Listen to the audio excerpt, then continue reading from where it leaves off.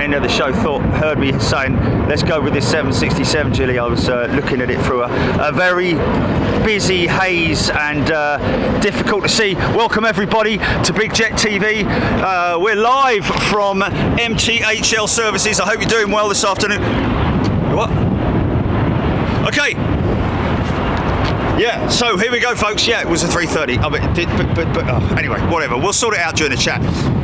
We're going to run this one. We're going to run the titles. We'll be back in 60 seconds. See you in a bit.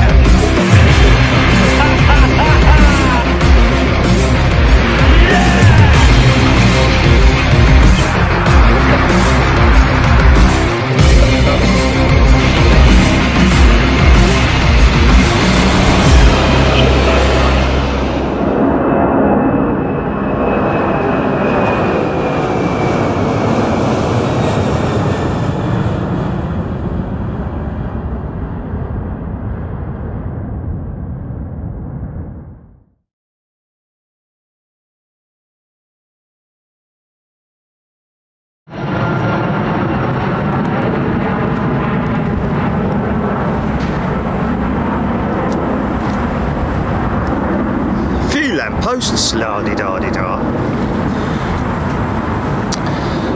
Yeah, good afternoon. Wednesday. Yeah, we're aware of the app being US at the moment, folks, unserviceable. Okay, all right then, okay. Apparently it's not. Few issues with the app anyway, but we're hearing. But hey, how often have we started a show? Oh, it's only on Android, by the way, apparently. Yeah. Just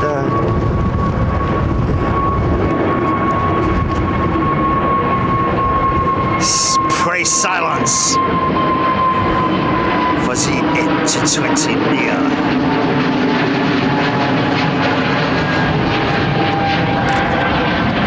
Nice.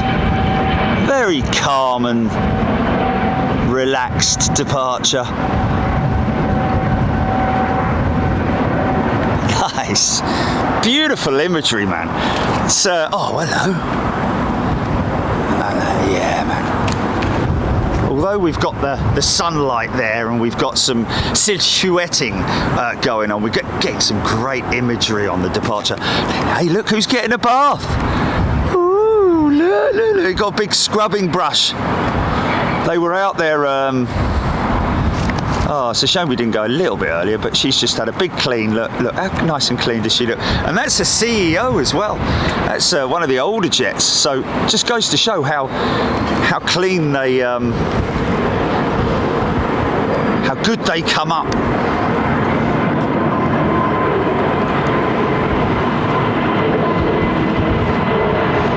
So I'm going to read a few, see if I get most of my aviation news and knowledge, obviously from pilots and people who know a lot more than I do, but you learn from them.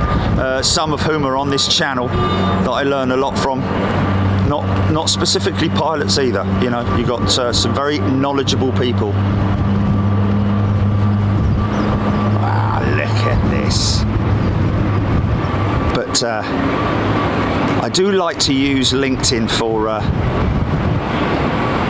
good business news, you know, cargo shows and cargo news and oh, hello, here she comes. Go on, girl.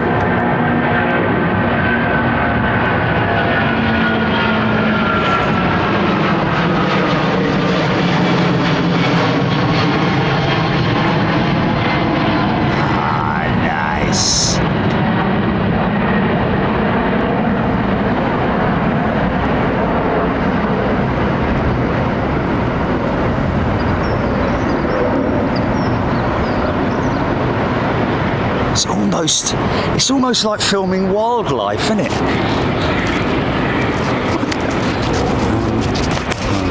This mic lead is...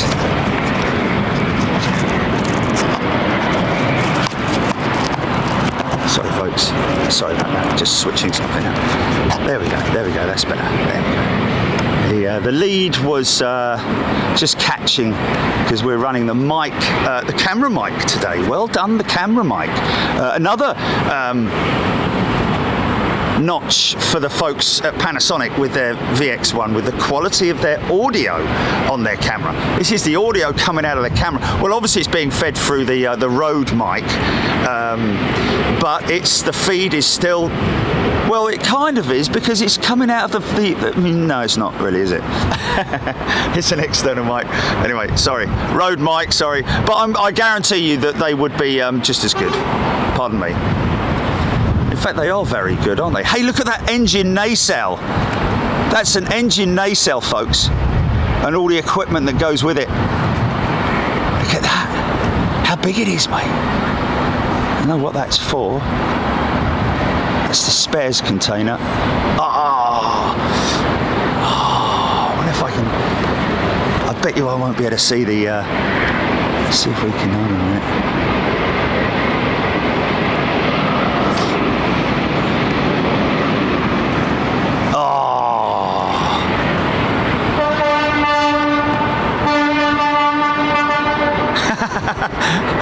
I think he saw he was being watched. Nice cargo, man. Looking out for BA225, folks. I've got a Airbus A380 lined up on 09 right. Little bit blustery, I've got to say, the conditions here at Heathrow.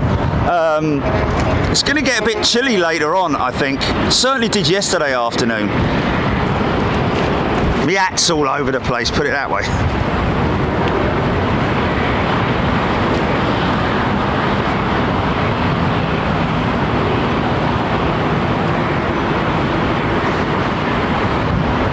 (297) bound for Chicago, ORD.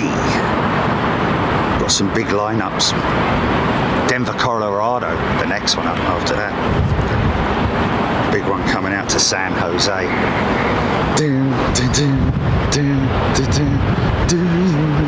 the way to San Jose? I've got a lot of things in San Jose.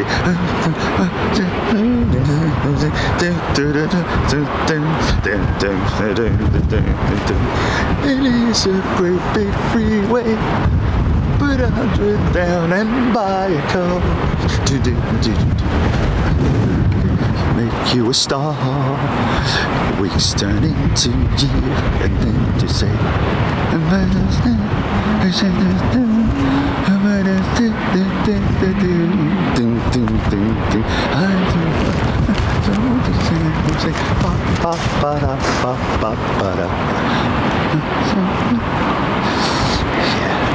look at this.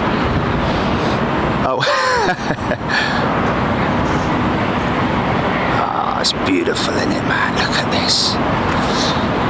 It's going to make a big right-hand turn. Could be quite low, the 380s normally are with BA. Look, not a massively steep climb rate. And now you hear those Rolls-Royce.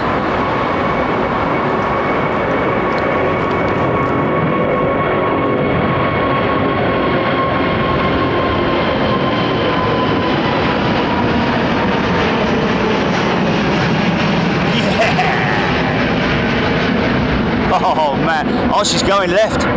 She's going left, showing her best side off, look.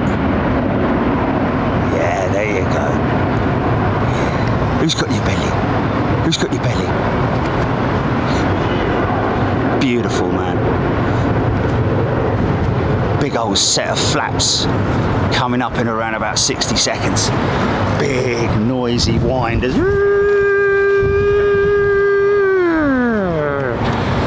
It's a 380 on approach, isn't it? The silhouette. Wow. She's left a big wake, man.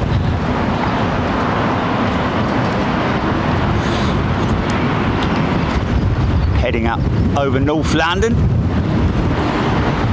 Make a left turn up and over Scotland, I'd imagine, or Wales maybe, sort of like over the, who knows really. Oh, I've got to fix this. Could be all sorts of routings that they would take. Now I'm going to fix this, you see. Oh, she's got another. Missed a bit, fella. I think we missed a bit. That's cleany.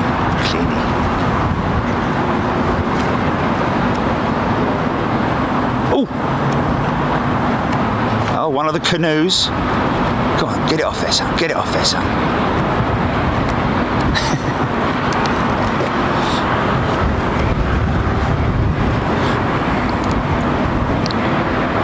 It's nice and clean. An APU starting up over there. You say she hasn't, that one hasn't pushed back yet, Julie, no?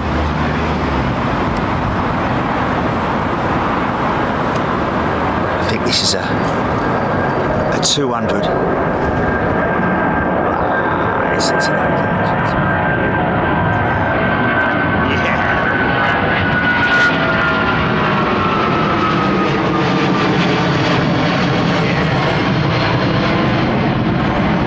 We're going out over the top today. Setting alarms off and everything. See the flaperons being manipulated there by the pilot.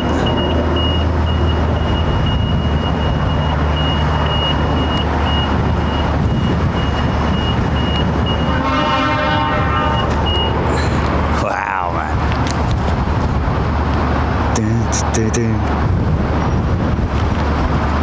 Well, let's jump on some comments. Ghost ship. Where he goes, nobody knows. From whence he came, no one knows. Ghost ship tonight on CBN.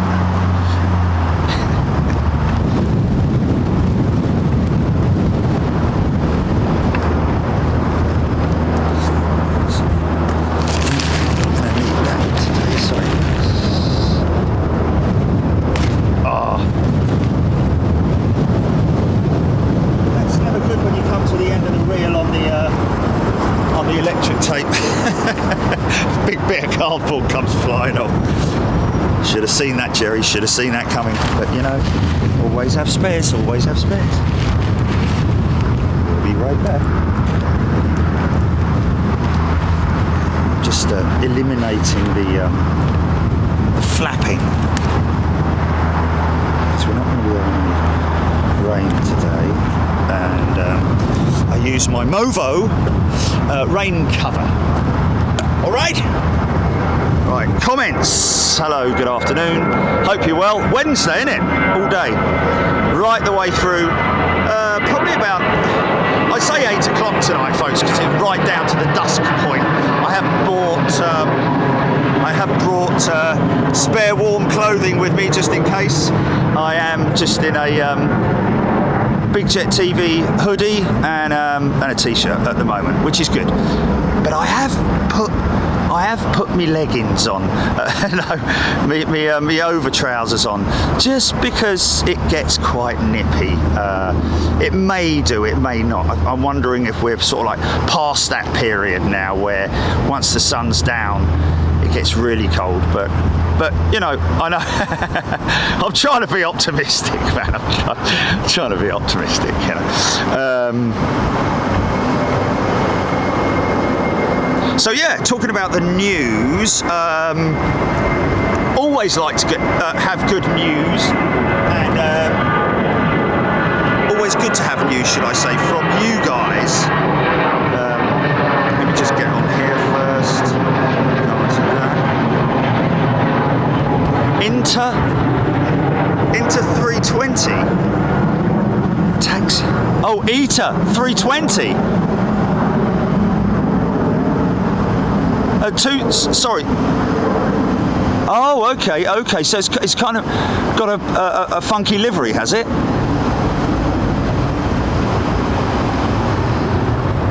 Okay. Is it on? Oh, Oh, okay. Okay. Oh, look, there's another one coming out. Is that coming out? I think he is, isn't he? I think he is. Let me put this bleeding phone on.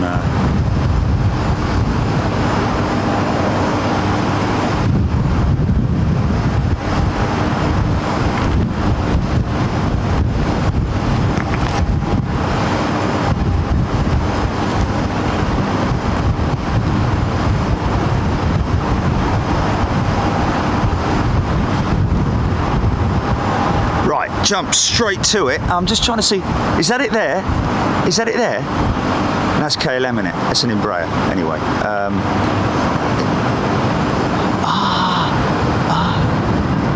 Oh, okay. That's the Air France 220. Sorry. How far out is it, Julie? No, that's the F.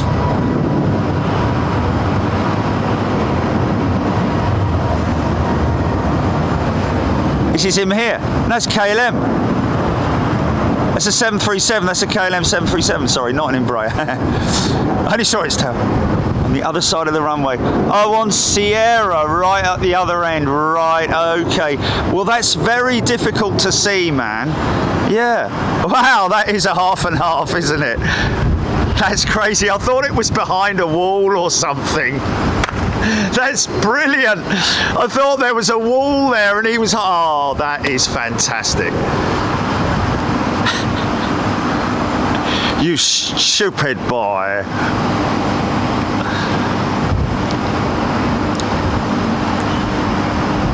Okay, straight out of the box, Chicky Armitage, thank you so much for gifting 20 Big Jet TV memberships, and so close as well to Anchorage.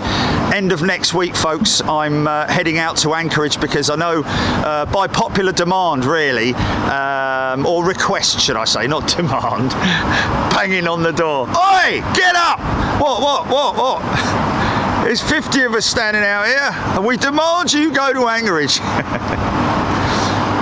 Didn't believe it. But yeah, back to Anchorage. Is that a Qatar freighter down there? It is, isn't it?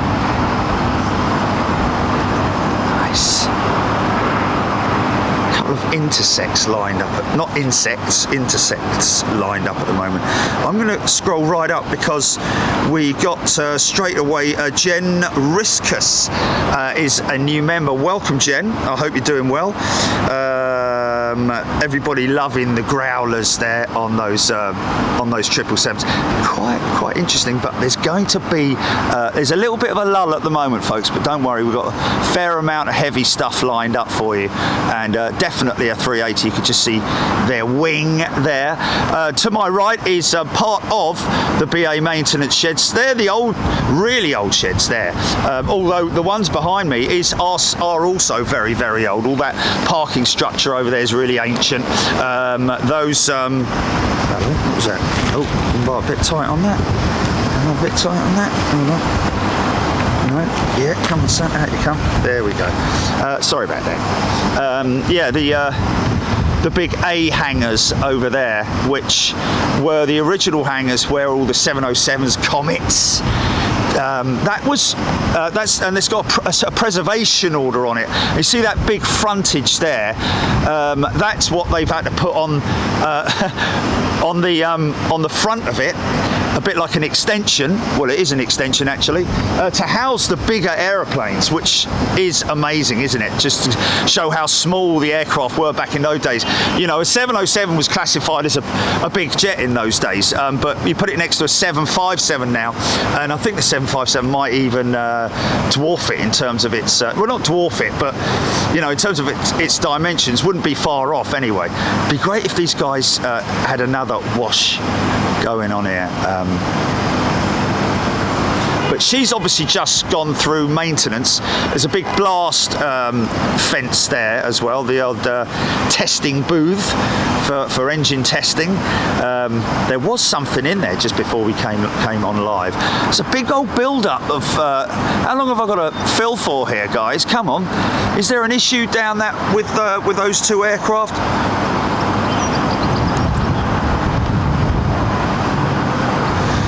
Scott Amos, good morning to you. Good morning actually from Seattle. He's moving now, I think.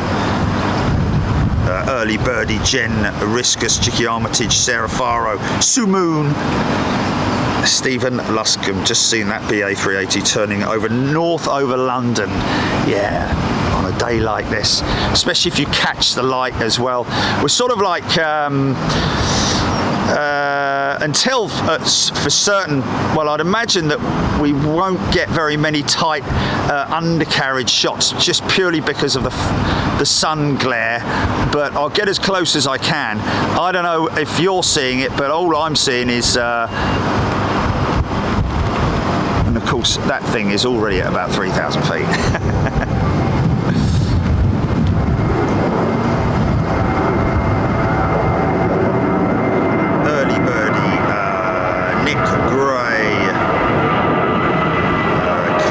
Dewey, Ian Barnes, Paul Skilling, Mikal Powell. Good to see everybody here. If you're new to Big Jet TV, please come in, join in with me. You know, that's who you're sort of like you're talking with, so to speak, and bring in your questions and or answers, or any research or any news that you want to put in. Ask any questions, and any question, honestly, do not feel that any question is you don't even call it a crazy question, or there is no silly question, put it that way. Any you know, obviously not why do they have wings or something like that.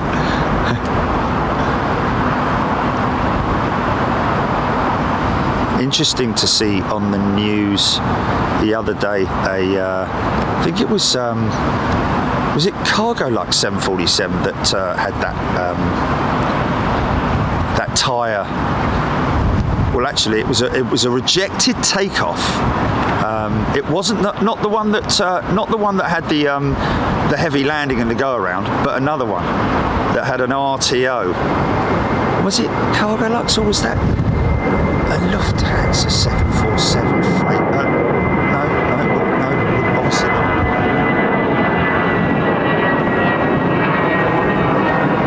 Oh, really? What's that?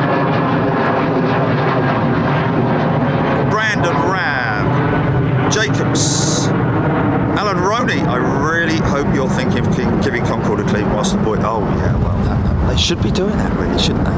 But you know, that's not their job, because I think that the job of cleaning Concorde is down to volunteers more than anything else. And I think once a year she gets a clean. And she does look very grubby, right where the wing meets the fuselage. The what, Gilly? What's that?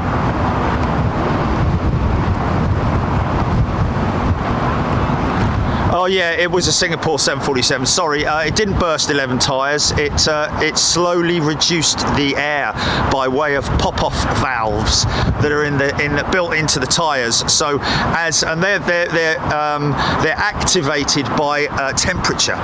So as the tyre temperature, internal tyre temperature, and the tyre temperature itself increases, the valves will automatically open and release the nitrogen very carefully and at a controlled rate, rather than bang, because they would go bang. So technology on tyres / wheels is very advanced now on aircraft. You'll see from the picture the tyres are in great condition, considering, but that's down to the tyre deflation being controlled by the onboard systems to bring them down to a point where, as the aircraft slows, they reduce in pressure. So yeah, but thank you indeed, Singapore Airlines 747. Was it Tony McCall? Is it Tony McCall? I can't remember.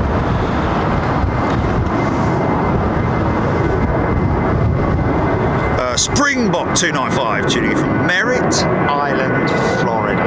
G'day, hope you're well.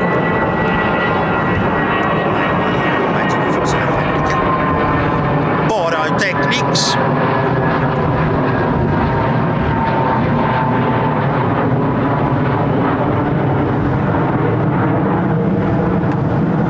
Andy P got the update. Paul Skilling Air France 220. Yes, there was an Air France 220 lined up. Have I missed any of them? It's just they're going up very, very early, aren't they?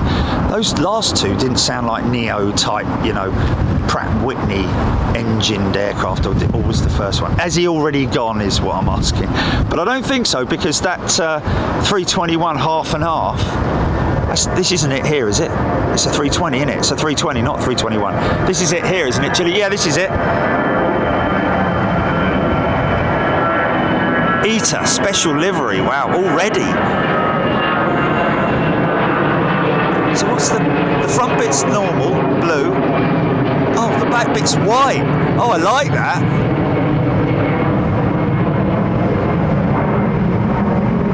It's like an away kit.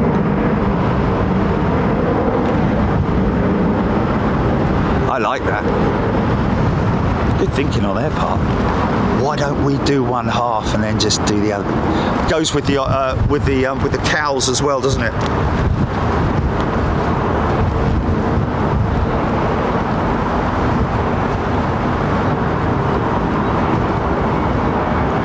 What's the gear tilt? What's the main undercarriage wheels? Tilt forward. It's difficult to pick up. There they go, there they go. Now they'll fold up.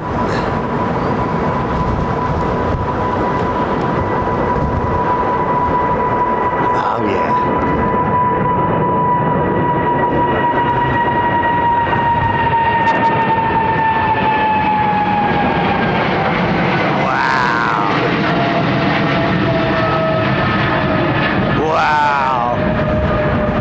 Big old whining set of GE90s. Listen to that. Power down.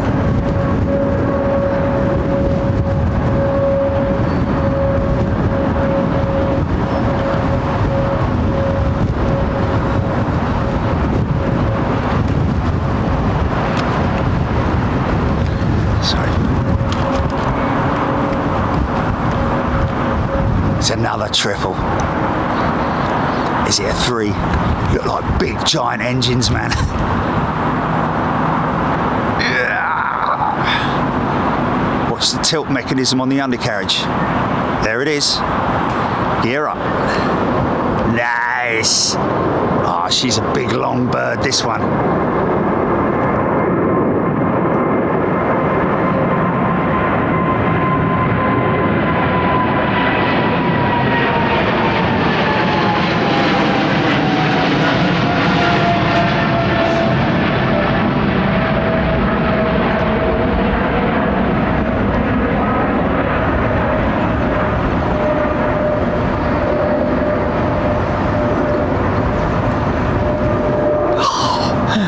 I wish I could stay on them longer, but they're just sending them.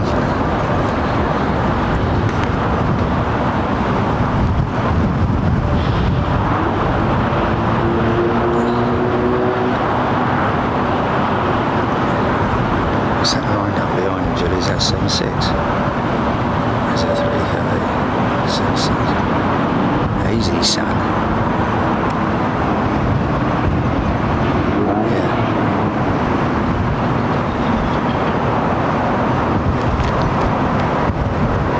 Egyptair's 777, big old General Electrics on this. Listen to this.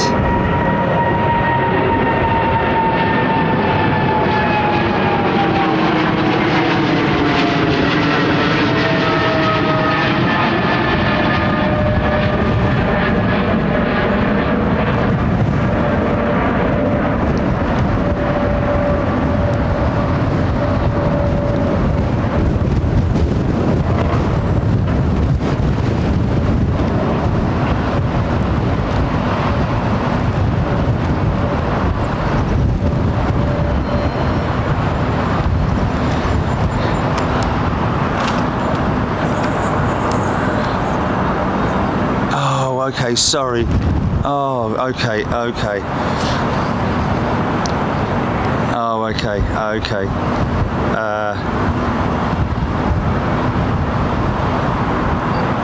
Did she see the person responsible? Okay, well, who's in the email then? Who's in the copy? Who's copied in the email? Oh, hello. Oh, this is low, man.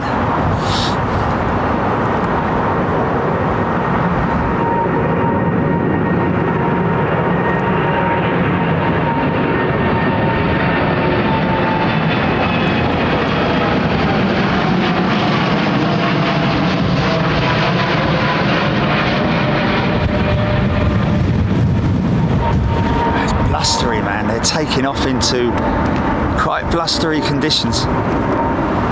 Oh, okay.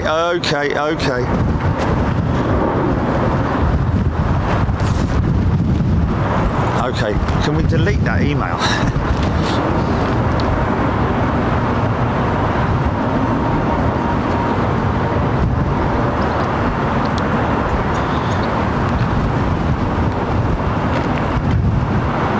Watch the wing tips, folks. See them lifting already. Look at that. It's quite a lot of flex in the A380 wing, even though it doesn't look like it as Bowie as, like, you know, David Bowie. 777, or certainly not a 787. Oh yeah, big load ascent aircraft carrier takeoff. It's killer.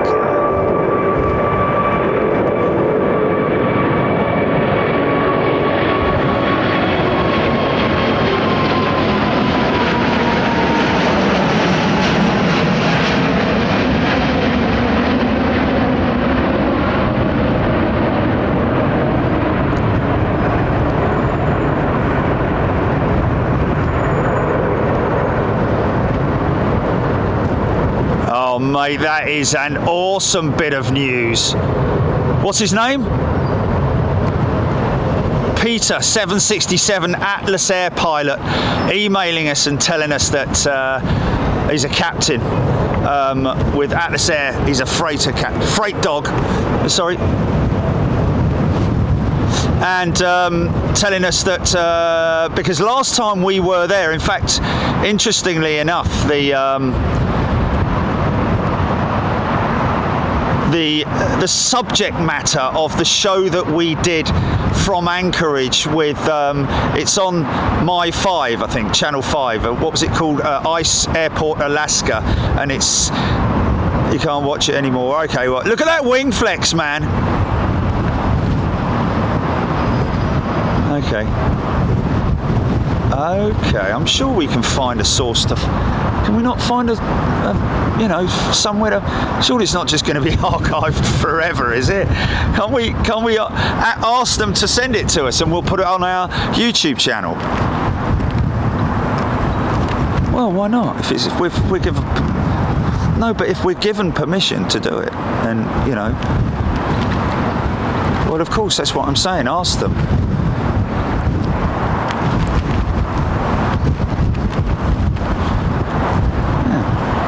For the channel, bit of love for the channel and the production company. Yeah.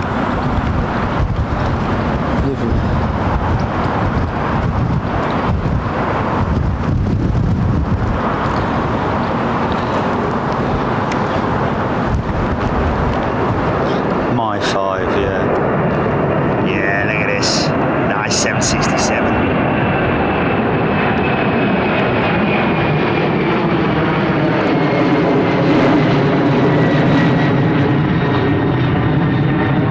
Anyway, as I was saying, last time we were there, not the last time we were there, the time before, funny enough, it was the first time, wasn't it, Jilly? It was the first time, wasn't it?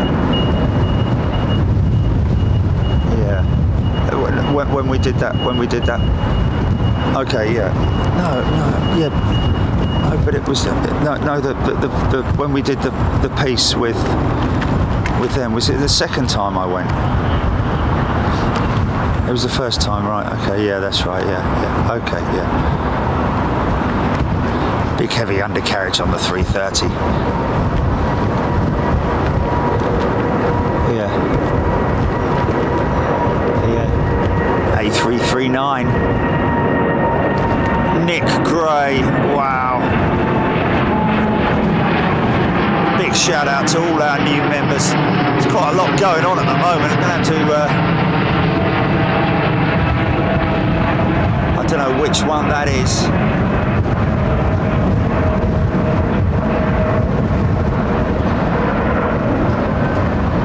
See the wing profile on the Airbus. Quite a different design of the main from the root out to the engine pylon. Is sort of like a totally different style of wing, because you have anhedral and dihedral, but can you have segments of wing that start as anhedral and then, because it's one that goes up and one that goes down, isn't it? But oh mate, what's this? Oh, Qatars.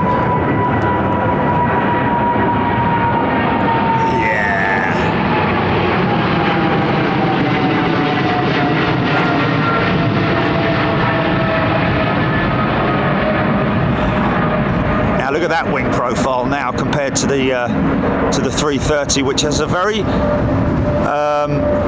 similar style of inboard section as the bit of a funky shot there. Know what that was. Wow, this wind is quite blustery, man. Tell you what, it's a good job I bought the old clothes. Well, you probably hear that the wind is blustery. He's got a sister, you know.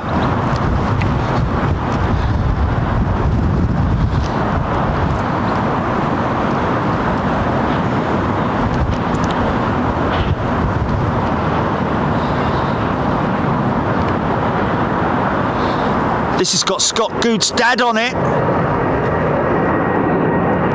His first fly on his own. Fair play, go on mate, enjoy it.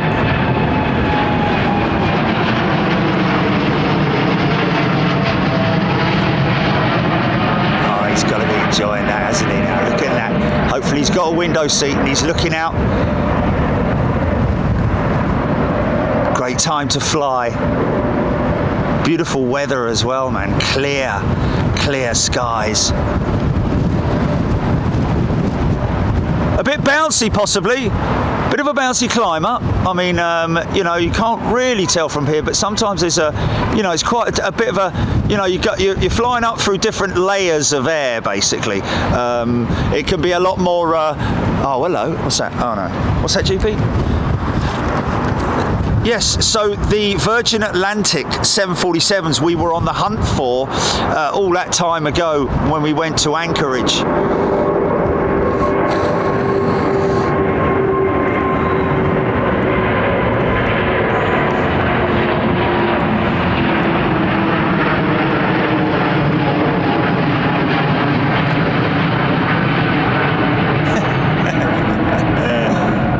Quite grubby behind the engines, look.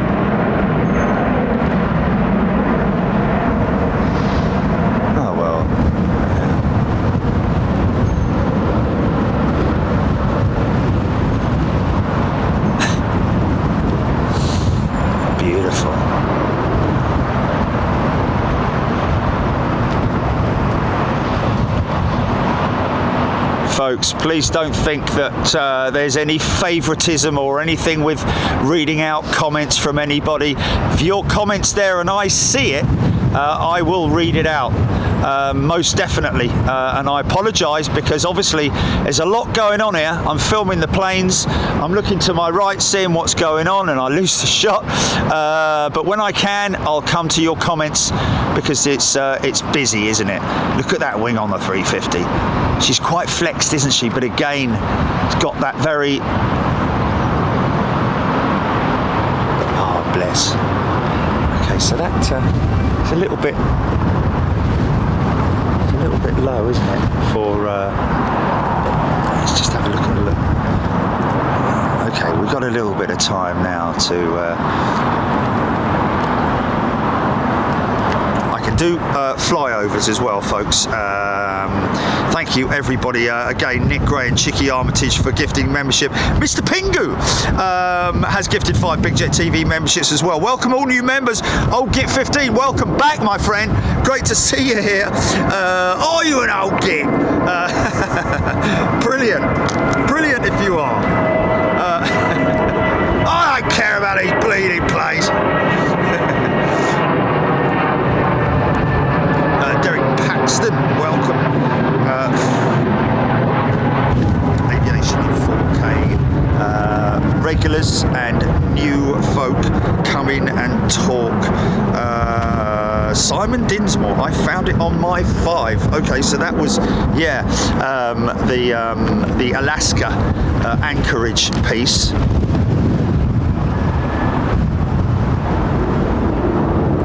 Jacobs.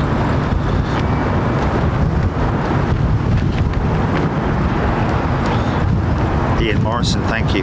Jan Stanland. Thank you, everybody. We've got Mr. Pingu there. Coffee and planes. It's always a good combination, that. I have to be honest with you. Yes. And funny enough, we know we won't name any names, but we know the folks who control the McDonald's marketing account. And I am putting to them the possibility of doing a sort of like, you know, best aviation McDonald's locations. Because we've been to a few, haven't we? With members, on members shows mainly, but there's a great one here at London Heathrow. Not so much visually, but you can hear it. That's always a good one. But yeah, there's some really good McDonald's around. One at Gatwick's a little bit. Yeah, it's okay. It's okay. It's a lot sort of like. Yeah, it's okay. The one at Gatwick. I mean, yes, it is actually okay. The one at Gatwick. Sorry. Stoneman, JD Stone, tuning in from Greenville, South Carolina. Bruce McDonald's.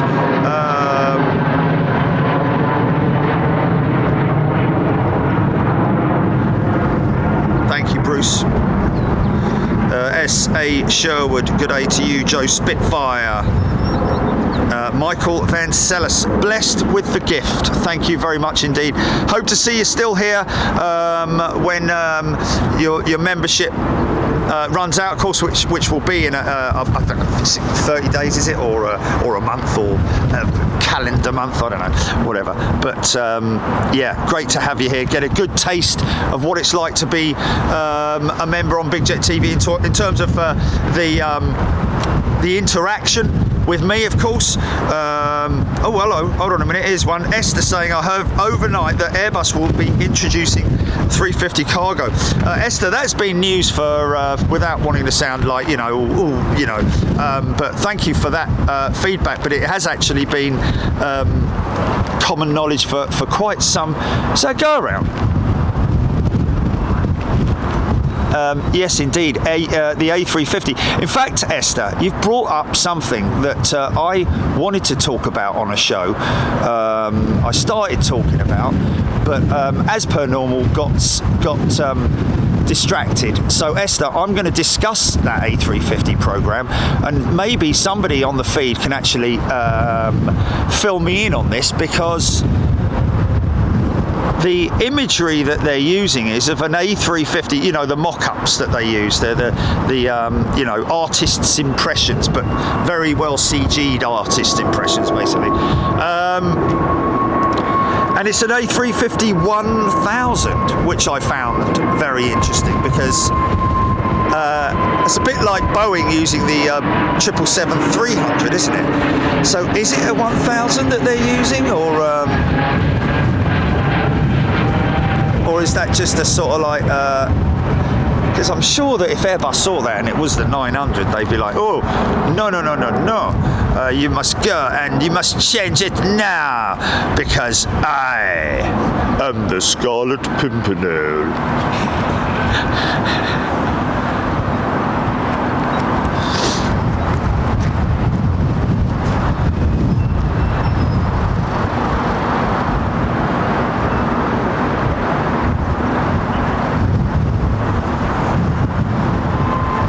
Samantha Hayward. I was wondering if you can see landings from that position. My mum is coming in to land at about 5:30 on a BA flight. Well, let us know right at the beginning of their descent. We can get them on approach, as you can see there. Esther, maybe you could research that a little bit more for us about that A350 with the freighter variant. Graham, how many heavies on the bounce? Can't beat it. Clive Jago, thank you. Forbes, thank you. Arrow, tuning in from Montreal. Big jet action. There we go. Marcus Repole, good evening to you. Lufthansa, Helen Clapp, have a lovely new cabin like a flying bedroom.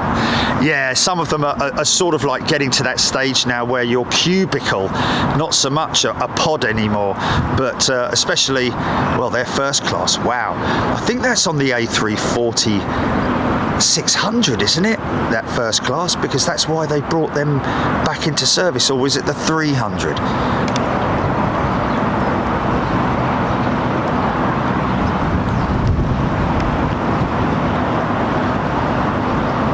Dreamliner has a tilt mechanism on it as well.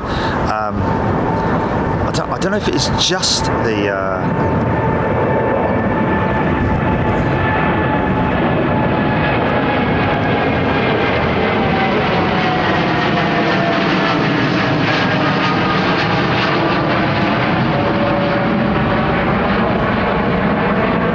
look at that wing. That's the wing of wings, isn't it? Takes your pick as to what's your favourite, but you see the way that wing has a sort of like a pre set bend in the wing in that section that goes out from the fuselage to the. You can see it there actually as an example. It's almost like, you know, it is an upward. Kenya Airways coming out from T4 for remote. She'll go out later on tonight. There's two reasons for my username. Firstly, I'm old, brilliant Sailor Mike. That breezy there, 080 at 15 knots. Not too bad. Seen more than where Jerry is. I don't know. Sorry, lost that one. He's talking to someone else, I think. Mandy Mole, Heather Henderson, Boho Jane, Daniel Harris. Where is MTH about round by London Heathrow? Daniel, it is on the southeastern end of the airfield. And this is not somewhere where anybody can come. Of course, we are very grateful to all the folks here at MTHL Services, Fleet Services. They look after big, heavy equipment. You know, they do a lot of the heavy-duty trucks, engine swaps, and that kind of thing. No fabrication, only up to a certain point, I'd imagine, but engine gearbox, new air systems, new air, you know, because they use a lot of air, don't they, on these.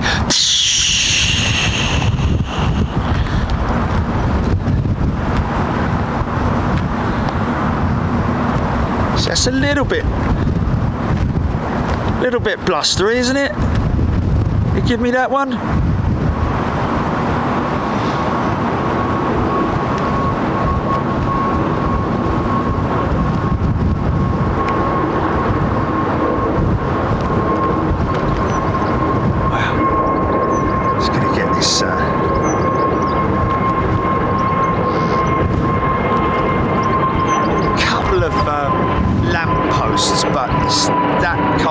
Trade-off with that is to be able to see the lineup, but on a day like this, that lineup is pretty. I don't know what it looks like.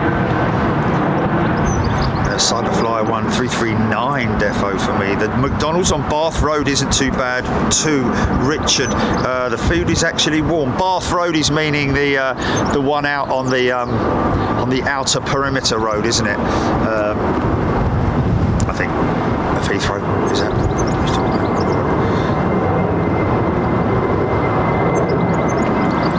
Roger Norsworthy, DHL 330, 300 passenger to freight, number 4 on approach to 27, that's 09, but he means Roger, he's saying 270s, we're on 09s today, Rog, but thank you for that. Did I miss it? Did I miss the DHL, the old banger? Well, she'll come across this track that we're looking at now. Let's just have a little look.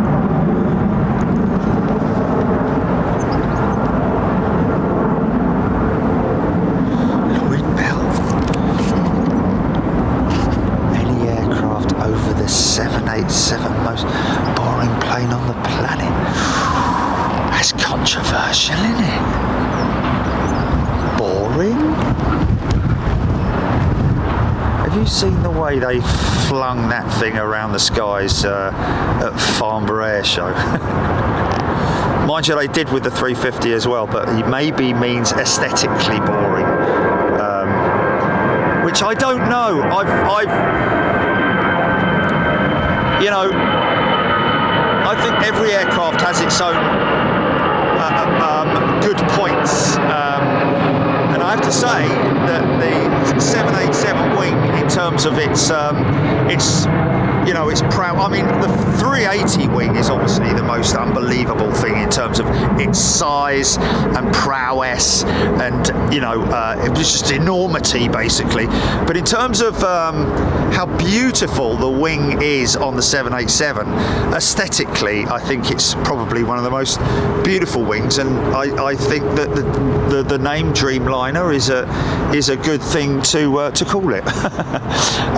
Is that the DHL jet just there? Obviously very hazy conditions, folks, so it's difficult, a little bit frustrating for the camera, but we'll get by. Paul B08 didn't think it was that windy for a go around. Is it to use up the fuel before landing? No, I know what you're saying there, Paul, but no, that will be, by the looks of it, it was a pilot-induced go-around, and we don't know whether there was anything on the runway, but some pilots are a little bit more sort of like, you know, or if there was an ops vehicle on the runway, maybe. But he wouldn't have wanted to do that go-around, put it that way. Still got the GP.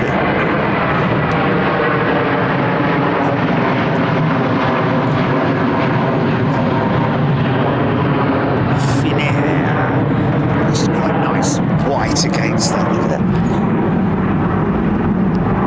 Where's she at?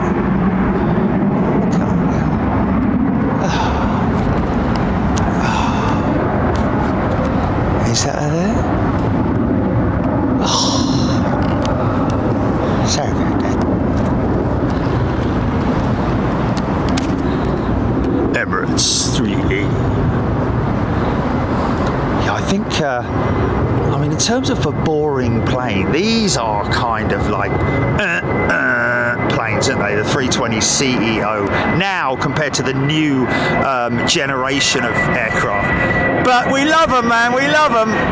The old IAE engines or the CFMs, whichever airline it is that's operating them.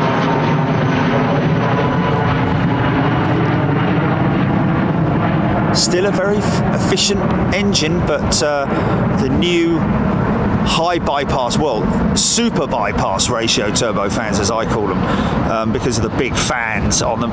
They are bypass ratio turbofans as well on the IAEs, but multiply bladed. Oh, it's an half and half. The DHL. We haven't seen one of those for quite some time, have we? Say about that.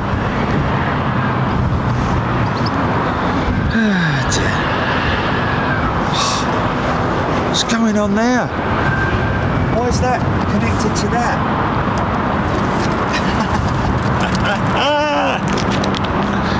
Sheldon Bennett.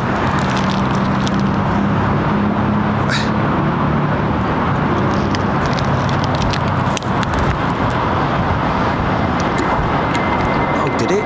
Just before what? When?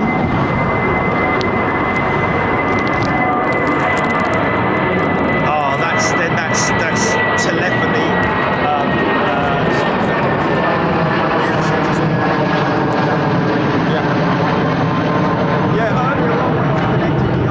Which I've got to do now. Our phone cover. Straight away, I probably will do that now, I imagine. Oh, a minute.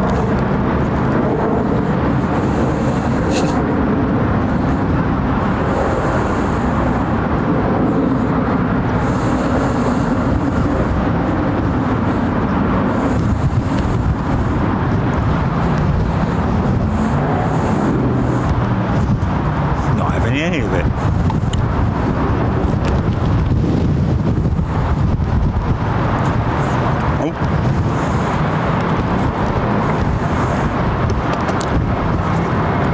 Is it on? Is it on?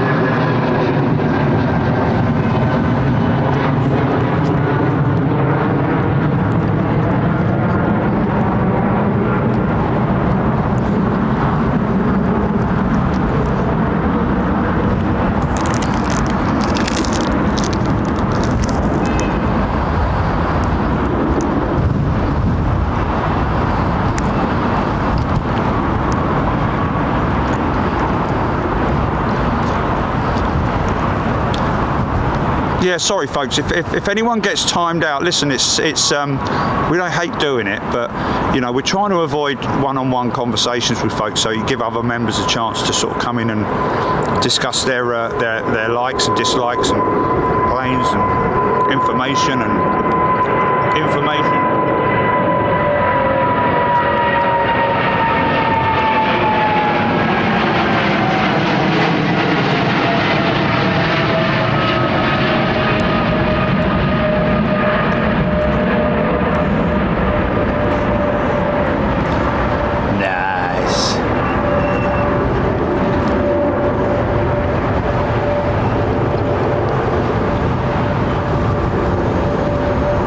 Nice. Are they rollers?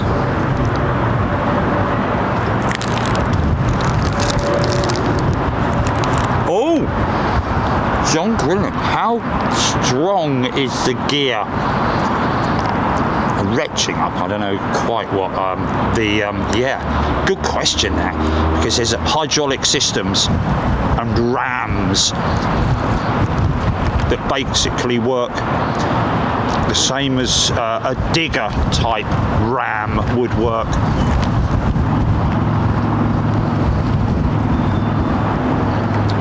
Hydraulic pressure is the bottom line, lots of it.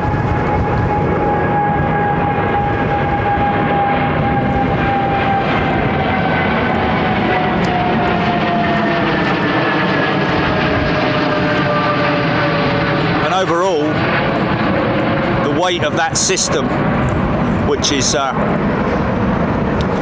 obviously linked to the main linkage and all the other linkages and all the hydraulic systems, lots of weight down there, brake systems.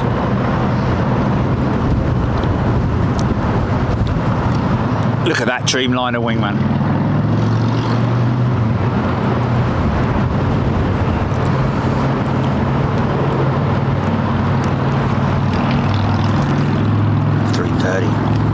This is a big heavy unit to take up.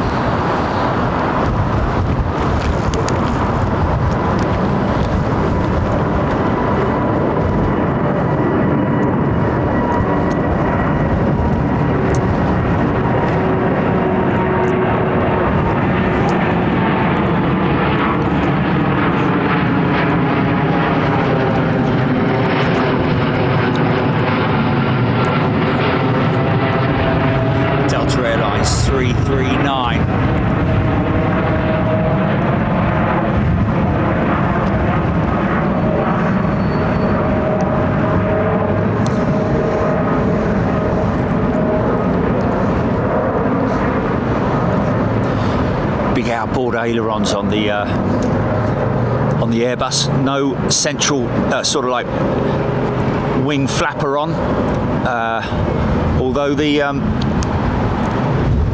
speed brakes on the wings kind of work in unison on that sort of thing, in terms of like ever so slightly. I think it's mainly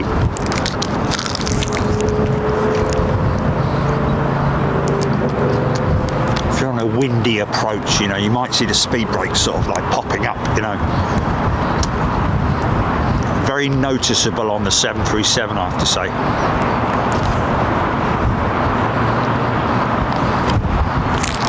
Ronald with Wings has gifted 5 Big Jet TV memberships. Thank you, Ronald.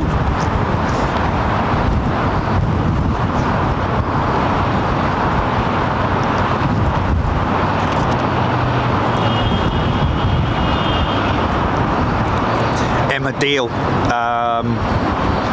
Good day, Emma. I hope you're well. Went to Dubai on the 380. Prefer flying on those big ones than a normal size, as I don't like turbulence.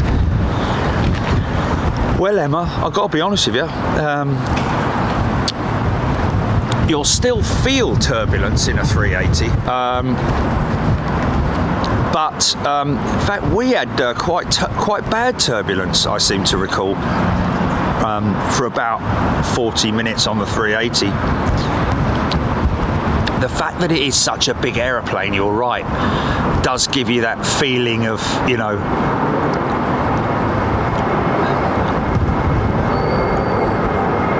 safety in a way,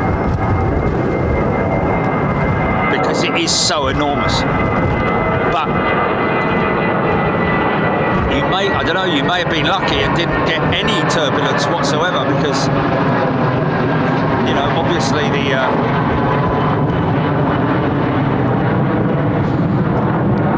A380 is susceptible to it just as much as these small ones. Hello, what's going on there? Who's all that? What's he doing there? Oi! Ian McGee, welcome back to Big Jet TV as a member. Thank you, Ian. Thank you for coming back. Is that a set of golf clubs I see?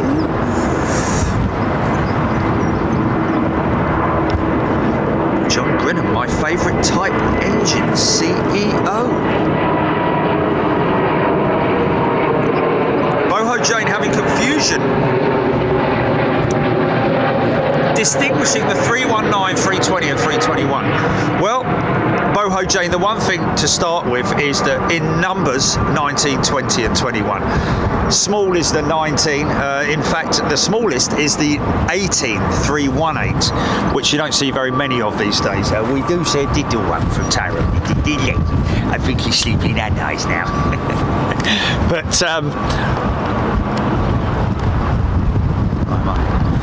But yeah, it is a length thing, Boho Jane.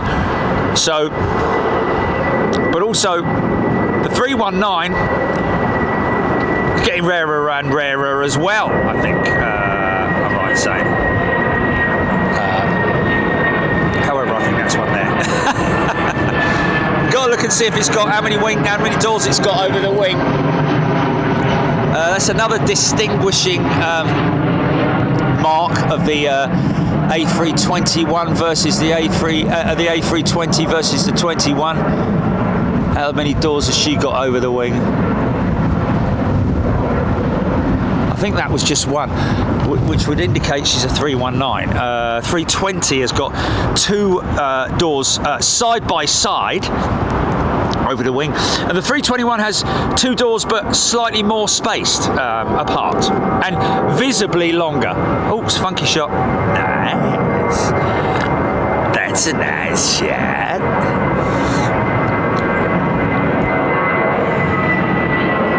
Possibly a 320. Looks a bit longer, so I'm going to say that's a 20.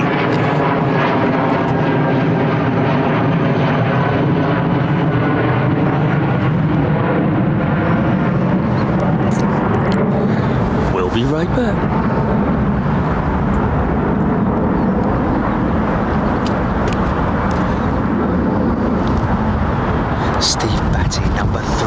engines ever. See, that's why, folks, I'm miles behind in the comments. I'm not ignoring your comments. It's just that I'm scrolling down very, very slowly. It's not moving fast like your ones. I'm like miles behind. Jilly keeps saying, "Oh my God, you are so behind in the comments." It's like, come on, Dad, come on. Keep up, will you? I'm coming, hold on a minute. My legs are old, my eyes are bent, my knees are old and brittle. Jet Riskus, lovely term. Basically, the Trident 3 with its APU was a 5-engined tri-jet Gold Hawk Road. I like that. Yes, he's right, you know, because all of these aeroplanes that you see here really do actually have a third engine, albeit not the size of obviously their main engines, but is an engine at the back of the head airplane. Normally, some military aircraft have their APUs located elsewhere, yeah, the back of the aircraft is what's known as an auxiliary power unit, which is when you get on a plane, those systems are generally running by use of the auxiliary power unit. And it's very easily seen as literally an exhaust pipe. Oh, I like your exhaust pipe, mate. Go on, rev it. A380 has a very big, very distinguishing APU pipe, doesn't she? That's an interesting one. Where was Concorde's? Must have been, or did she not use an APU? Good question. Anyone? Come on, come on. Did Concorde use an APU and where was it located? Go!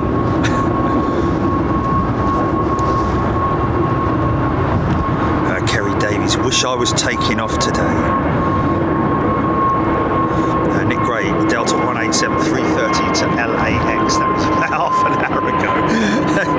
Sorry. William Patrick, good evening to you. Boogleland.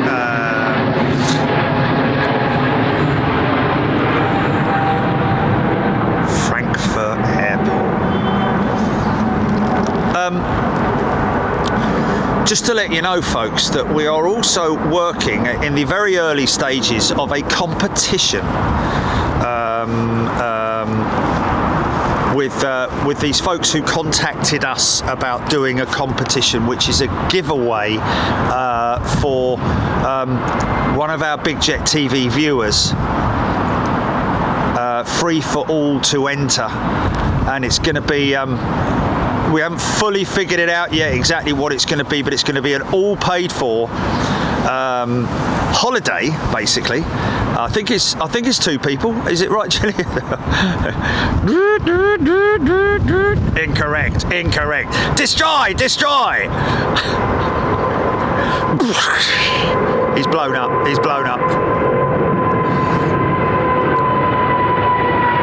Yeah.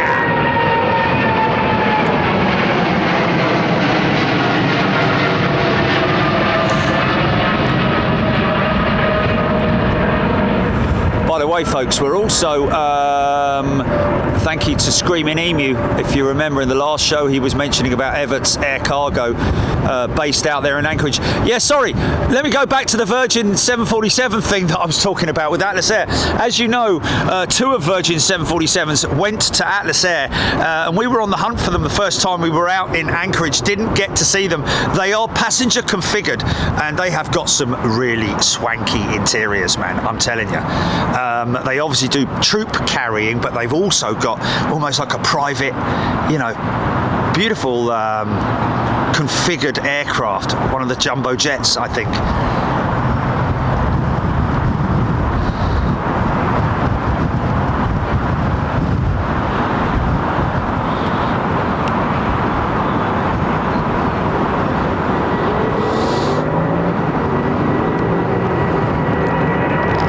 So our friend at Atlas Air telling us that apparently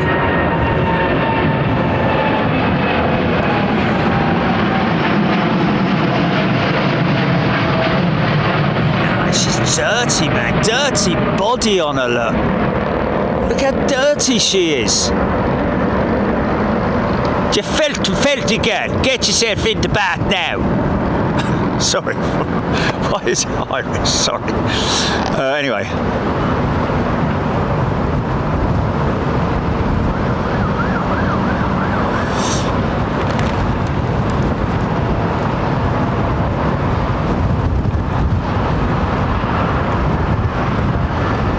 He'll get used to it, mate. He'll get used to it. Oh!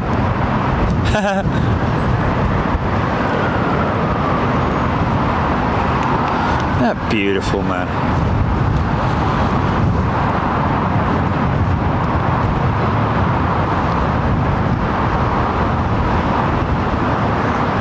What a beautiful aeroplane, man. Such a big wing on it. Look at it. Look how vast it is. It's like a glider wing, isn't it? Going right out to a pointy tip. That's really I'm guessing in design dynamics, aircraft design dynamics, you want as big a wing as you can possibly have, isn't it? For almost like a glider style wing. Good afternoon. Sean, that Atlas S configuration, special configuration, also used to fly the Miami Dolphins NFL team during the season. There we go. That's where I saw it. Thank you, Aviation in 4K. Oh no, sorry, it wasn't them. It was Sean. Thank you, Sean.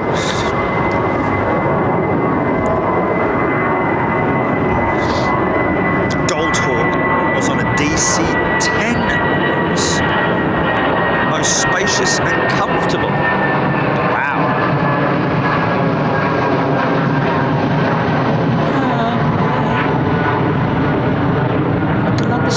Because back then, in the old days, the seats were slightly bigger, weren't they? They're a bit more sort of like lounge seats. So I can see why he would say that. Oh, Sue Moon, Concorde didn't have an APU. I can understand that, because that's a lot of space that thing's got to take up, and the galley right at the back of the aircraft, almost under the tail, right in front of the bulkhead. You wouldn't have been able to fit an APU in there, and anyway, she didn't need one. She just get all her power from the ground. Oh, well, actually, the GPU, the ground power unit, generator style thingy-majig.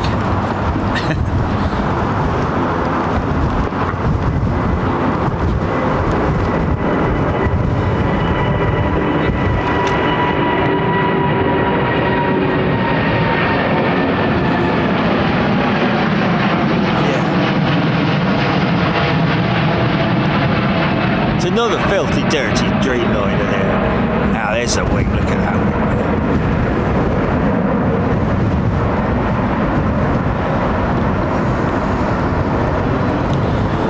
So I'm wondering what Virgin's plans are with their Dreamliner fleet. Are they extending the program? Are they getting newer 787s? Anybody got any information on that? Because that would be quite interesting to know, because they're going quite heavy on their 330s and 350s at the moment, aren't they? Obviously finished a long time ago their delivery of the 787s. Had those long issues as well. If you remember, the aircraft were out of commission for probably, well, each aircraft, I would imagine, well, because of COVID, was out of commission for 2 years, but that's the same with all of them. In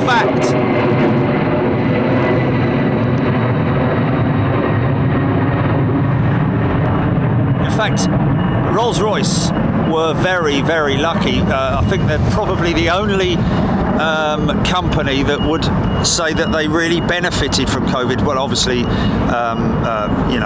people who made PPE and all that kind of stuff did. But I'm talking about in terms of the aviation sector. Because all those Dreamliner Trent 1000 issues that people like British Airways and Virgin Atlantic were having, all their aircraft, a lot of their aircraft grounded for engine repair. significant engine repair as well. Engines had to come off, go to Rolls-Royce, be stripped down. New combustor blades.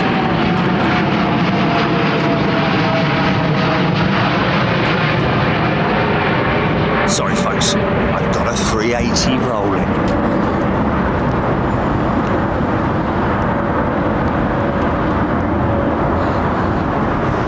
Come on girl, go long, go long. Mark Garner, Virgin 777X would be great to see. Yeah, you're not wrong. Love to see that, man. Are they on the list? I don't think they are they? I know British Airways are, aren't they?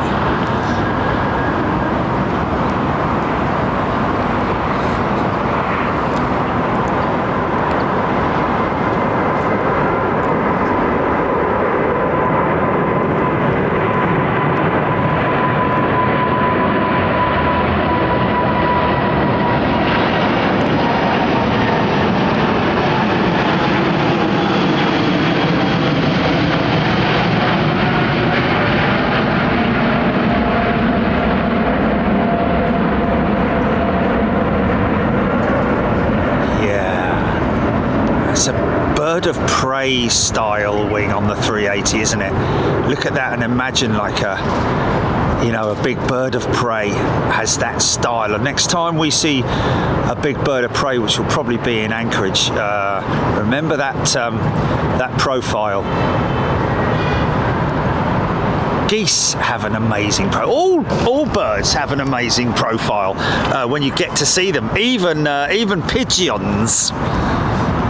Next time you see a pigeon flying in from a dizzy height like they are about this time of year, because they're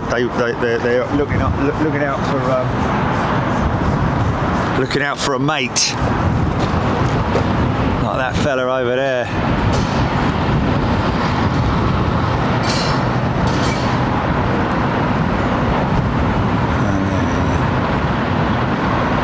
Oh, he's off. He's had enough. Yeah, but you can get them. You can get them. Look, you get that flappy sort of like, look at that.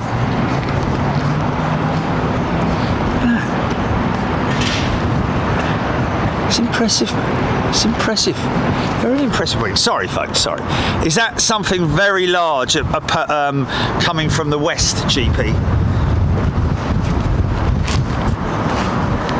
Sorry folks, just going to wind this camera back round. Yeah, it's a 747. I'm going to call it as a Lufthansa 740. Oh, UPS. Okay. Yeah, you said you and that was it. Okay. UPS 747. So yeah, hopefully hearing that that's always nice to see, man. I do like the JAL triple. I prefer the JAL triple over the Dreamliner, to be honest. It's a beefcake, isn't it? Like,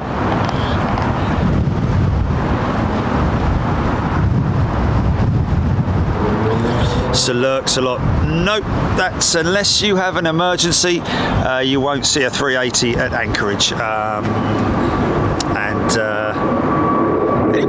Did anyone, Grant Cockburn, welcome as a new member, Grant, good to see you here. Did anyone come back to me on that A350 1000 freighter?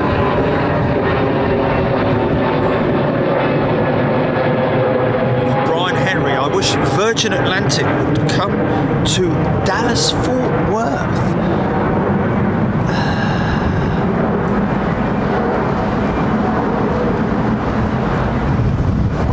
Interesting that Virgin don't fly to DFW.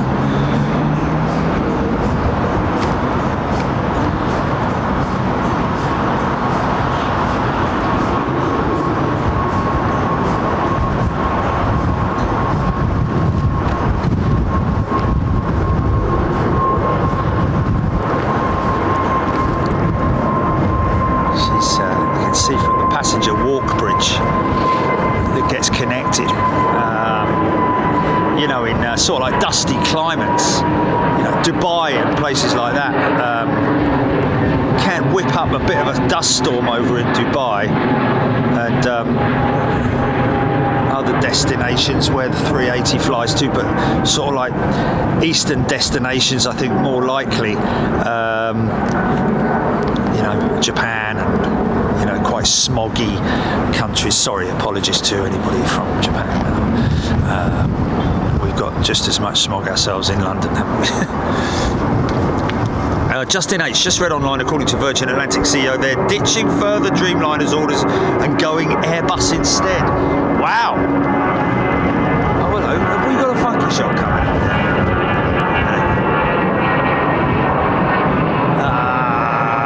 It wasn't all. It wasn't all. It was. I missed it.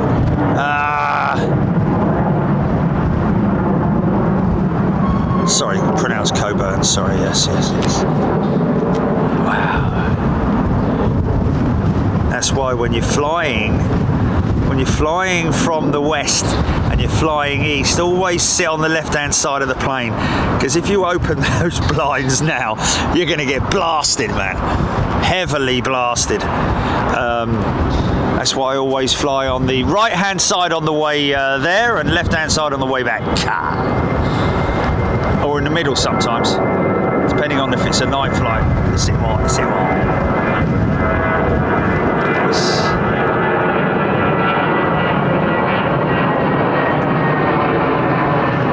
Bootland 777X at Farnborough was magic. It was, wasn't it?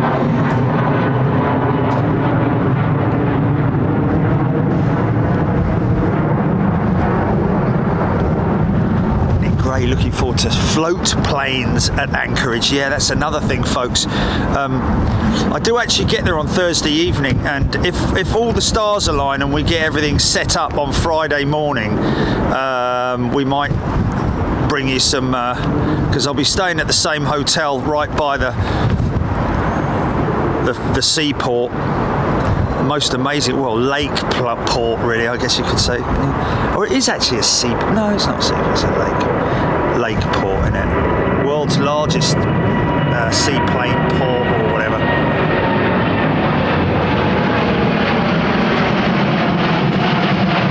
It's a clean bird, isn't it? Yeah, she's been recently washed. That's very interesting that Virgin Atlantic CEO is saying that they're going to go all Airbus, and obviously at some point in time, wow, that's crazy. They're obviously getting the efficiency. I mean, really, to be honest with you, there's not a great deal in it in terms of the efficiency of the aircraft. They're very, very similar, especially if you've got 787s that are both powered by either, you know, the GEs or the Rolls-Royce. But interestingly enough, the 777-10. Funky that? Do you want to funky that?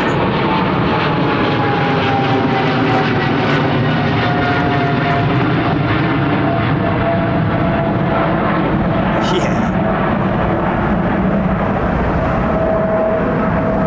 Big American triple, man. Big steam turnout. Diddle-diddle-doo.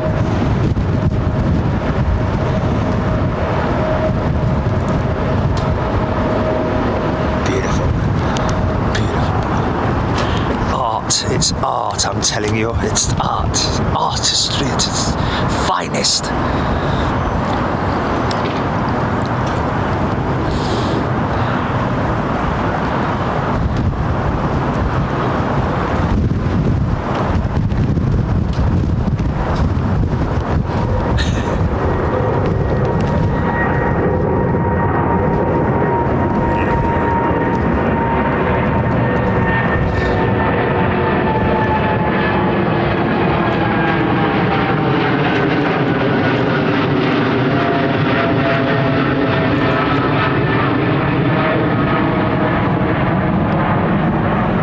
See, now look at the wing profile of the 777. A little flatter, obviously, than the Dreamliner. but still a very much all upwards pointing wing. Oh yeah, look at that. GP. Timestamp that one, please. Thank you. Out of the blue, that one came. I'm gonna go for the jack. Yeah, was he still in it? Coming from the east, isn't it? Bleeding Russians have sent it.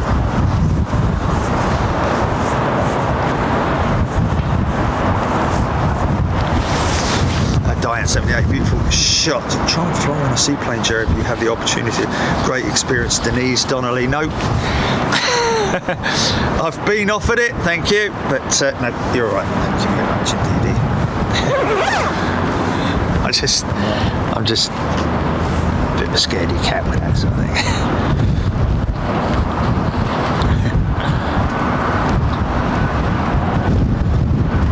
Come on in, wind, give it your worst, mate. I've got another layer on and you ain't getting through that. Oh, nice and toasty there.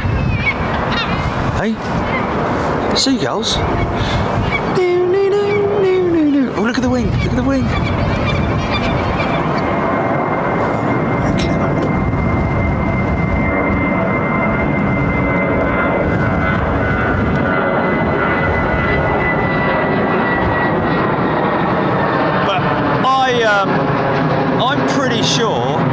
I'm pretty sure that a high number of wing designers slash developers definitely have studied bird wing, because at different parts of the flight, especially when they're gliding, with the wings at their optimum, at high altitude or whatever. Very, very similar. Look at the pigeons, man. Look at the sea. Look at the pigeon. Look when they. Look. Just clever, isn't it? But you have to take some real screen grabs of birds, especially in these windy conditions, because they love it, don't they? You got to love it if you're a bird in these conditions.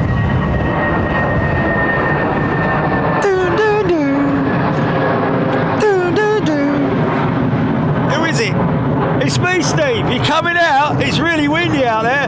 Hold on, I'll be there in a minute. What's going on? Oh, it's lovely. Come on. That's what I'd be like anyway if I was a bird. I would really enjoy my time on life before. If you were a big bird of prey, you live to be quite old, don't you? Tony Duty, great clear camera shots.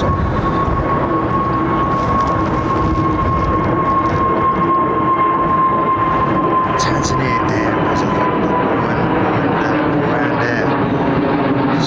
Sudan used to fly with their Comet 4Cs. Oh yeah, there's some. If you go online and look at images of Comet 4Cs, man, honestly, there are some beautiful examples, stuff that I've never seen before, and one that looks very much like a Braniff aircraft. You need to see it. I did show it on my phone a while back, but it was a bit glary.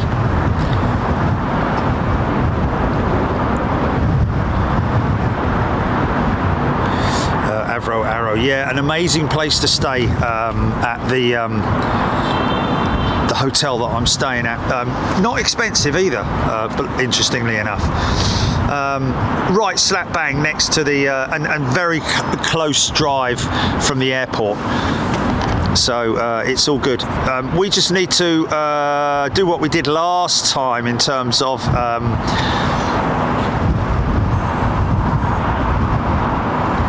getting our airside pass at Anchorage. We've been told that as long as we've got an Escort, not a Ford Escort, although that would be pretty cool, driving around Anchorage in a Ford Escort, an old one, of course, smart one. yeah, we just have to sort of like do some paperwork, basically. I seem to remember last time we did it, it happened very, very quickly. We might have even gone into the offices when we were there to pick everything up.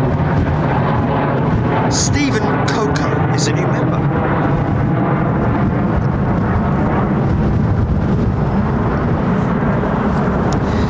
Yeah, Mark, another couple of millimetres, it'll be fine.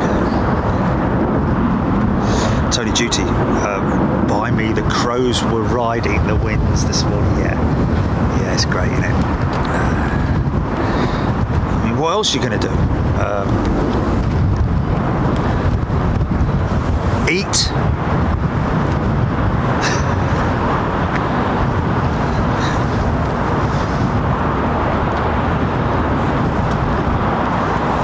Length of a 777, yes. Look at it dwarfing over Concorde, even though it's like 150 yards away from it as well. Philip Lowry, Concorde looks like a dart. Well, that is exactly what she was designed to look like and fly like, really. Let's be honest. But she's very weepy windows. Weepy windows. Down the body street. Yeah, it's a big shame. Look at the where the wing meets the fuselage. All that grubbiness that's obviously running down from the fuselage over the windows, over the sort of like seals that they have there, and that grubbiness sort of builds up. In fact, even the slightest little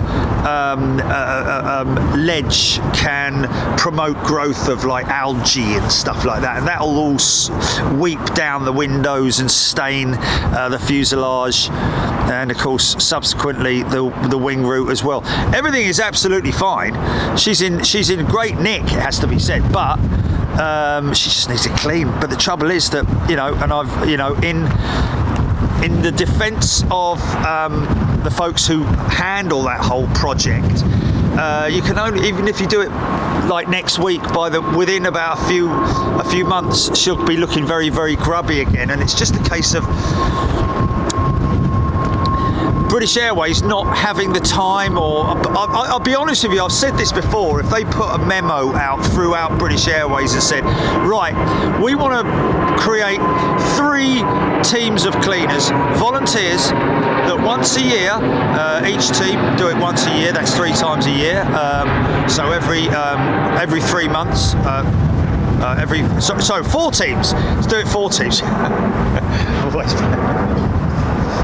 Do 4 teams, yeah, every 3 months maybe, or maybe even 2, I don't know how many. But what I'm saying is that if they put a memo out and asked, they would definitely get many volunteers from British Airways who would dedicate their Sunday. I would do it, and I'm guessing more or less everybody here would do it if they were obviously able to get here and do it. But I'll be honest with you.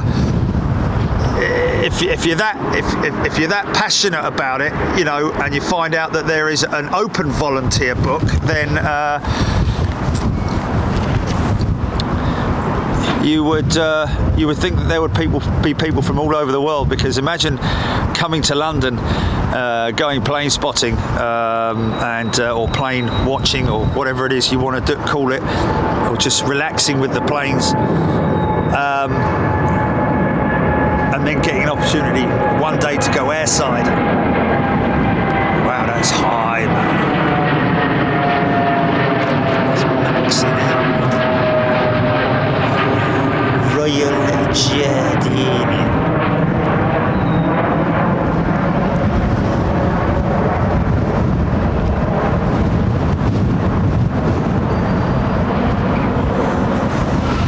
Because there is obviously a serious amount of flex on that wing, it's only about now, the Fong Soul brother. It's only around about now that the paint issues have started to occur on the Dreamliner. Although I say have started, they've probably been around for quite some time. but yeah, paint flaking issues. In fact, to be honest with you, not so much paint flaking, but paint adhesion, it seems more. In other words, the primer coat that goes underneath the main coat. I think they might have solved it now and being are repairing those patches, because there are a lot of patches. I flew on one operator, I won't name who it was, but the wing was covered in patches where you could see where they painted over the patches temporarily, but also where you could also see right the way through to the carbon, the bare carbon. Amazing. Captain Bob Jerry last year spoke winglets with 3 parts similar to bird's wings. Captain Bob, you're right. You know, there was a developer that I saw again on LinkedIn, but obviously they had pitched it to operators, and one particular operator who were based in Spain, I think it is, they were going to use one of their A330s, their CEOs, and retrofit these winglets, which were like primary feathers on the wingtips of a bird of prey. 3 wingtip segments. I mean, obviously you do have the scimitar winglet, which is the split scimitar winglet on the MD-11 and the Max aircraft, and also the other 737s. But the scimitar winglet is nothing new about it. But this one other winglet was absolutely beautiful in its looks, but nothing ever came of it, I don't think. Wasn't even bolted or tested. They obviously went to I think it might be because it might be quite very expensive to make, number one, and number 2, quite delicate, I would have thought, with 3 prongs to it. Beautiful, looked beautiful, but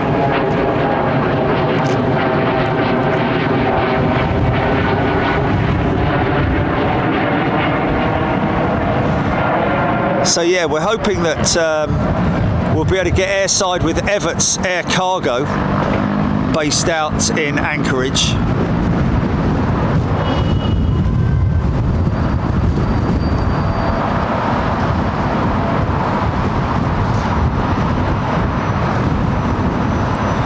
Was that a Helvetic jet, Gilly? Was that a Helvetic Embraer? An E2? Was that a Helvetic E2? It was. Wow. Good spot, Jerry, mate. She's nice, isn't it?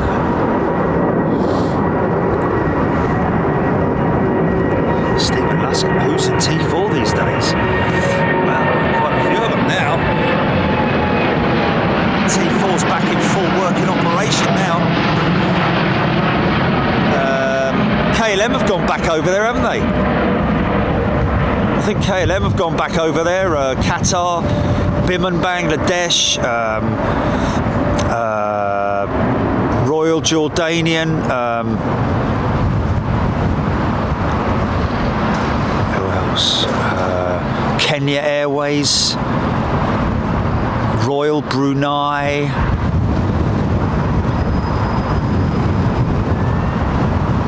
And of course the new Air Algiers, right? Okay, the new Korean, yes, of course, Saudi, and of course outside now they've got a Emirates have got at the entrance to T5, or actually T1, T2, 3, and T2 and 3, not T5. My apologies. Ignore that one. There's nothing. Oman Air, yeah, of course, yeah. There's actually nothing at T5 entry, is there? Just a roundabout with a welcome to London Heathrow thing on it. Come on, BA, man. You know, make a big... Put the bleeding Concorde on it. They did have one, didn't they? It's now the Gate Guardian at Brooklands Museum, or the racetrack area there, which is... But of course, Brooklands Museum, a great place to visit, but they have one of the old Concords as well, who is very lovingly looked after by the folks there. I did a great piece with them once, went on the flight deck as well. We should do that again, man, because that was really cool. Old school flight deck, sort of like semi-motional, with like a play out thing on it, wasn't it, Chili? It was like a video. They played a video out and it sort of followed it around. It's really cool, man. Scott Good, if my mum was here, I think she'd be made up. Do you think she's looking down on her dad? Oh, okay. Bruce McDonald E2 reminds me of the old stretch body DC-8s. Wow. We'll bolt another couple of engines on her there, and then maybe, yeah, Aerostana Terminal 4, Tony Bagman. Yes. Oh, Scott Good, if my mum was here, oh, she would be made up. Yeah, yeah, absolutely. Oh, looking down on his first flight without her. Oh my goodness me, Scott. Oh, I hope he has a wonderful time. Oh yeah, you can't help but think about something like that when you're taking off in a jet with a seat next to yours, which would normally be occupied by a loved one. Then yeah, totally. It's like anything, isn't it? Hopefully. I'm sure she would have wanted him to enjoy himself. So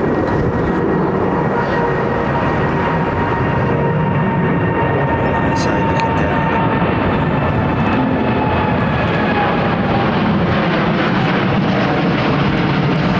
Very British Airways. So that's, yeah, like I say, it's a very interesting bit of news about Virgin Atlantic and their continuing 787 commitment. How long's that? How long have Virgin had their 787s for? So got to be getting on for. Okay, let me have a think about this. 10.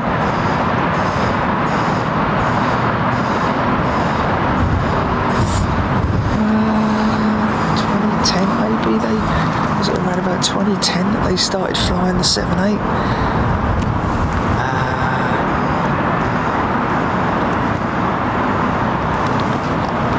I think Virgin were one of the early customers for it. Thomas Max 747 did.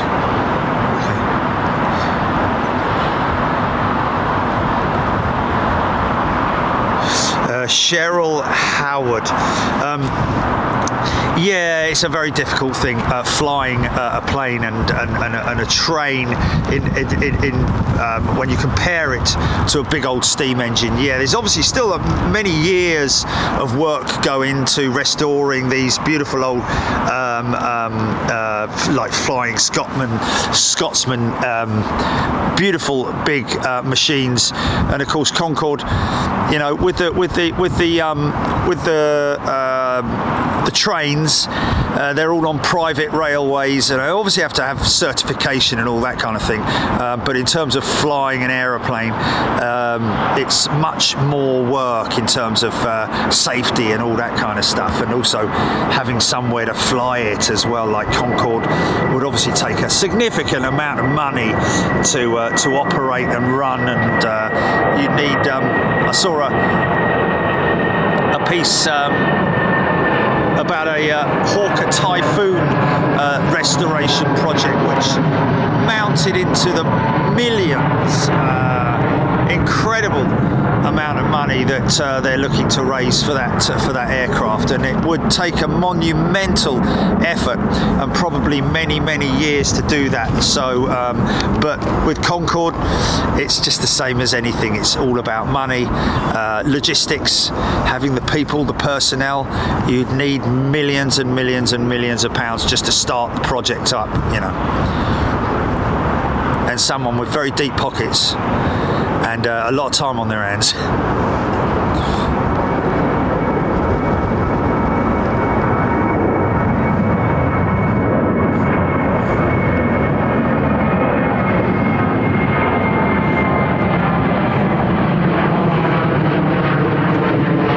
KLM 737 CFM 56 power.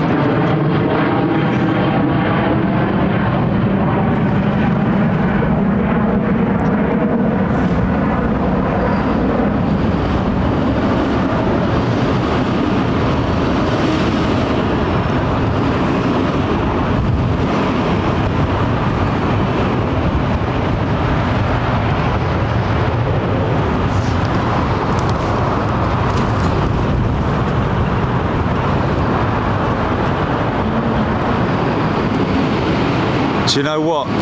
Do you know what?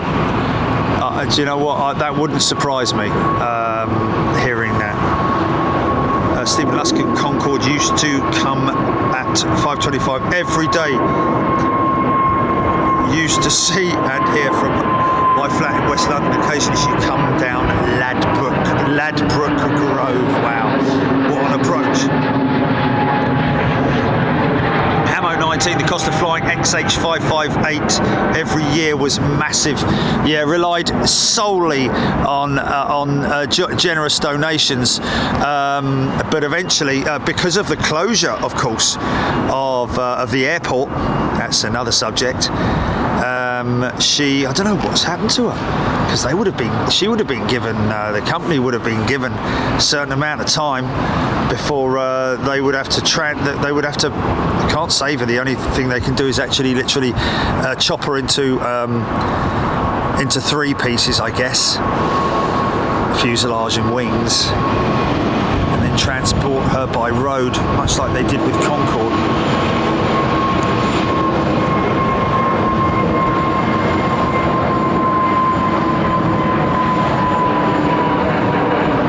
Is the replacement for the CFM56 engine that's powering that aircraft right there, folks. The LEAP engine, the leading edge aviation propulsion from GE. Jeff Bryson's the Air France KLM order is primarily for Transavia, Netherlands and France, hence less well known about some KLM 737s also being replaced though. Levan 74. Yes, Levan. We've it's a discussion point every time we're here at London Heathrow on the roof of MTHL, purely because of the fact that we're looking directly at her. It's a bit hazy today, unfortunately, until the sun's a lot lower in the sky. We're kind of looking into heat haze, which is a little bit, you know. Go down!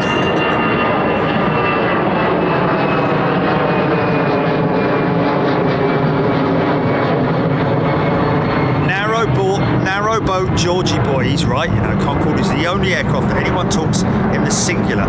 Very rarely you hear people say, there's a Concorde. It is like, there is Concorde, isn't it? It's very true, very well observed.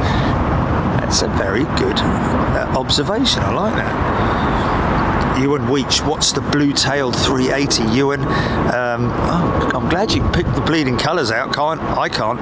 But that is Emirates special Expo livery, soon to be replaced probably with one of their new fleet liveries, I'd imagine. Shower. Eventually all KLM 737s will be replaced by Airbus planes. What about the Embraers though, Luke? Are they not going to, because they've got a couple of E2s, haven't they? And there we are, Concorde 444, very rightly saying Concorde will never fly again since Airbus own the type certificate for the spares. They put the price up at the end and Air France pulled out on the agreement that both airlines shared the cost of. There we go. So that's an interesting, I mean, I know that I was aware of the legality of Airbus having a very big say in whether or not any of those aircraft fly again, but I didn't realise that it was related to the spares deal. Interesting.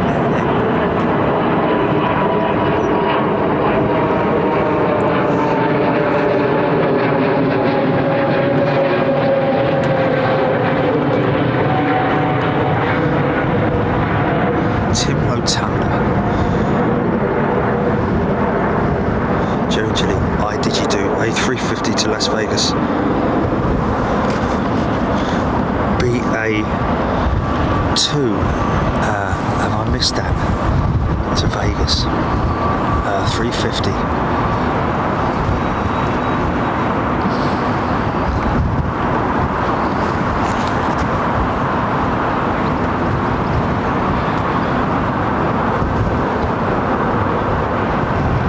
Okay. Okay, she's in the lineup then.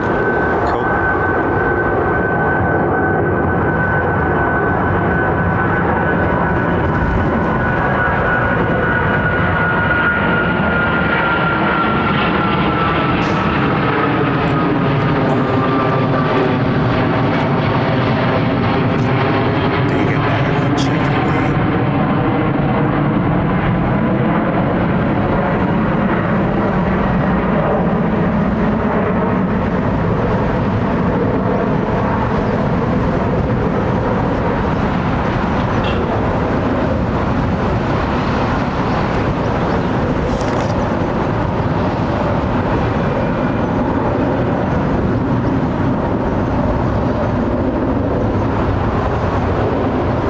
Beautiful. American.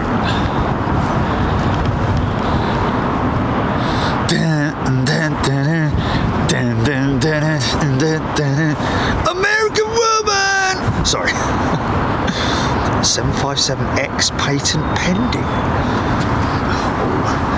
I think this whole 757 thing is... and there's one of them now, isn't it? Look. Is that one of their old... No, that is the E2. KLM's E2 jet off to Terminal 4. Okay, I won't miss this. Paul BOA, I did hear that XH558 lease has been extended, but she will be dismantled and moved by road to a new home, but don't know where yet. Well, that's good news because she will most certainly be able to be put back into condition to be able to do ground runs. I don't know about taxi runs, but certainly ground runs. I'd imagine. I would hope so.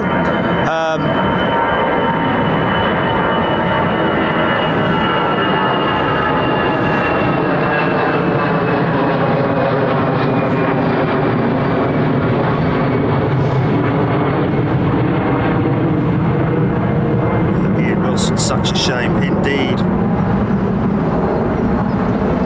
Yeah, a lot of money spent, like you say, including those Kevlar fuel tanks, just or fuel tank linings, I think they were.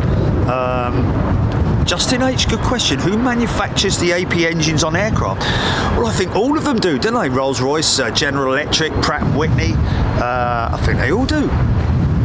Although the APU on these jets is generally the same sort of like engine type that you'd see on like an ATR prop aircraft. They're not actually they're a turbine engine, I believe.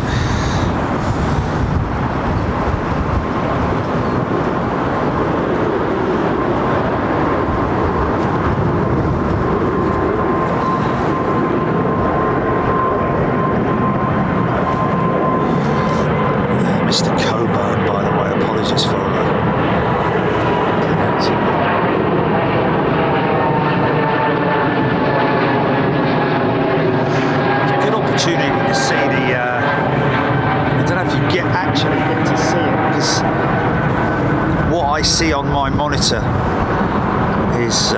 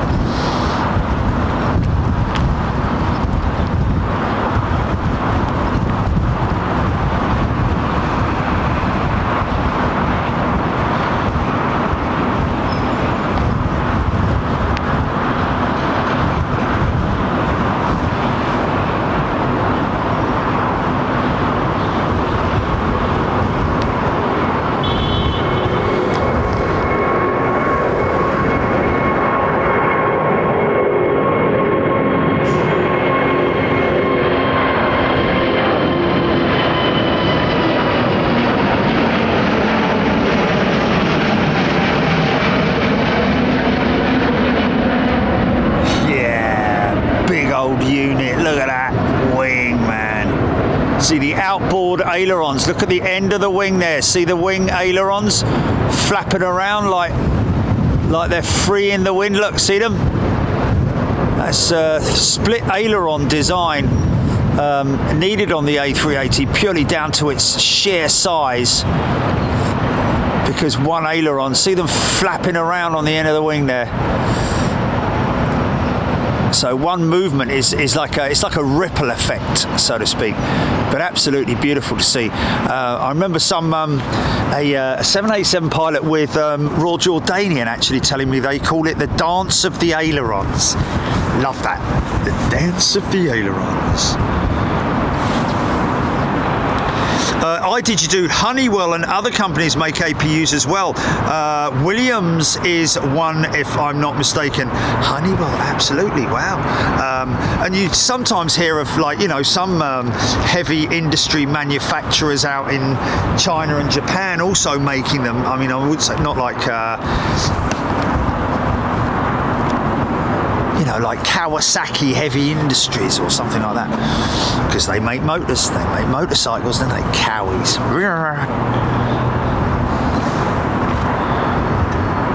Kevin Beasley, watch the mighty Condor flying. Its wing feathers at the tip are tilted up slightly, just like the winglets on planes. There we go. Yeah, and that is something you can see. There's a lot of examples of that online. Beautiful thing to watch, and that's why whenever I see a bird of prey, I generally try to catch it, because it is a thing of beauty.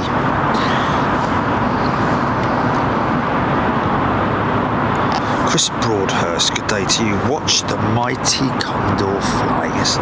Thank you, Chris. He's in a sunny Stoke. No small flaperon on the 380 TCC. No.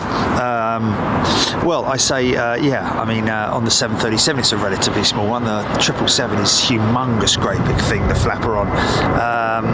But yeah, the three aileron, split aileron system that they use. It's interesting because I do remember looking into that, and apparently every aircraft is designed with a split aileron assembly, or has to have a split aileron. A flaperon, should I say, as in, because the flaperon acts alongside the aileron, does it not? On the Boeing aircraft, but the Airbus, I think that the reason why I say those the overwing speed brakes, or, you know, as you'd call them, ground spoilers, sort of like sometimes in heavy windy conditions you might see them acting ever so slightly alongside the outboard aileron, but of course, like the A350 has a humongous aileron on it. But that's really all the wing has got, other than obviously its spoilers, its ground spoilers. KHL also make engine parts. Some of the IP compressors for Rolls-Royce engines. Rolls-Royce engineer, thank you for that. Great to see you here, my friend. Always great to have Rolls-Royce engineer in the house. Knows his stuff on the rollers. Is that the intermediate pressure turbine? Of course, they have the low pressure, high pressure, front and back of the engine, serving different purposes. High speed compressor, I believe, is right behind the compressor itself.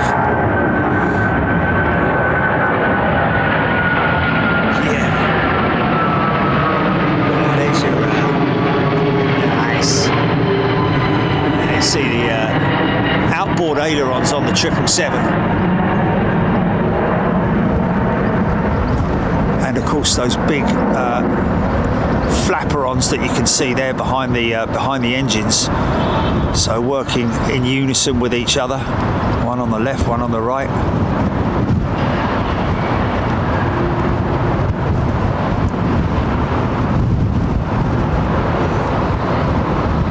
There's a beautiful wing configuration on the 777. Look at that.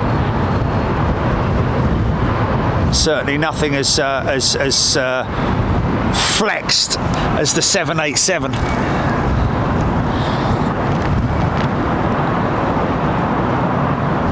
This is a 350, I think.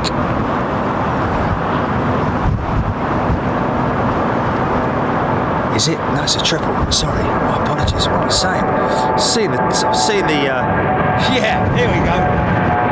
See the engine.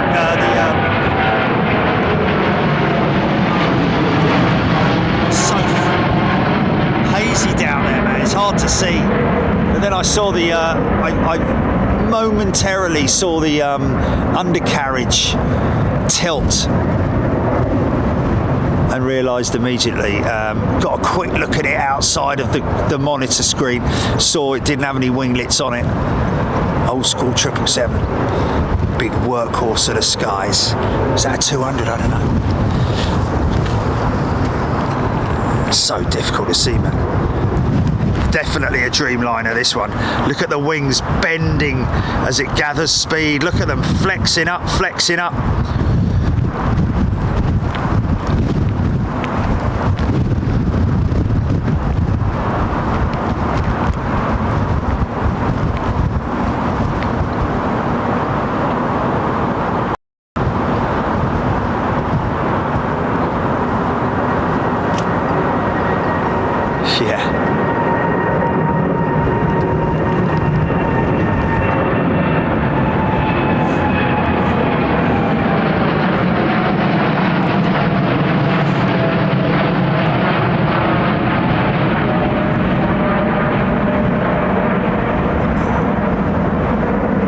Same flight surface system as the 777. See the flapper on working away behind the engine there, working together with the left side, obviously counteracting. Of course, the outboard aileron as well on the wingtip.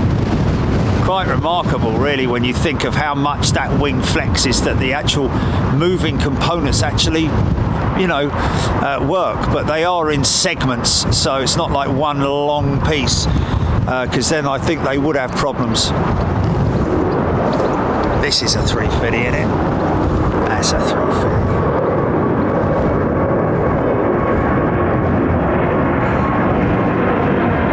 It's excellent, as well.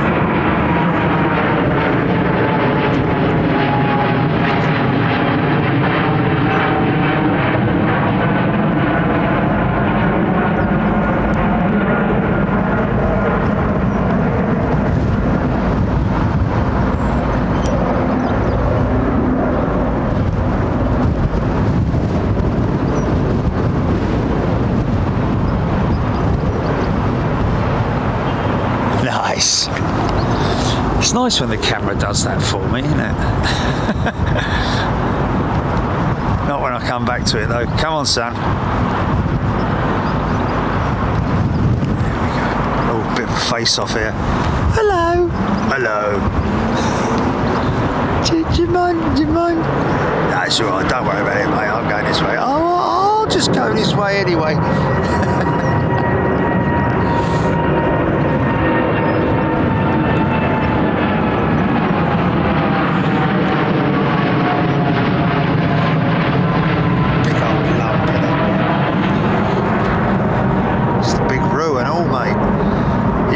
There, mate, don't worry about it. Jill Perry, best flex.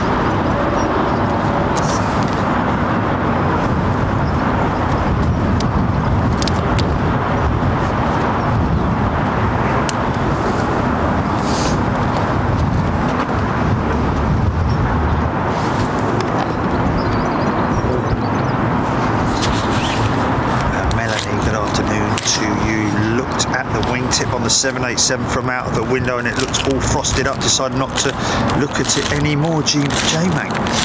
You will see frost on the wing, most definitely. Won't be there forever. But you will see frost on the wing. Sometimes, you know, mainly, you got nothing to worry about. It's all right.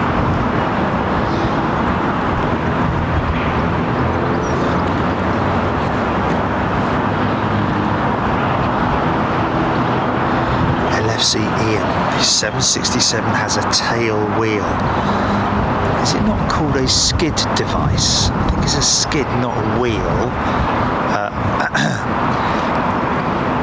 Concorde was did have a wheel on it, didn't it? The latter ones, I think, as well, not the newer ones.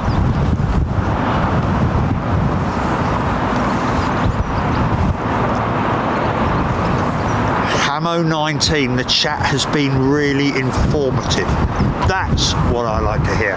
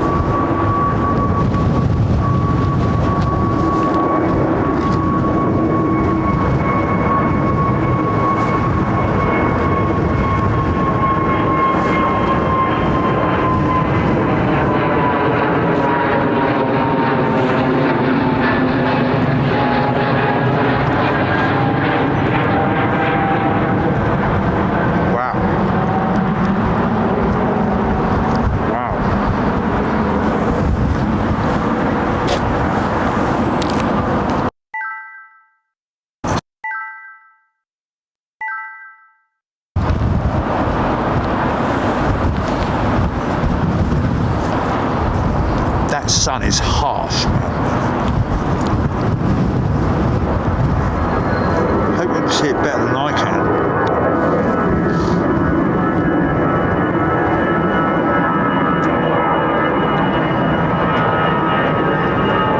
Did Qantas switch their 380 engines away from Rolls-Royce after that incident? The CEO was very complimentary about Rolls-Royce. I don't think you can switch from one engine manufacturer to another, even though primarily those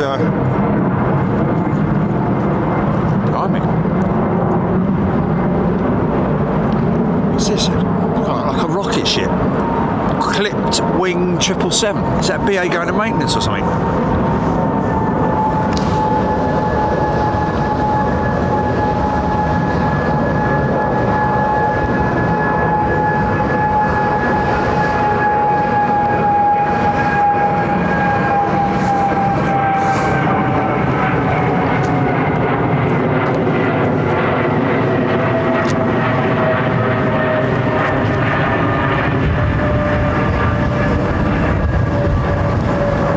Down to Gatwick or something, Julie?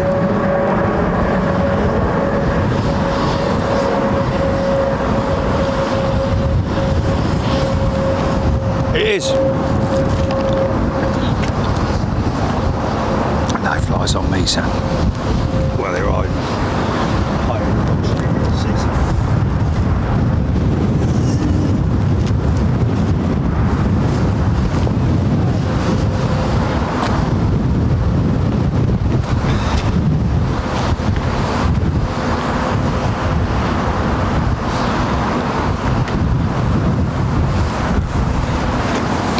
Sorry about that.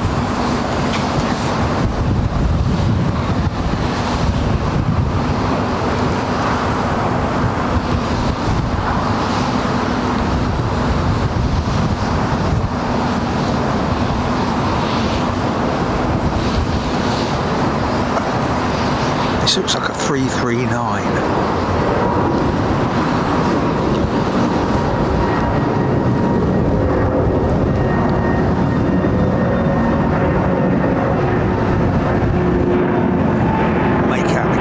Of those big titanium blades.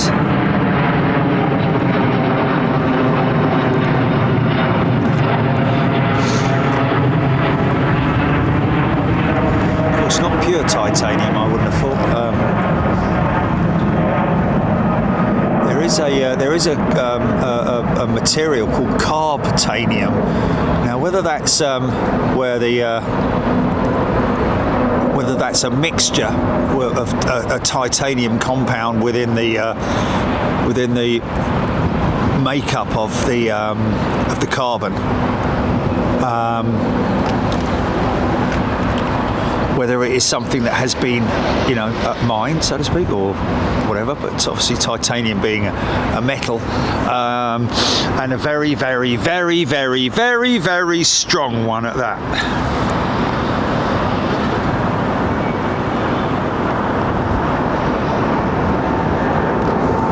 Amazing process of manufacturing the blades on these engines. There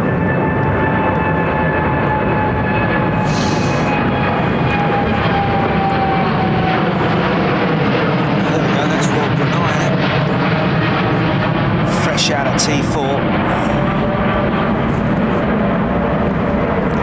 Yeah, the titanium fan blades, the main front fan blades, are extremely light but extremely strong.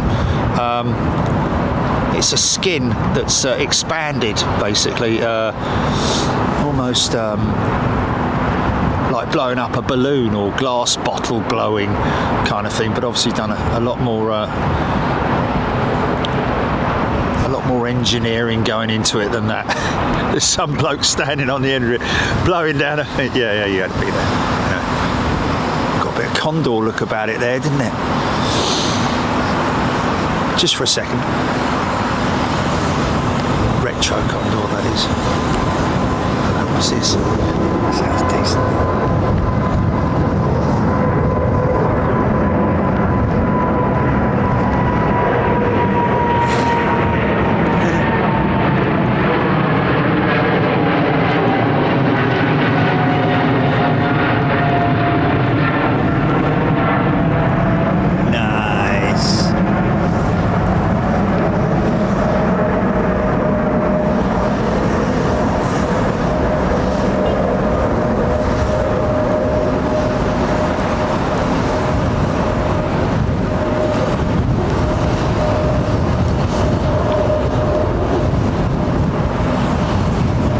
Steady climb up to a cruising altitude and then on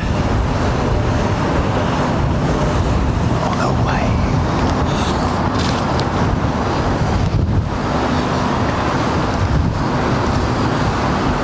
Wow, it's very difficult to pick things out, man.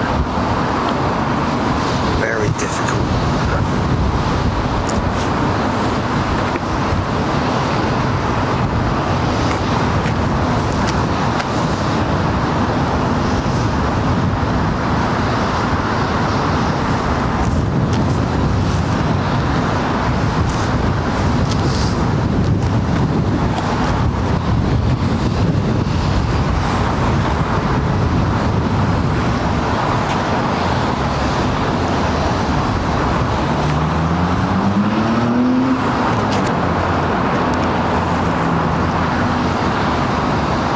Sterling, come to North Carolina. Yeah, we looked at Charlotte and it's not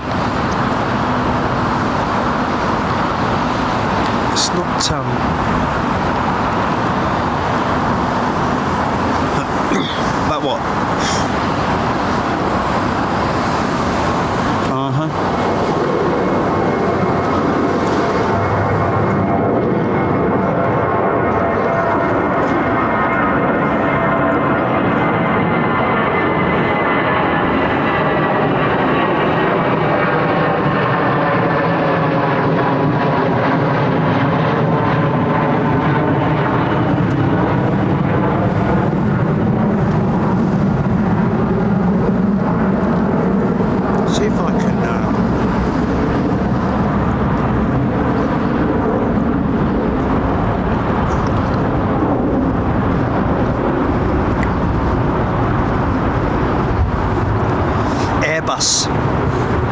Their recent deliveries, 61 aircraft to 37 customers. I think that was in March.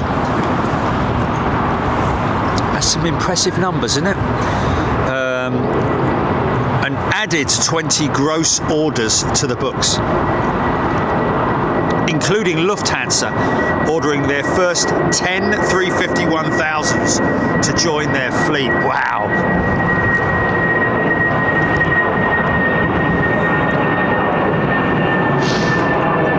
I think that 100 A339s have already been delivered. That's a crazy number, isn't it, already, man?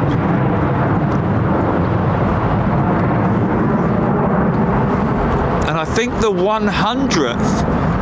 100th was actually went to Condor.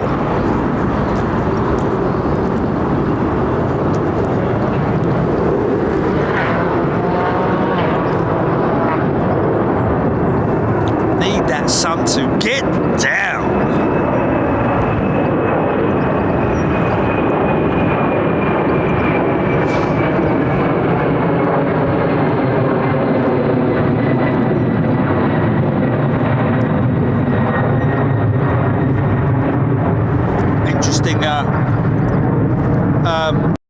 Discussion on LinkedIn, a comment by Celso Nastarenko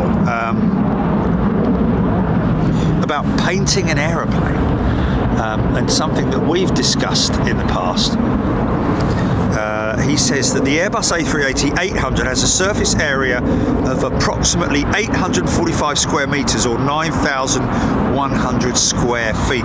The amount of paint required to fully paint an A380-800 depends on the paint thickness and coverage. We've always mentioned that. Typically, the paint thickness is around 50 micrometers. And coverage is about 0.13 litres per square metre. You getting this?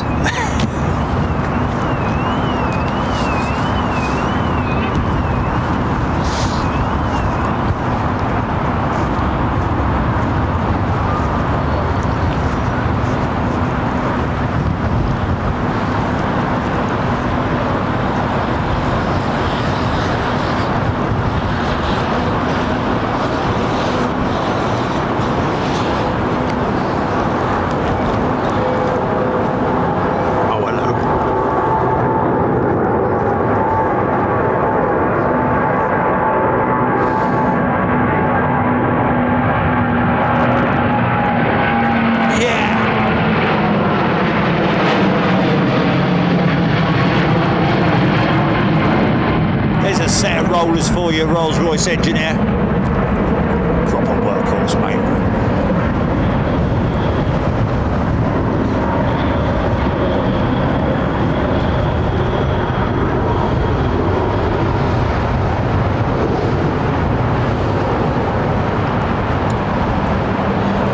Of course, Rolls-Royce already developing their next generation of engine, which is going to be adapted to the single aisle market and the long range market.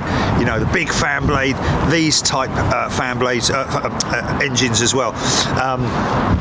So in order to compete with the sort of like the Neos, you know, the smaller Pratt & Whitney engines and the CFM56 engine, or the LEAP engine.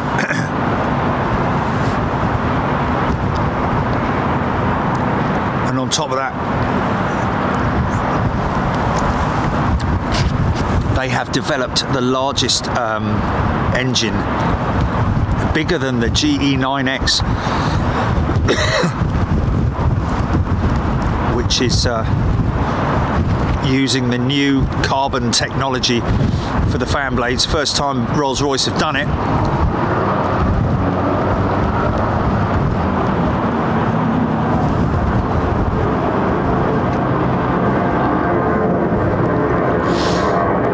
Yeah, so it looks like using the figures that we've just used in the calculation, it's estimated that approximately 129 litres or 29 gallons of paint is used for one coat on the A380.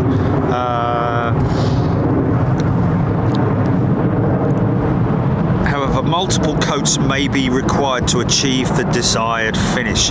As for the weight of the paint, the density of aircraft paint is around 1.2 to 1.4 grams per cubic centimetre. Assuming a density of 1.3 grams per cubic centimetre, the weight of the paint required for the single coat would be approximately 143 kilograms, or 315 pounds. Again, it will all depend on the thickness of the paint and the coat that they're putting on. Interesting. And he mentions at the end of his piece, I miss the shiny polished aluminium of American Airlines.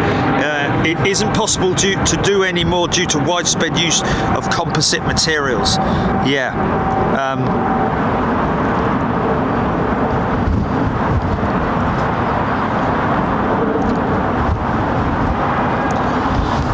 But, you know, I kind of argue that, because if you look at the engine cowls on United 737s, I think it's, or Delta or whatever, one of the American carriers anyway, they're very shiny, polished aluminium cowls.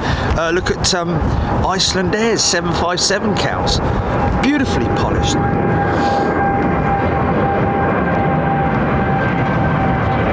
Wow, how quiet is that? Funky shot. Oh, it's the special livery Saudi jet.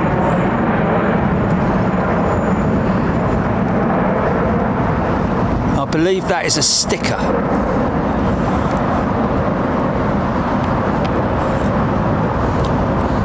Almost like wrapping it. Look at that wing, man. Cut it.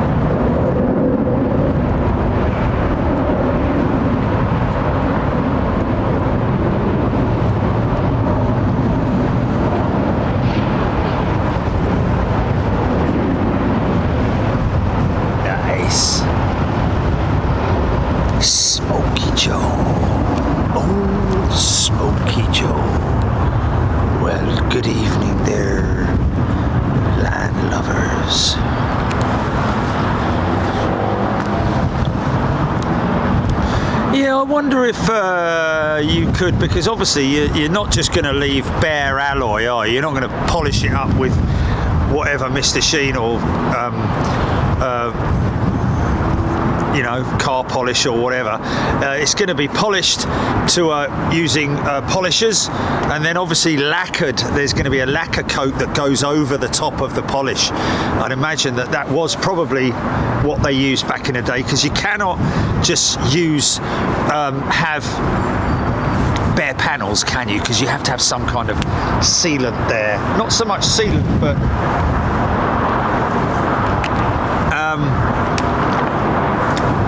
protection.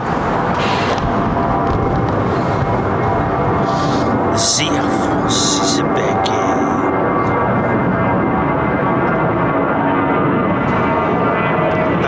Les Donson, remember SAS had polished metal DC-9s in the longboat livery. Lufthansa also had polished metal livery. Yeah.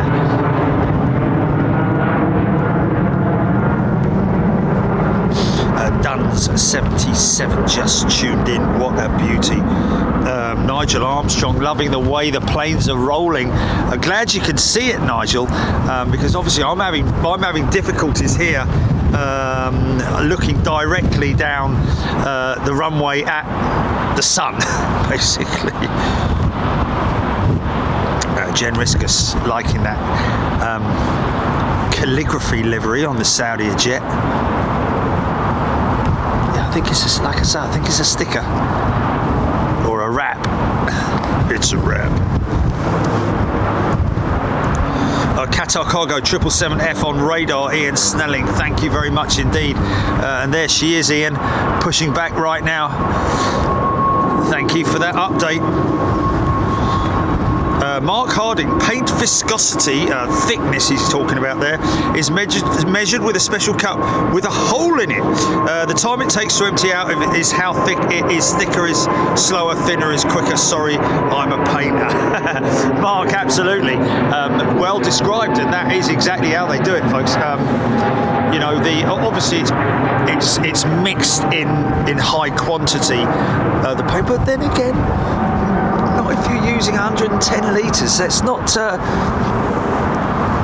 it's not a great deal, is it? So, you know, but you need to make sure that all of that paint, I'd imagine, is mixed at the same time and not individual mixes. One would imagine, wouldn't one? You know, if you need 200 litres, then, you know, they'll mix 200 litres and not, like, you know, packets of 10 or something. Bootle lad loved the old shiny chrome jets.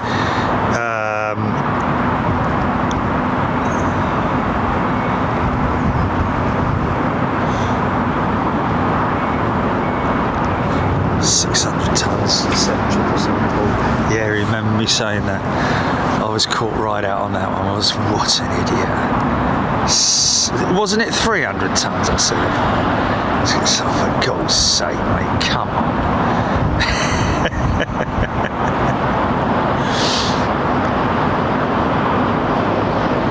And that's including the underside of the aircraft as well. You know, the obviously there's no paint on the. There is paint on the upper wing surface. Ultraviolet, you know, efficient paint that is.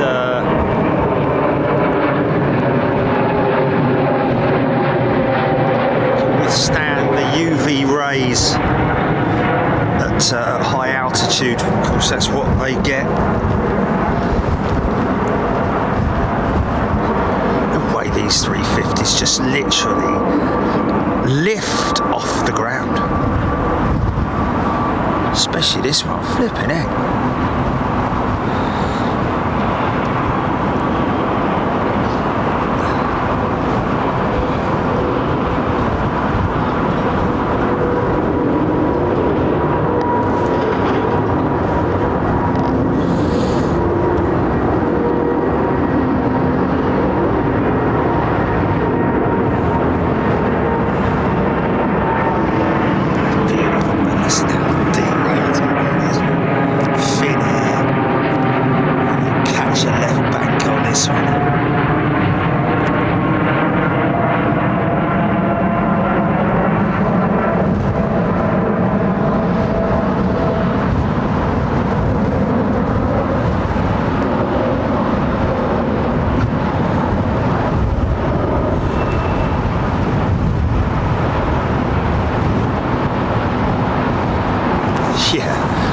Beautiful, man.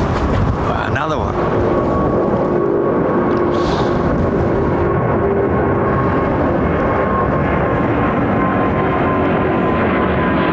This time Virgin.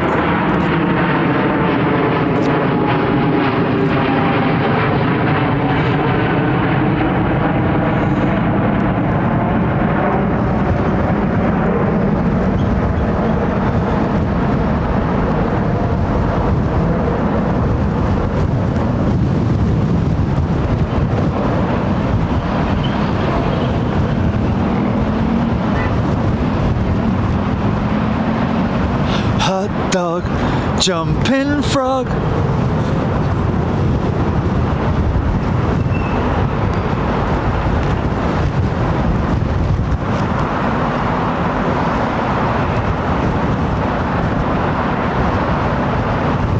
Beautiful, man. Great when you get that big right hand bank, that westbound bank. Sorry folks, just looking cruising down the runway. Always lose them when they're in a close-up shot like that. Another little turn on the right-hand side, possibly.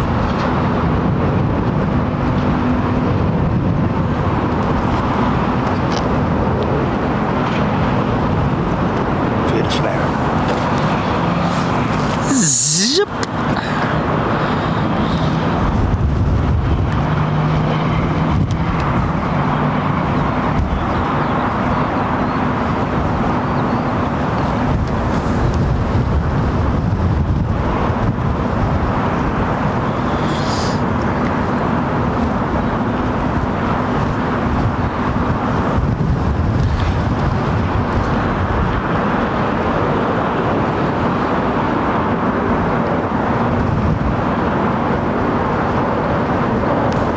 A343, 4 little engines like that on there. Roger Breaker, can anyone tell me which runways they use under Heathrow when winds are southern? 09s or 28s? Roger Breaker, it really does depend on the other frequencies of the winds when they're not direct southerlies. Heathrow, as far as I'm aware, will always prefer 2-7 operations if they can, because obviously 09 operations they have to use single runway operation. In other words, they don't get the chance to swap runways during the day, which most dual runway airports try and do to equalise the amount of wear and tear on the runways. But when they're on southerlies, good question that though, Roger. Roger that. Roger Breaker? Well, of course, Mr. Bond. Pass me the spoon, would you, Roger?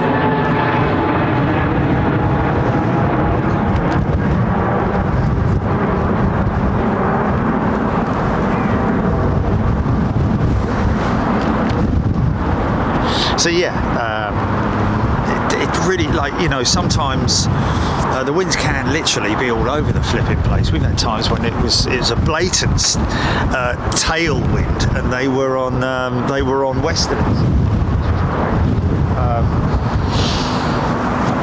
But there you have it, you see. Obviously, when they're on easterlies, wind is coming from the east and they head east, but he's rightly saying when they're on southerlies, how do they decide? Well, it's literally sometimes a little bit more biased towards a westerly than a sort of like easterly, so or the other way round, and in which case they will just make their decision based on that.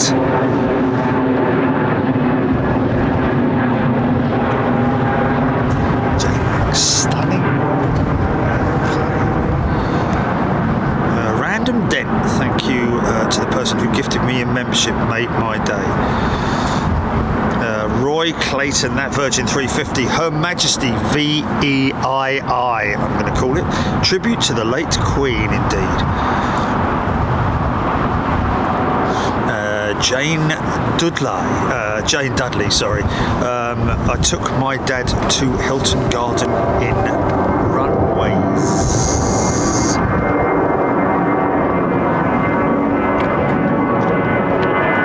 Sandy Humby, I think Finnair is all about their fun. Well, it would be, I think, Sandy. There's not a great deal else to it, really, is there? Although, they do have a very unique couple of special liveries. One in particular, which is a bit like the Connect 4 livery, I call it, which is actually artwork. He's an artist! Are all those your guitars? Let me know when you're entering the room, will you? Sorry, sir.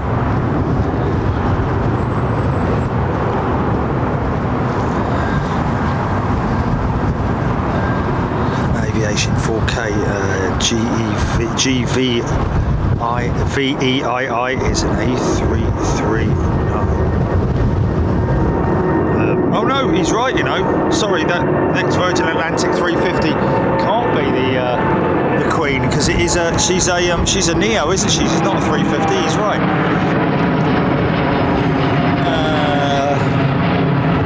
Queen of the Skies, isn't it? Is that her there? Okay, so she's a Neo, yeah, not a 350.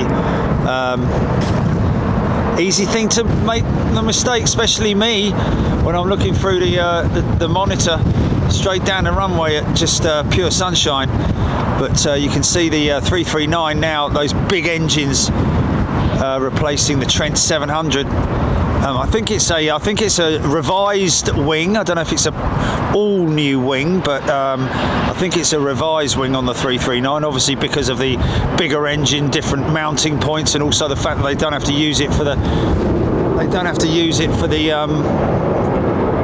A340-300 anymore.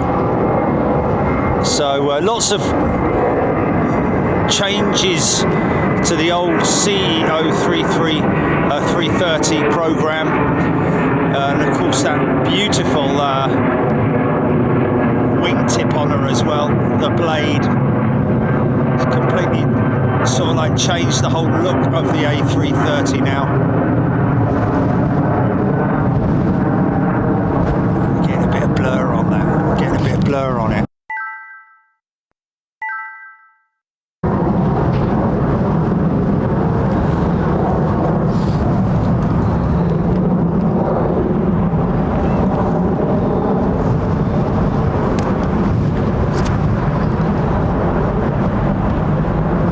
Sometimes see a little puff of dust out of the bottom of the undercarriage.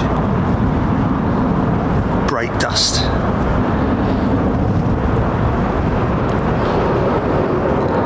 Doesn't happen so much on the BA fleet, of course, because they don't have very far to taxi. Maybe on the other jets, Virgin Atlantic also halfway up the United or someone like that. They're going to have a long way to taxi, aren't they?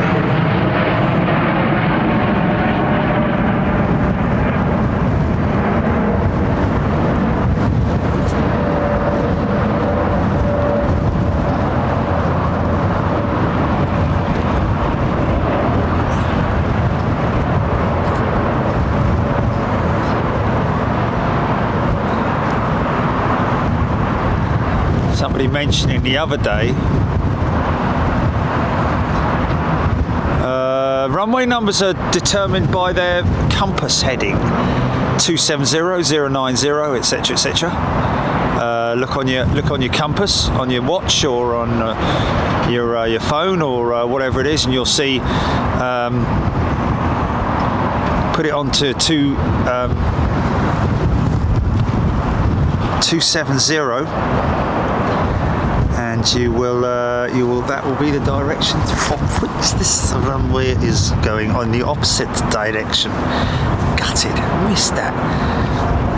They snuck her out of the way, didn't they? It'd be great if they were putting her in the test bay. Sneaking off, look.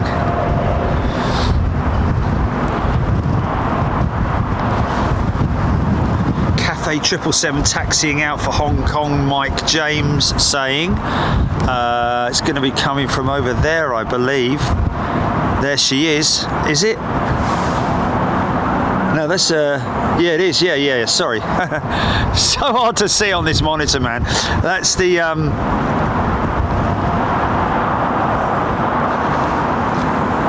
Biman Bangladesh, the Biman 777. Gold Hawk Road, 27 left, used to be 28 left. Yes, indeed. Quite a few airports have had to change their runway numbers due to the thingamajig of the Earth.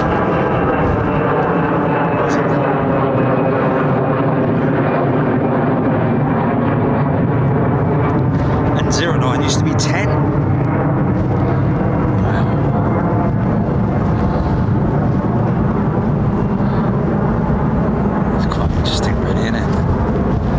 Magnetic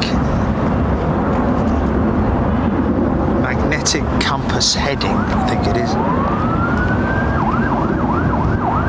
This looks like a Max, 737 Max. Now look on the underside of her, you'll see her exposed wheels with wheel covers, but because the aircraft is so low, has a very low to the ground profile, they can't put undercarriage doors on her.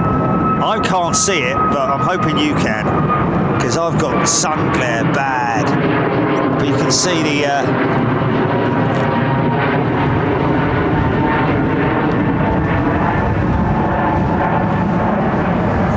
that's an interesting jet. Whose is that then?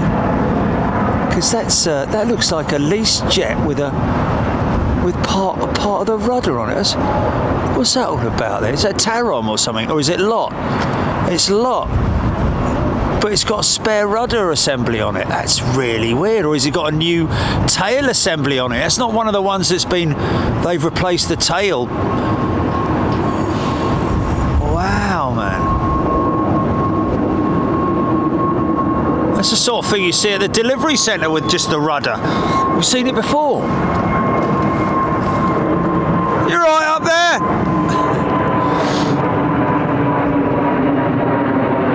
Okay, well, can we figure out why it's like that now?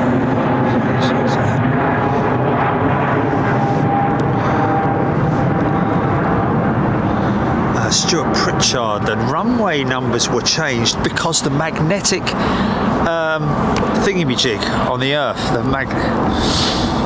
oh, that's a Blue Air jet, apparently.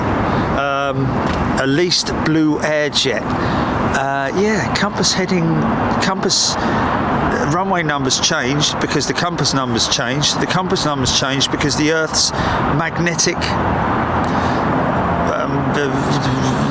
something or other changed in terms of its position in space. Pigs in space! Other one probably fell off. Those short legs on the 737 is a holdover from way back when they didn't have to inconvenience passengers from walking a few extra steps to board. Tim Rotunda, the short legs on the 7. The short legs, they didn't have to inconvenience passengers. Oh, a few extra steps. Oh, I see. They didn't want steep steps. Oh, okay. In terms of boarding before the I thought they had passenger walk bridges by the time the 737 was in service, didn't they? When was the first 737 developed, and when was the first passenger walk bridge? When was the first passenger walk bridge developed? Was it done in America? I think it might have been New York or something like that. Husky Dog LOT is brand new. Nigel Armstrong driving 737 Max 8 LOT. Brand new LOT, August 22. Diane 78. Why on earth would Boeing? Oh, it's a leased aircraft. It's a leased aircraft, that's why she doesn't have any markings on her. I was going to say, why would Boeing deliver?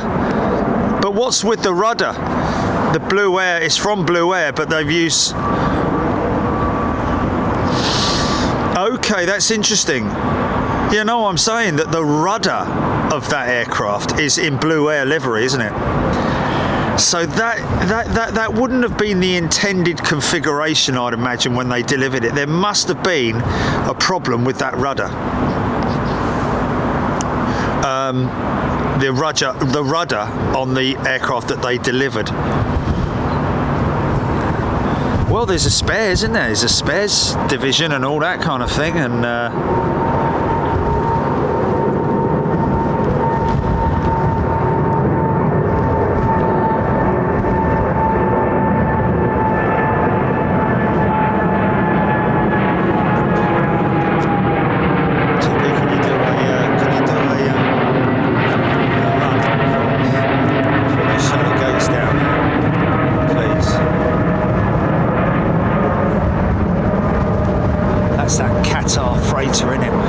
Still no word back from anybody.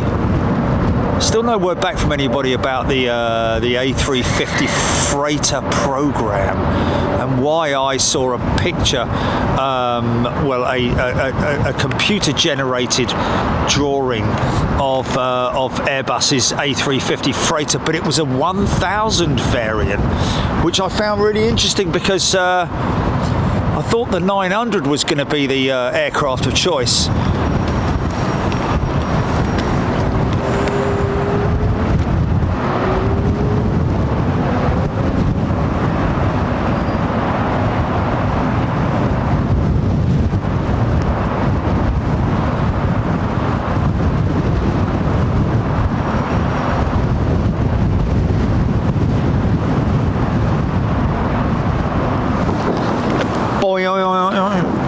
It's a long way away, it's a long way away. What's that? Who's that? What's that? Dreamliner? Kenya Airways?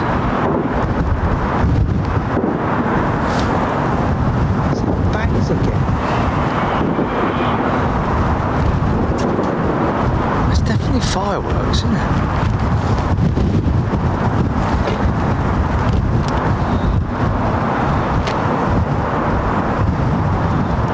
DigiDude, Lynx Air from Canada has a 737 MAX that was supposed to go to Norwegian with an almost completed Norwegian livery.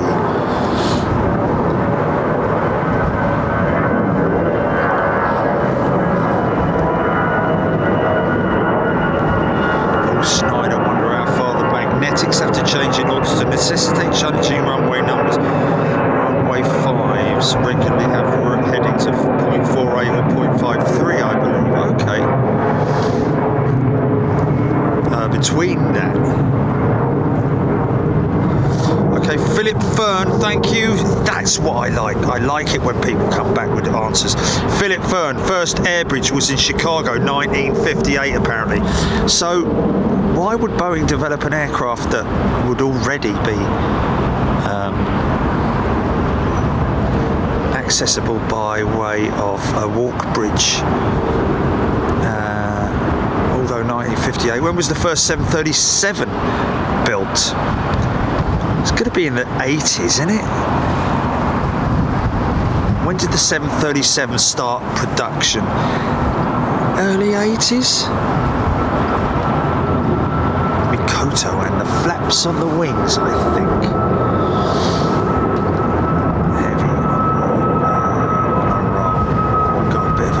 Section.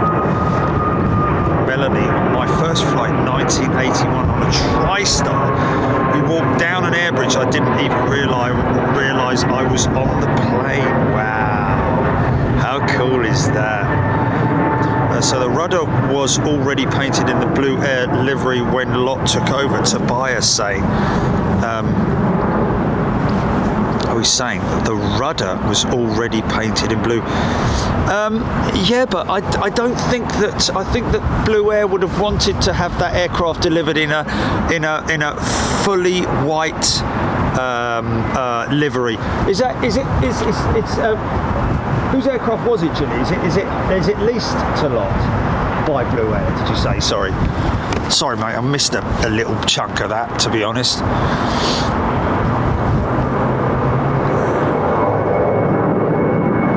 Okay, leased to Hidden. Okay. Oh, leased from Hidden, and it's got Blue Air and Lott. Okay. Okay. Yeah. Well, if it's operating for Lott and it's got a Blue Air rudder on it, I don't think that was intended.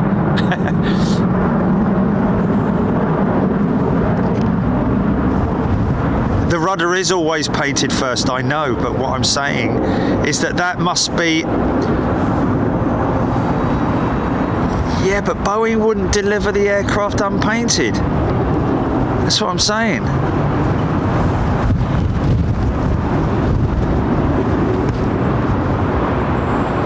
Yeah, but Boeing would never deliver an aircraft in that state.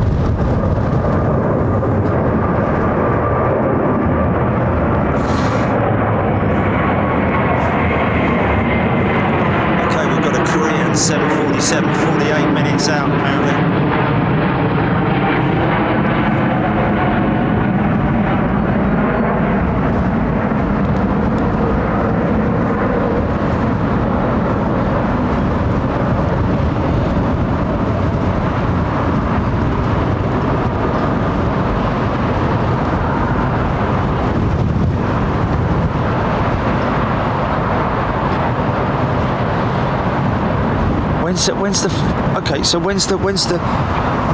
So we're going to Munich, Julie. We're going to Munich, so we were likely to see their 380 in operation in some way, shape or form, I'd imagine. Are we not? When are they starting passenger service? Oh, summer, right, okay. Wow, man. Lufthansa, fair play, mate. Two types of 747, 340, 300, 600, A380, soon to be the A350, 787, wow, 320 Neos, 321 Neos, oh my goodness me, what a fleet those guys have got. 68 Justin H. Saints, 68, the first 77, the 737 was introduced, right, I was miles out then, 1968, wow, that's an old design, isn't it, man? That's crazy, 1968, but still after the footbridge was introduced in the 50s.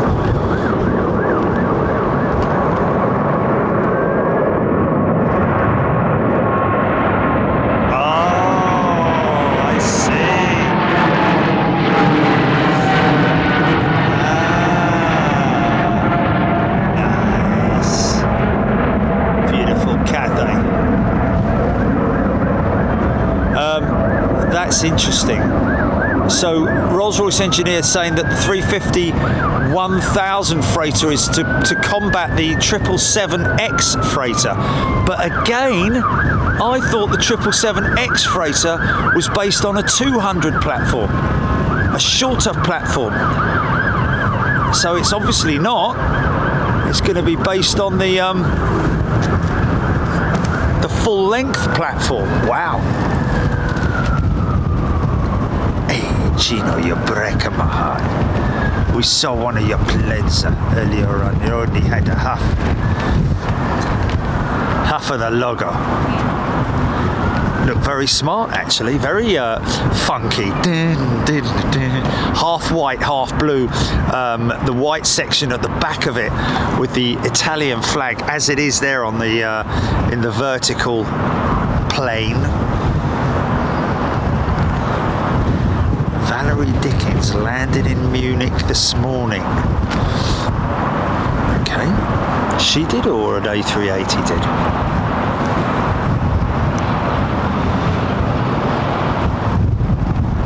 Wow, Katya, super excited flight. Should be flying SAS on their new 350 in a month's time. Fantastic.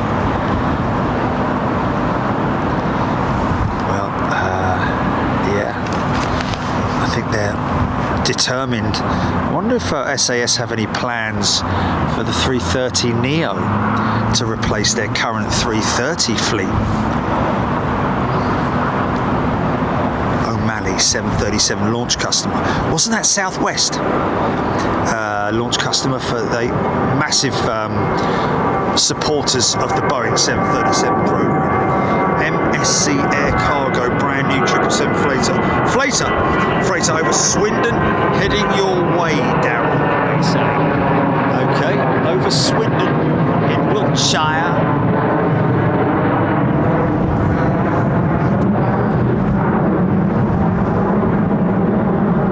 Oh, Avro 737 introduced, yes. Oh, okay. Introduced as into passenger service or as a new design, a new concept of aircraft. 68 seems very early, I've got to say. I was only 5 years old. I don't remember the 737s in those days. It may have been all out in America. So we're still developing, obviously, the 707 and the jet.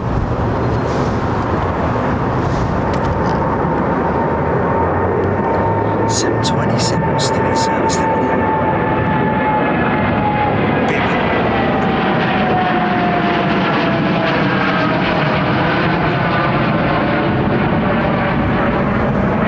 Good looking jet. I'm a bit biased because I like that colour. I like that colour scheme, as in the usage of the colours.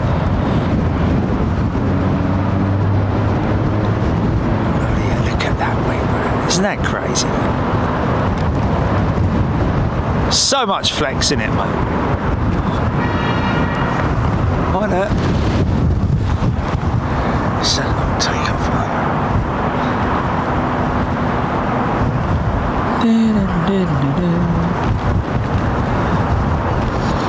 Oh, it's high, man. 777, isn't it? Big rate wingtips on her. Look at that rate wingtip.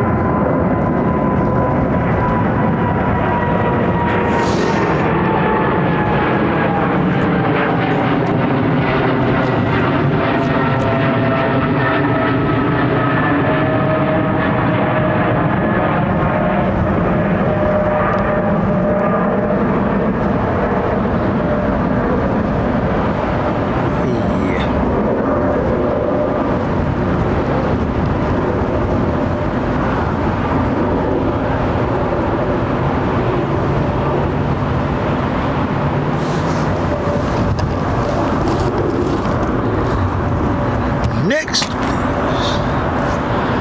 have you gone, GP? Oh, okay. O'Malley, 737 generations, reverse chronological, Max NG, Classic and Jurassic. Yes, remember somebody mentioning that before. O'Malley Jurassic. Wow. Southwest is a 100% 737 airline. There's more than 737s, more 737s than any other airline. The primary customer for the MAX 2, yes. And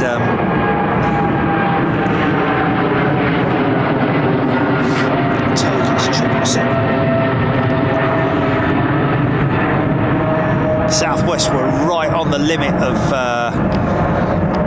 You know, they had to, when the MAX issues came about and with the groundings and all that kind of thing, Southwest were desperate to get their new 737 fleet in operation, and were so desperate that they even, they did start talks with Airbus to switch to the A320 Neo, but Boeing literally pulled all the stops out and did what they had to do to get that 737 back in the air and able for them to continue their order program.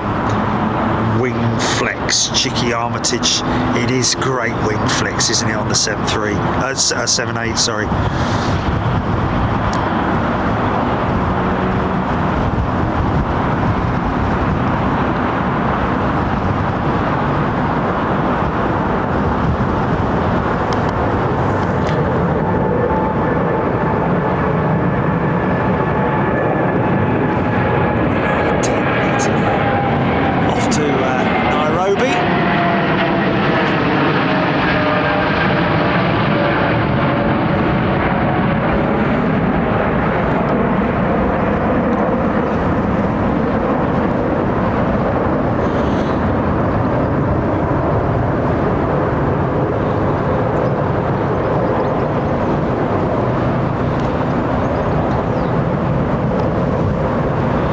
Beautiful, man.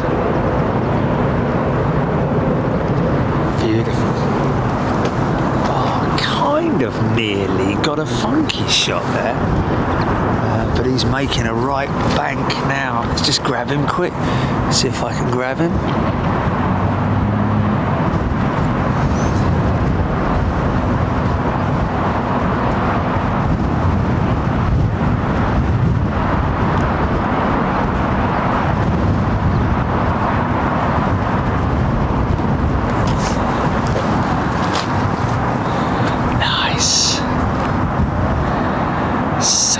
is 3:30. Got a new member, returning member, Louise Blundell. Hello, Louise. I hope you're well. Welcome to Big Jet TV membership. Great to see you. Thank you to all our new members. Remember, folks, there's no.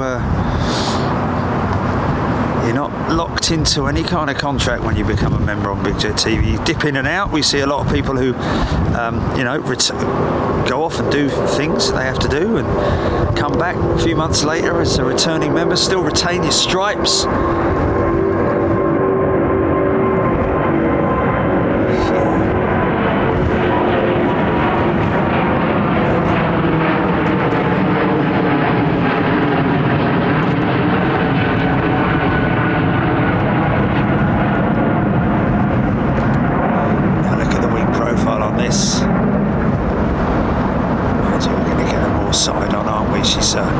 She's probably westbound, I'd imagine.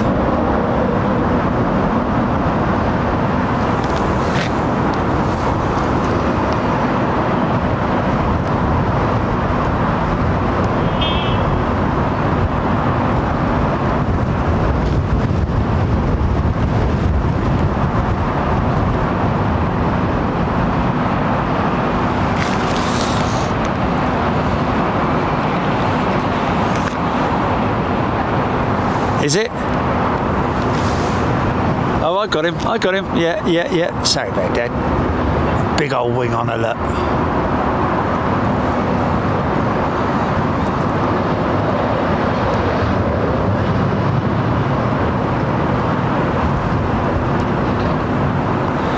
Let's see those slats starting to retract in a while. Almost around about now, actually. Maybe even, quickly, funky shot. Yeah. Oh, easy, son. Caught a bit out there. A little bit of a side gust there, was he? Okay, we got a rogue landing apparently, folks. It's Oman Air. Hopefully that Korean 747 freighter will do the very same thing. Let's get Eve Hoskett, yes, very rightly so. The original 737s were low bypass JT8D Pratt & Whitney turbofans. Much the same engines that powered the likes of the DC-8 as well, but 4 engines on the DC-8. I think they were JT8Ds, or were they JT9Ds on the DC-8? But either way, they were crazy looking things. Yeah, big long sausage-like. All right, sausage. Big long sausage engines on the original 737, Jurassic era.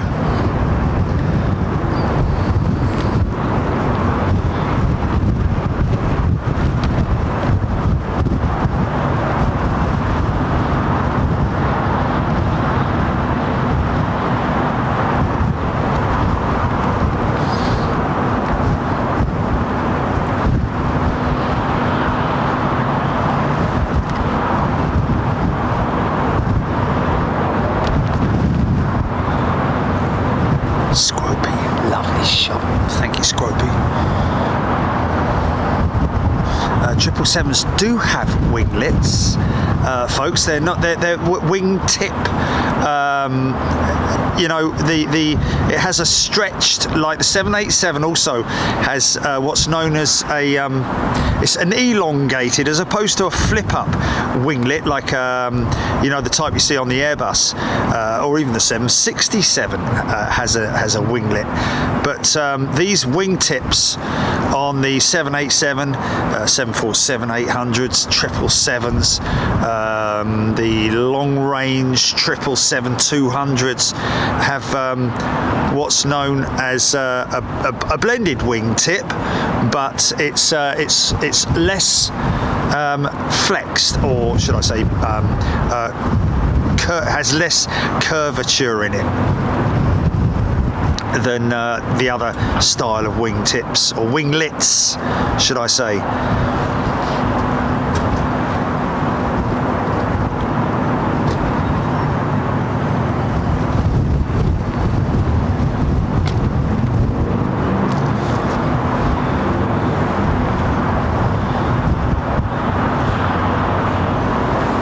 Oh, is he? Okay, folks, just give me 2 minutes. I'm literally nipping down to get me food. Stand by.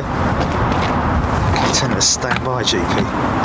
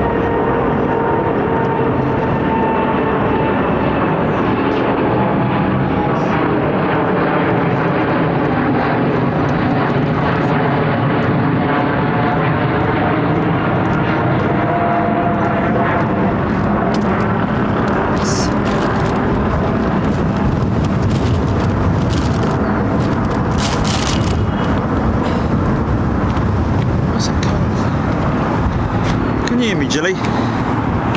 Can you hear me, mother? Sorry about that. Just come back.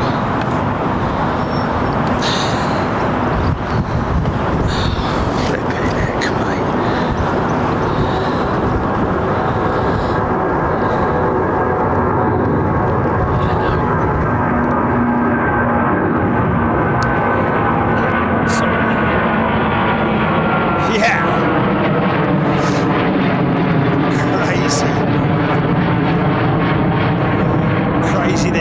In the engine noise of the 777 Rolls-Royce compared to that A350 that just went out.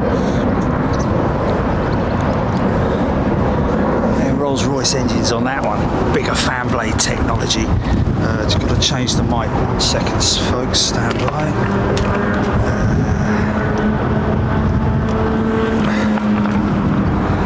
What is that all about, mate?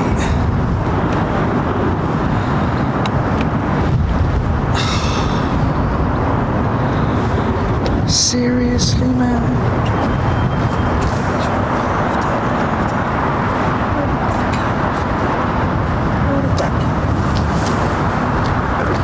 No.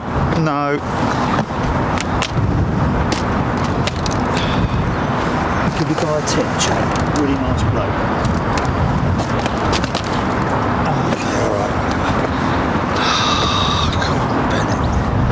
Yeah, that's fine. Yeah, that's fine. I thought you could, but there you go.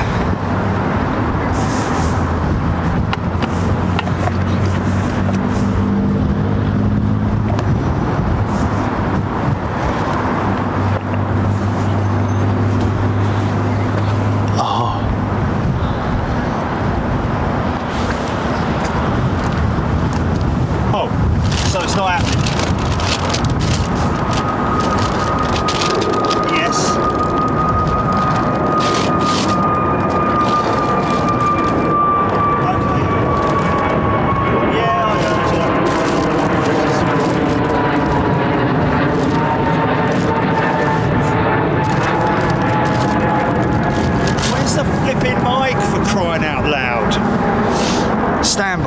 Stand by.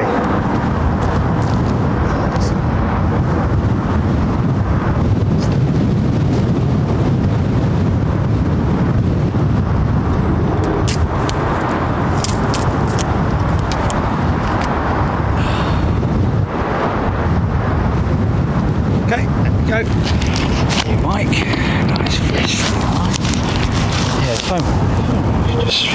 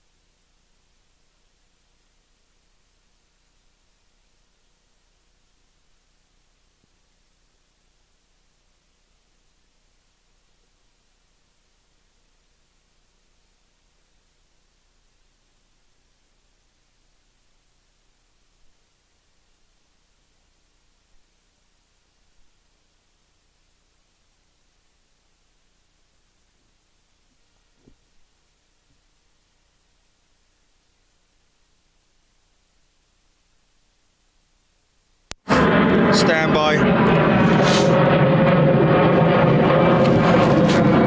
Keep an eye on it because they're. Just keep an eye on it, Julie.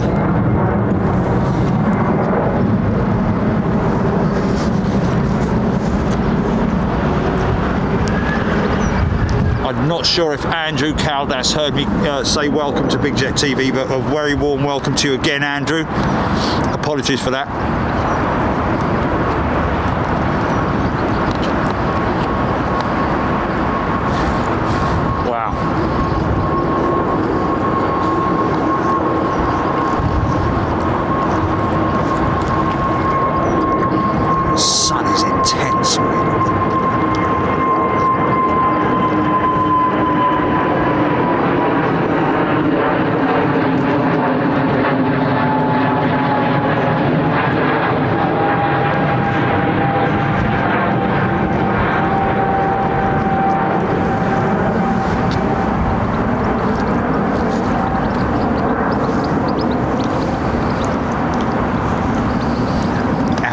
Disney.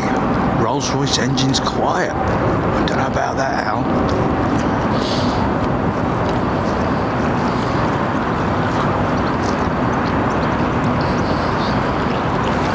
Just set of Trent 7s when they're fully cranked up, make a proper racket. And the 8s. Even the 9s on the 380. Nice and loud.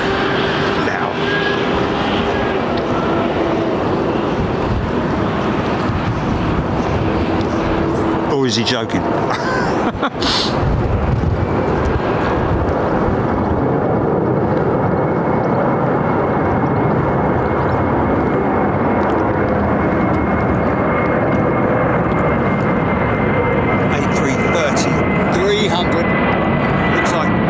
CF6 engines.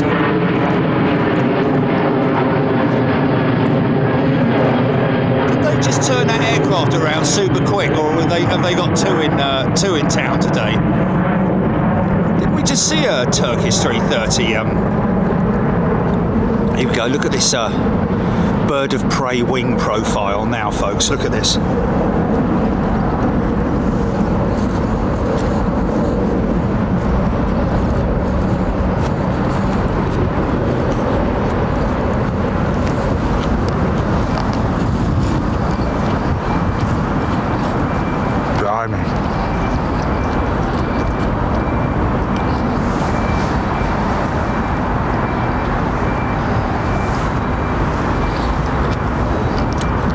Japan 78, Korean 747, 8 minutes, thank you.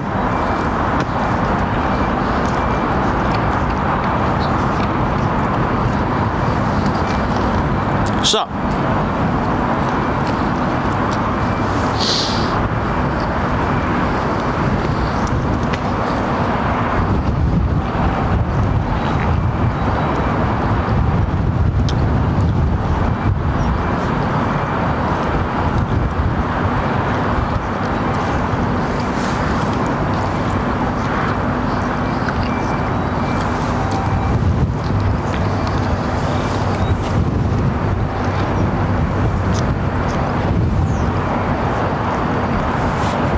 Mark Sturdy, you are a member. Oh, apologies. Sorry, gift membership, my apologies.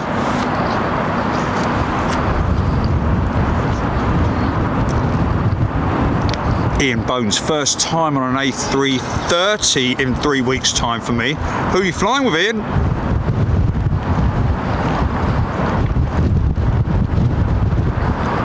John Emil Harrison. I have a good video of me, of him. He has a good video of him.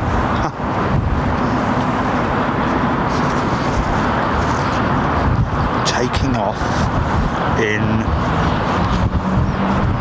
787-9 Virgin Atlantic.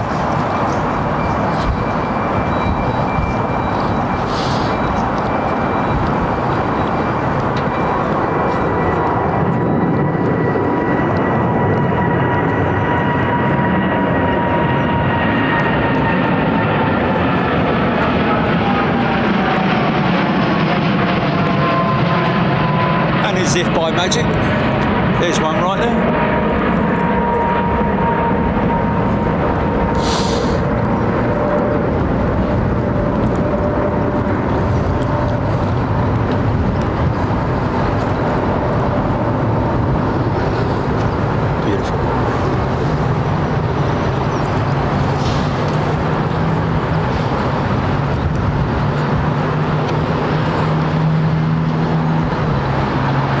I think we might have to take a little bit more. Oh, okay. By the way, folks, we just got a message.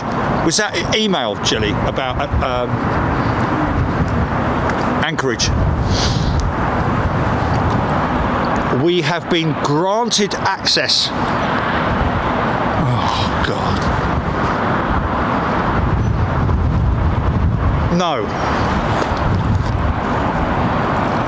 No, we're not worried about, I mean, seeing the DC6 is good, okay, and getting on board it is great, but DC9, to be perfectly honest with you, DC9, or, yeah. It doesn't matter if it's not flying, we'll get a DC9, man, I'm sure we'll get a DC9.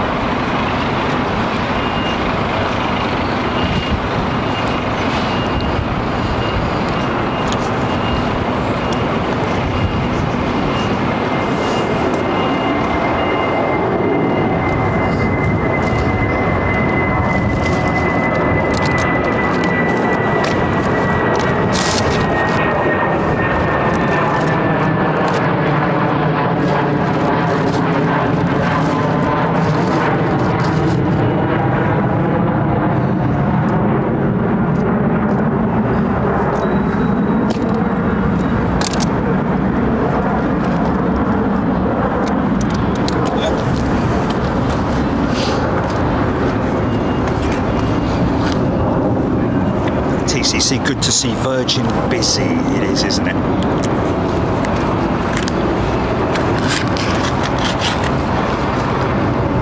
Catch up.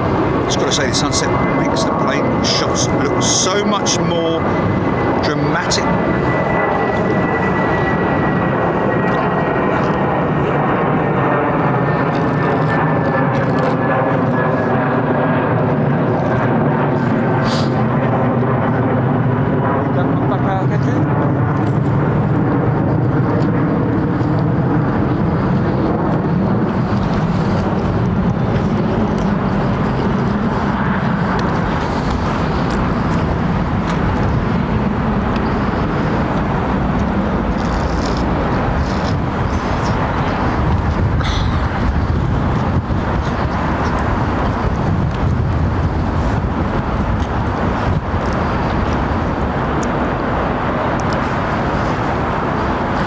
See a conversation on there going on about the heating system. The fuel has to be heated, doesn't it? Because obviously the fuel can, it needs to be kept at an optimal temperature, doesn't it? Doesn't want to get frozen because it can freeze. They have to heat the filters and other elements of the engine so that the fuel can obviously flow smoothly and without interruption.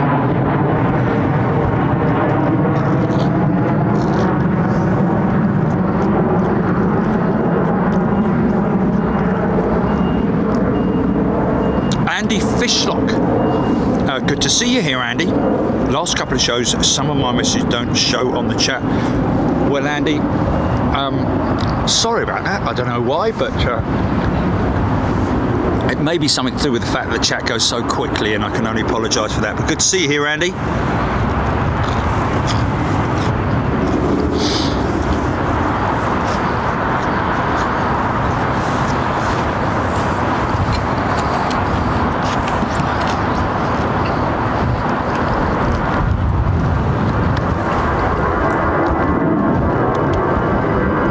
The 777 incident at Heathrow was down to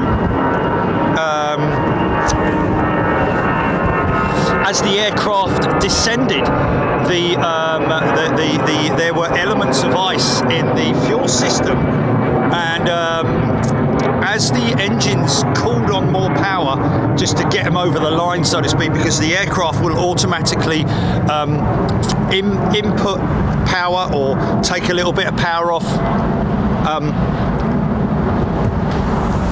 I got it. Yeah, I got it. We got a jumbo jet, folks.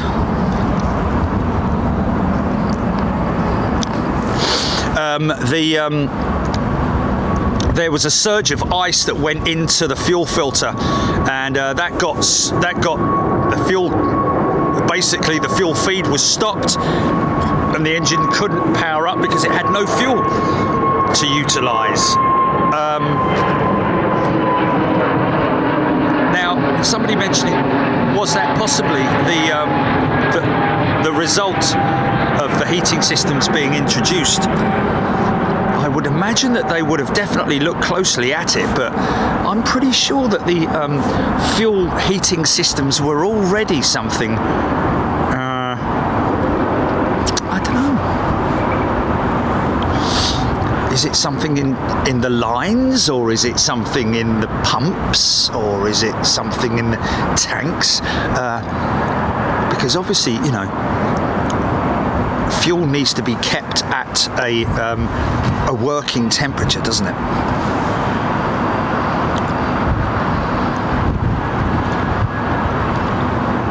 Paul MK sharing some lounge access. There you go, folks. Anybody at T5 tomorrow morning, Paul MK is very kindly sharing out some lounge access. So if you're flying out of Heathrow Terminal 5 tomorrow morning, speak now or forever hold your peace.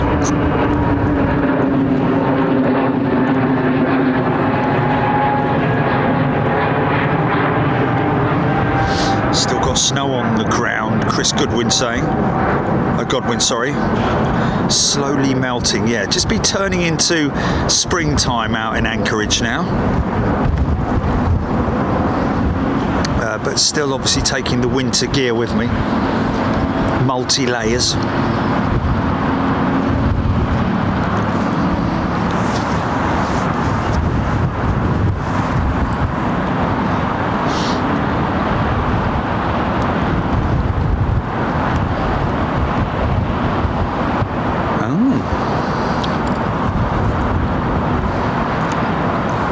Tim Rotunda, carbon wings help with keeping the aviation fuel warm. 53 degrees, 36,000 feet, Rob H. Minus 53 degrees, that is, yeah. Outside temperature, I think.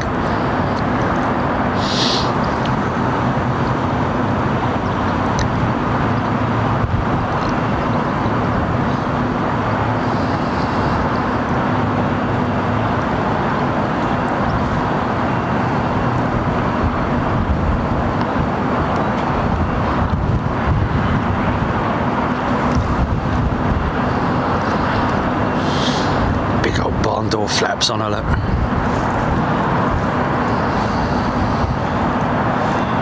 Thank you, KP. Steve Reed, Jet A1 freezes at minus 47 degrees. Blimey, that's amazing, isn't it? So I'm guessing there must be some need for heated fuel lines, yep. But also in the tanks, I would have thought as well.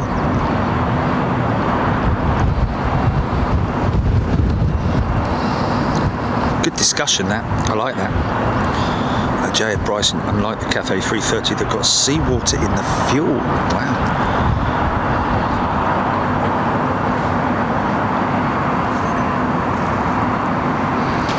Joanna B. Mikoto, fond of the 787 because of its vent on the belly that blows out nicely warmed air. Yes. That's where the ice packs are, isn't it? There's the inlet for the ice packs. The air conditioning units, I think, just all forward of the wing route. But aft of it, I think, is also the is where it blows out the warm air, isn't it? I don't know. Is it?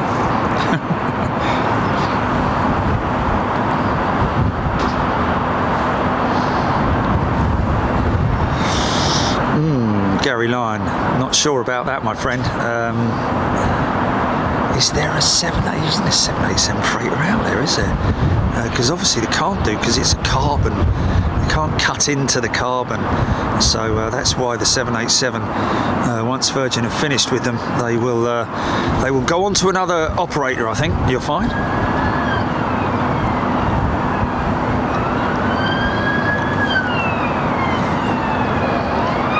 Then again, no, hold on a minute, I'm wrong there, because... Oh, hold on a minute, no. I think the A350 freighter, even though it's a carbon fuselage, it's being manufactured from scratch with a section that will be a segment that will house the cargo door, I'd imagine. They're not going to cut it out like they do literally on passenger to freight conversions. As it stands at the moment, no 787 freighters, are there?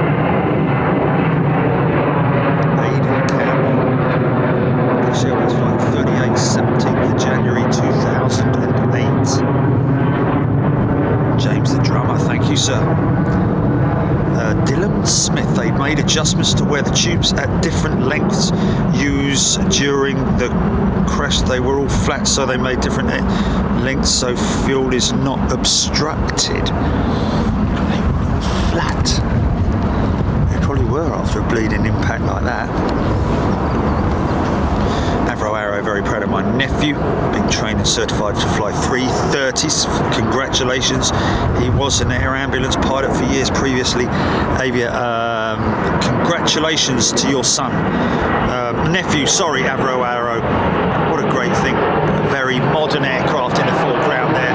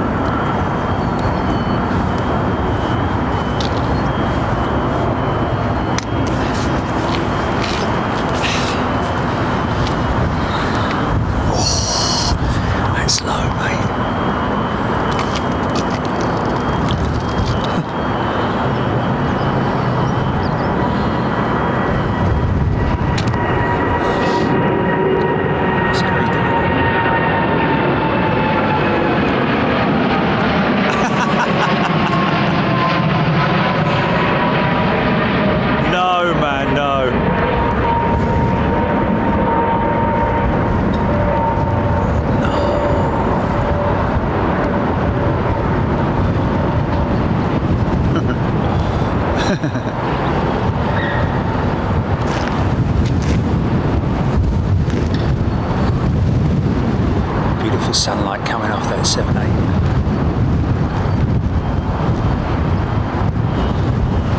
Like a castle in a tunnel, like a seaway in here. I don't want to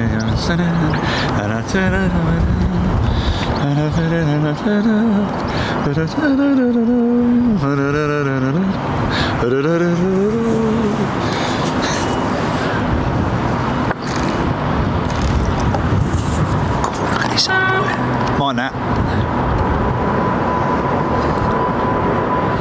Screaming engines.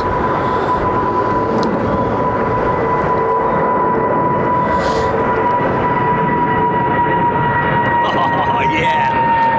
Go on, girl!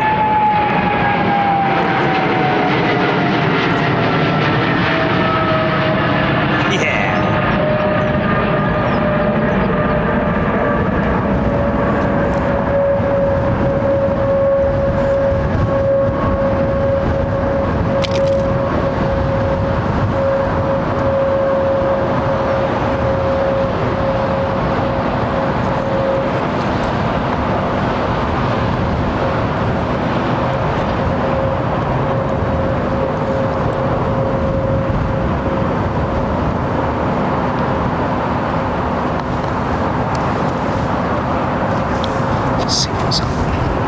It's small, so we can go long on this trip. That Speedbird, the new Speedbird emblem, you know, the replacement one on the British Airways jet. It looks great at that angle, doesn't it?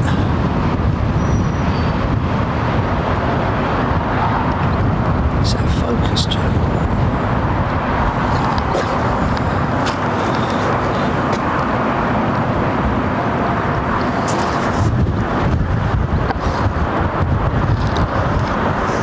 Okay. No, but I'd like to comment on it because that's basically what I heard. Somebody on here. Let's just see. Where's it? Okay. Is that after Matthew Thompson gifted a Big Jet TV membership, or? Richard Hawkins, I love your channel, Jerry, but as an investigator on the BA accident, you are extremely misinformed and jumping to conclusions. Richard, that's what I was led to believe. Ice in the system. When the aircraft or the flying pilot called on more power to get her over the line, which she was below the approach speed.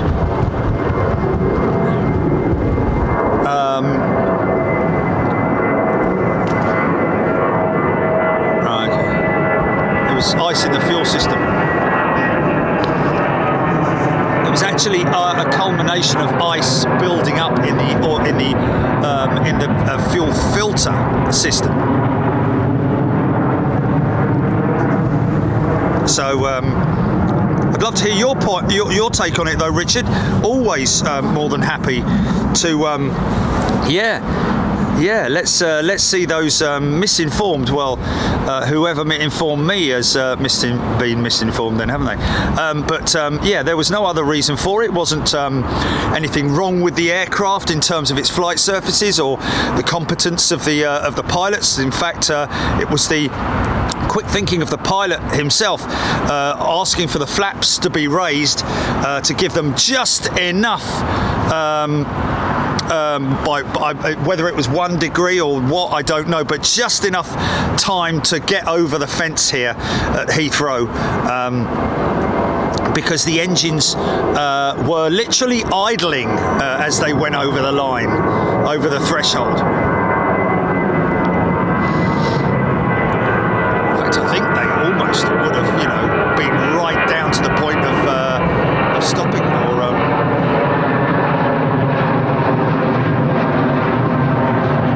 So apparently, the report. Apparently, Ben Davies saying that the report.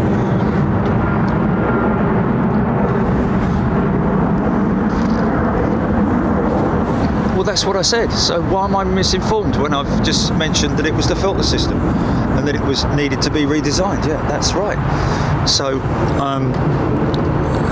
Well, there we go. Oh well, never mind. Yeah, I know I haven't said anything that was wrong. Yeah. Katja upgraded her membership to first class. Thank you, Katja. Going to be joining us in Anchorage next week. This time next week, I will be getting ready to go to Anchorage the next morning.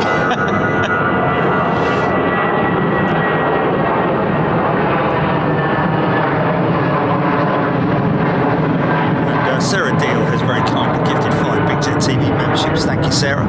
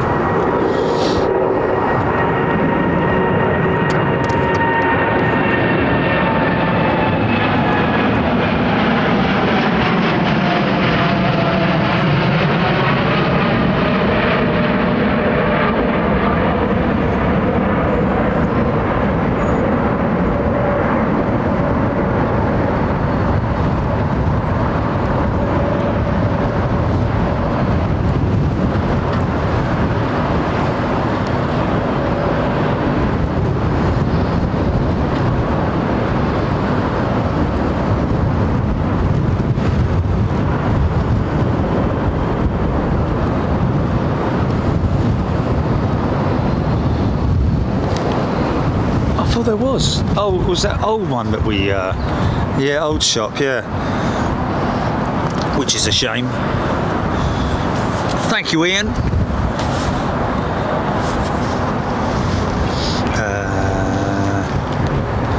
Real sea fishing, any ideas on returning to a world seaport with UPS? Well, we've been there twice. It's no doubt something that we'd like to do in the future again. What a great time we had there that time.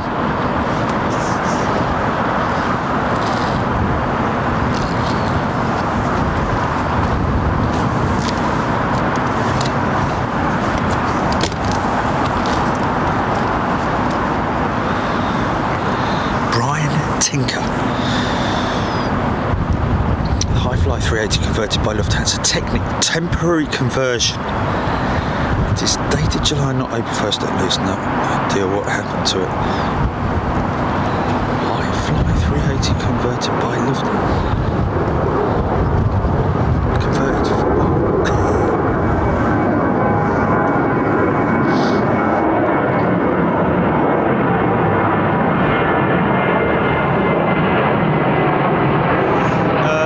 Davies, negative.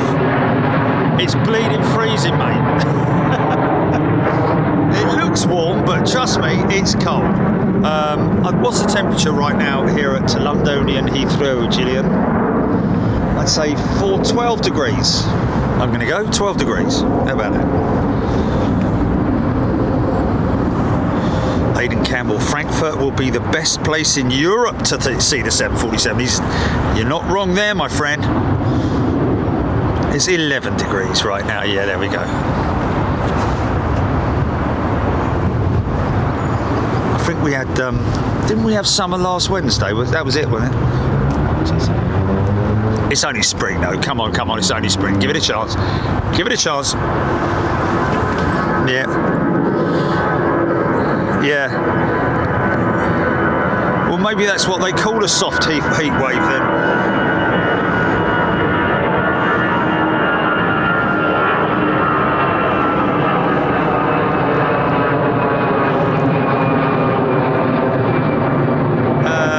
Brian Tinker, yes.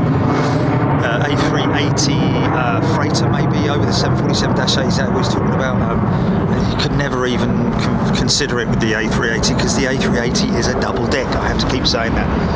The flooring is when you convert a passenger jet to a freighter, you have to sort of reinforce the flooring and everything. The upper deck, you wouldn't be able to get anything in the upper deck. Well, you would be able to get general freight, but you'd need extra long loading systems, and also the lower deck as well. It does. And like you say there, because of the versatility of the Super Twins now,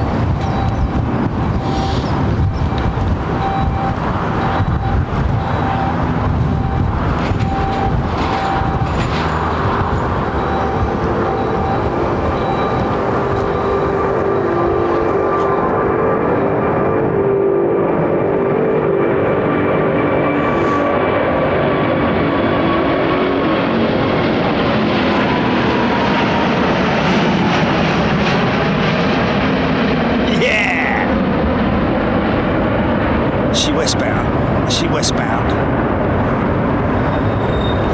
It's the wingtip. She's Joburg bound, is she? Flapping away those. Wow, nice. I posted a great video of the A380's split aileron assembly a while back on our YouTube channel, folks. Scroll back and have a look for that one. Pretty amazing, man. Amazing thing to see. The dance of the ailerons. Like someone playing the ivories. Oh,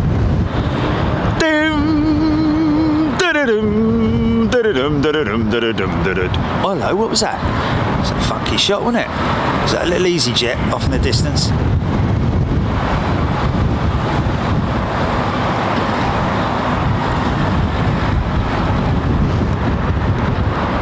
Nice. Probably quite a long wait, I'd imagine. Oh, maybe not.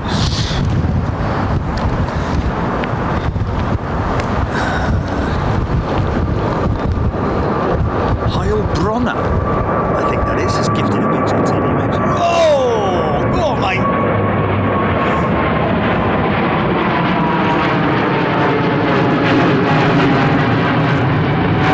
See that elongated wingtip there, folks? That's the raked wingtip.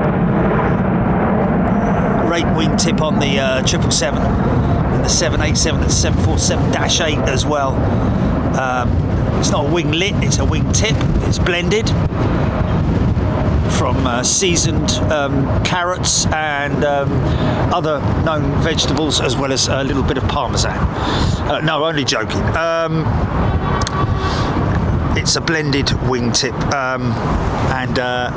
but a raked type, R-A-K-E-D, raked type wingtip on the 787 and the 777. 200 long range, I think, or the and the 747-8 as well as the Airbus, the Boeing 787. Lisa Binns, thank you very much indeed. Joe Thompson, good shot. Looked like EasyJet. Strange how it looked to be going way faster than BA. Well, yeah, probably. Well, I think it might have been the fact that BA was travelling so fast that it looks like it's got Ray-Bans on this BA triple, doesn't he? Dr. Smith, absolutely no idea how many miles I flew. However, it's a very easy thing to calculate, isn't it, Julie? Hello.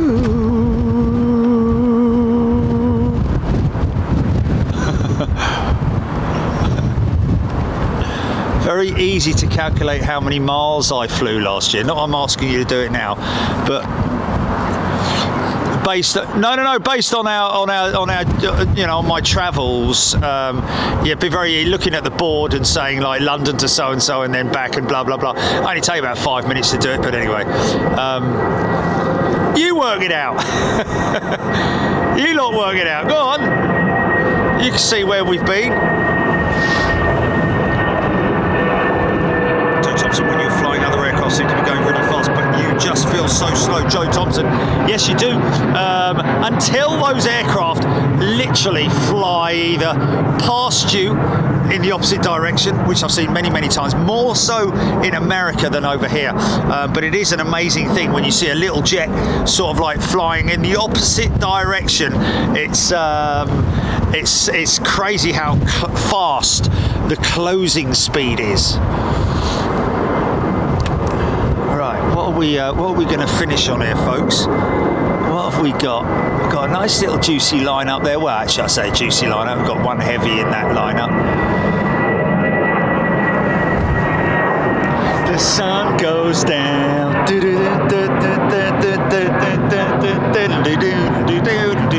Where I live from the two on the other side.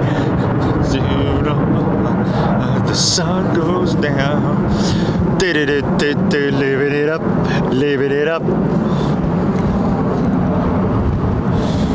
Yeah, beautiful, man. I can't feel it.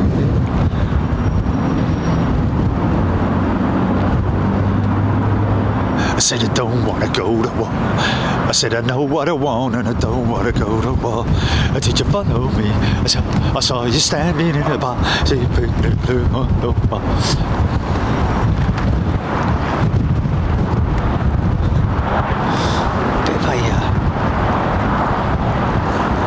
Experience a bit of a gust there, sort of like a very slight northwesterly, would you say northwesterly?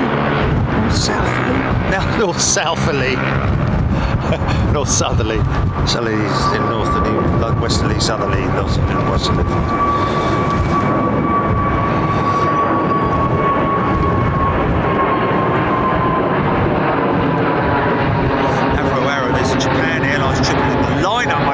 Destination Tokyo. There. Oh, I think she might be actually. I think that's her there, isn't it? Okay, Emirates Expo livery departure. 10 minutes, folks. We're going to grab that. Thank you, Lloyd Bell.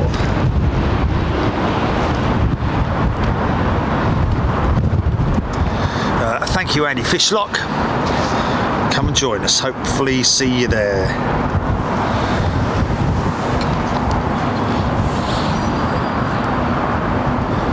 This looks like the Japan Airlines jet, I think. What?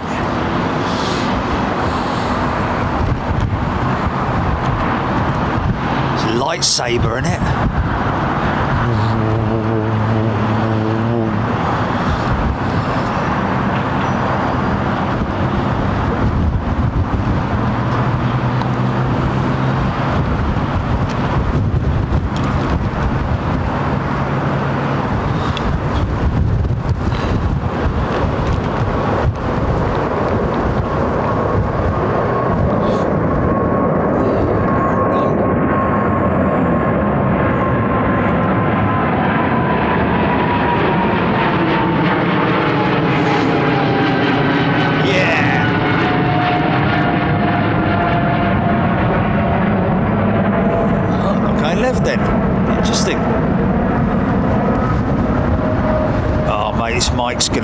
This mic's gonna go.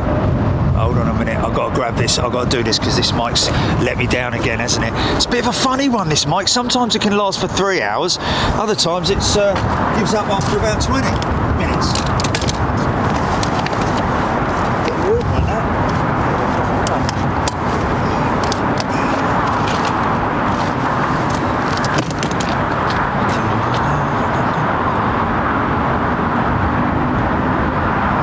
Audio's going to go off for a second, Julie. Audio's going off for a second, folks. Stand by.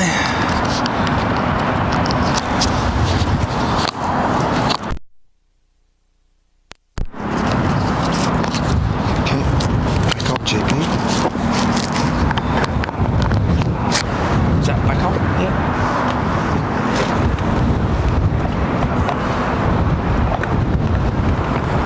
Super smashing great.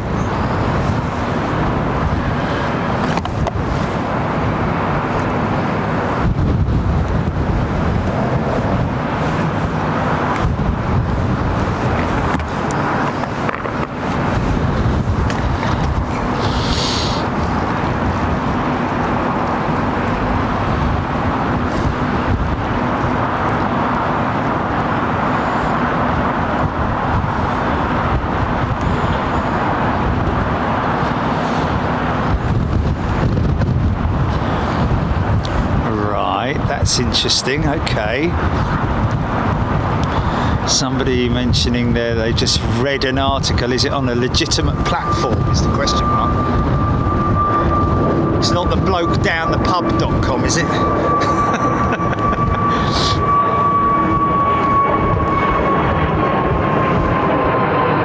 Liu Dehan, no plans to do things with that Concorde, both us or anybody else. She's just going to stay there, as unfortunately as a reminder of her beautiful past. Yeah, what a shame. Still from a distance, she looks okay, does she not?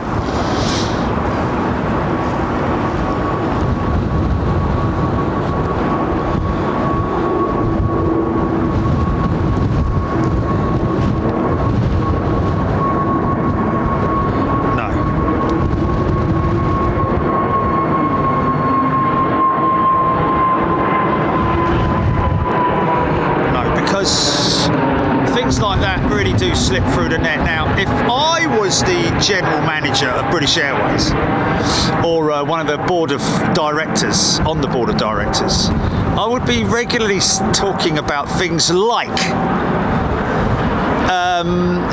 their relationship with the public and their relationship with people, because really British Airways relationship, as with many companies, it seems to be more with the shareholders, if you see what I mean.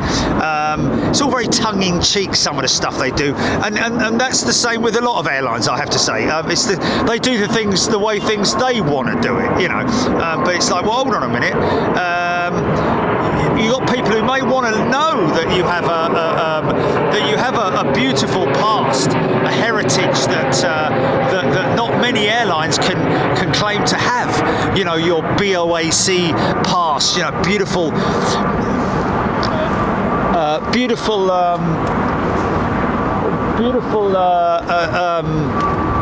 BOAC jets from a golden era of jet aeroplanes, and you're right the way across to your biodiversity farm, which is literally a couple of miles from here, which nobody mentions. Zurich make a big point of it in their media or wherever it is, but I've never seen anything from British Airways or Heathrow Airport mentioning about their biodiversity farm, which is not far from here, but that's Heathrow Airport. I'm talking about British Airways, and so there you go. Michaela is a new member.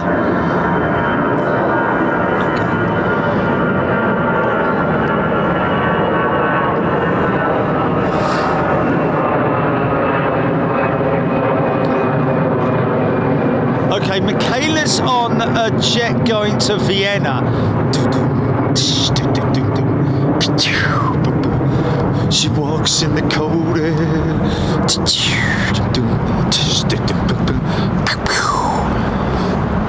Freezing breath on the window pane, lying and waiting to do.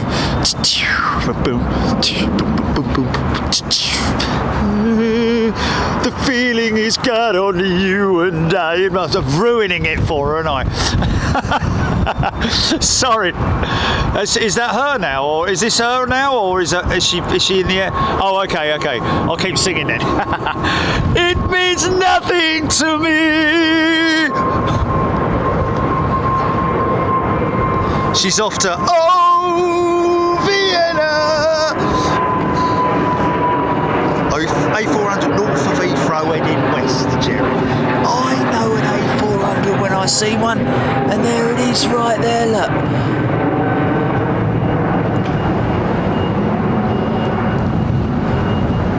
No. Oh, it's not showing.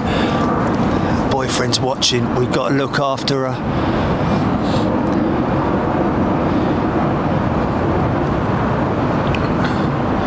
Oh, is she? Isn't this her now? No? Oh, okay, it's a 321, that is. Sorry about that. Oh, I could have got that 400M then. That's not an A400M, that's that UPS Jumbo, isn't it?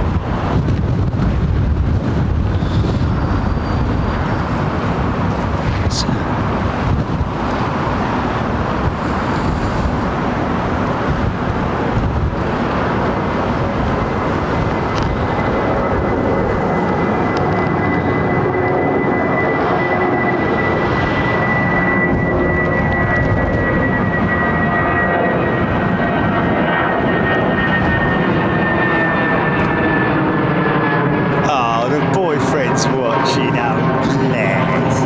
Bye.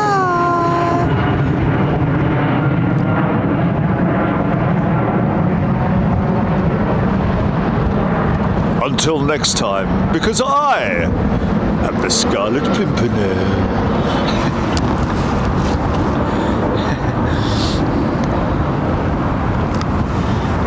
Beautiful aeroplane.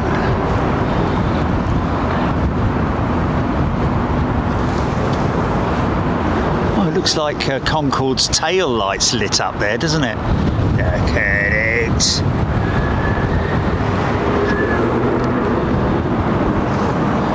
Big Jet TV member Michaela on that one. Boyfriend watching. Fantastic. Oh, isn't it a lovely thing? Two people in love. Fire!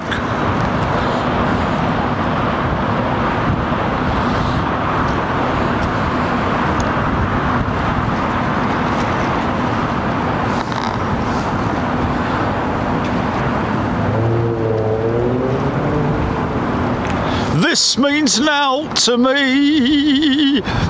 Oh, Vienna. Sorry.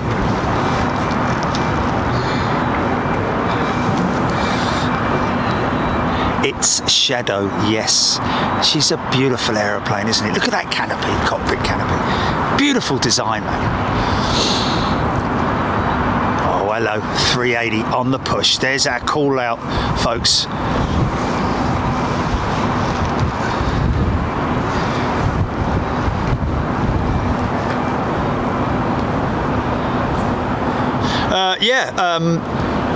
We are again, folks, just scrolling through LinkedIn like I do on a daily basis. I saw that there is an air cargo show there on May the 3rd to the 8th or something like that, isn't it?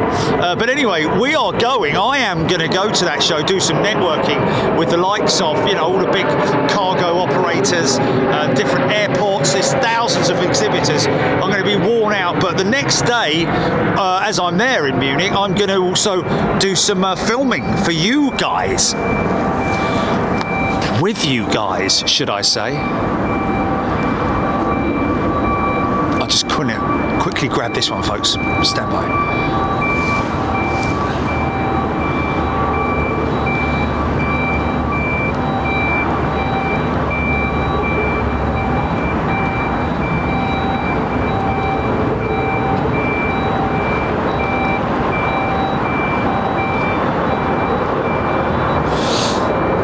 We ain't got more strikes, have we? We got more strikes. Oh, for crying out loud. Oh, come on, guys, man, really? Is it? Oh.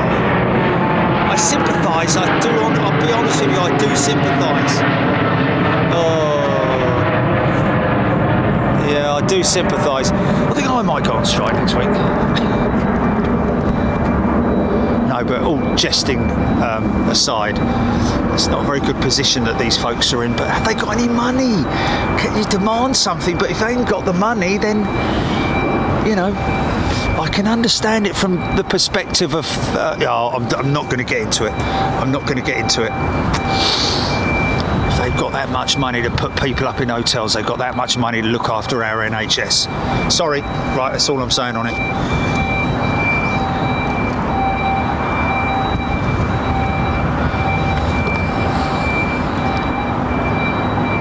Yeah, going to be great, folks. Thanks again to Screaming Emu, one of our pilot members. No. When I say the NHS, I'm talking to the working people of the NHS. Yes, it's going to be great in Anchorage, folks. Looks like we are going to be, as well as the 2 days filming jumbo after jumbo. Literally, you can bathe in jumbo. Available now for all bathrooms. Jumbo foam. You can literally bathe in it, folks.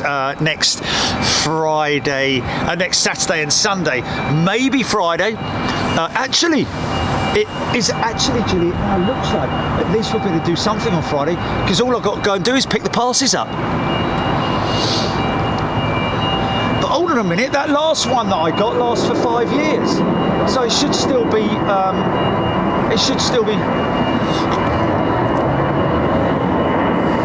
Oh, okay, well, let's just have a look at that. But we don't need to get another one because they're allowing it, aren't they?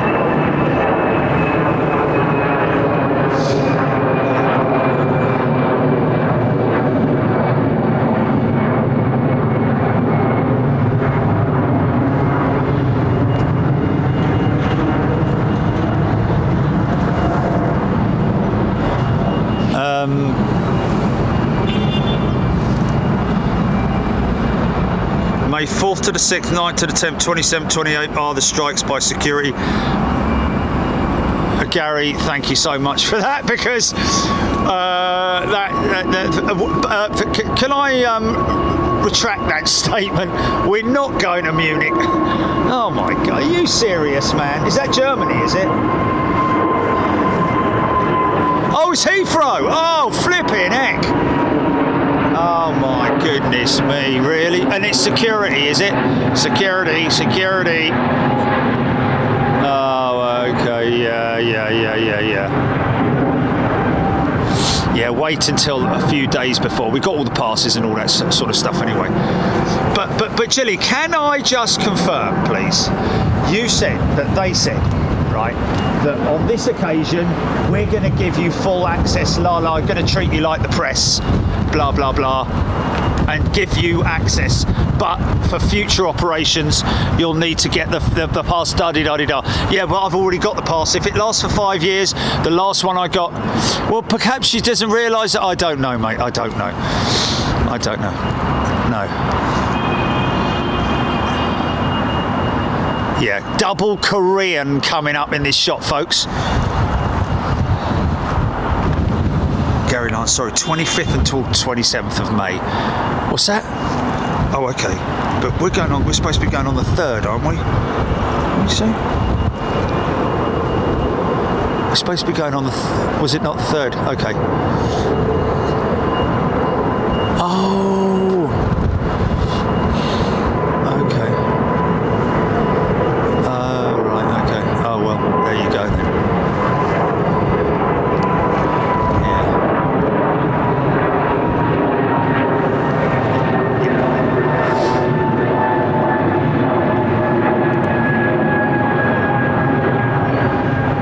Jenkins, London Heathrow's Concorde being exposed to the elements. Yeah. A real shame. There are not many, I have to say, a handful of Concorde that have been preserved inside a hangar, or a purpose-built hangar, much like the one at Manchester. They really do love their Concorde up there, and that's actually the one that the Queen flew on, that used for her flights. You can sit in her very seat, Her Majesty the Queen.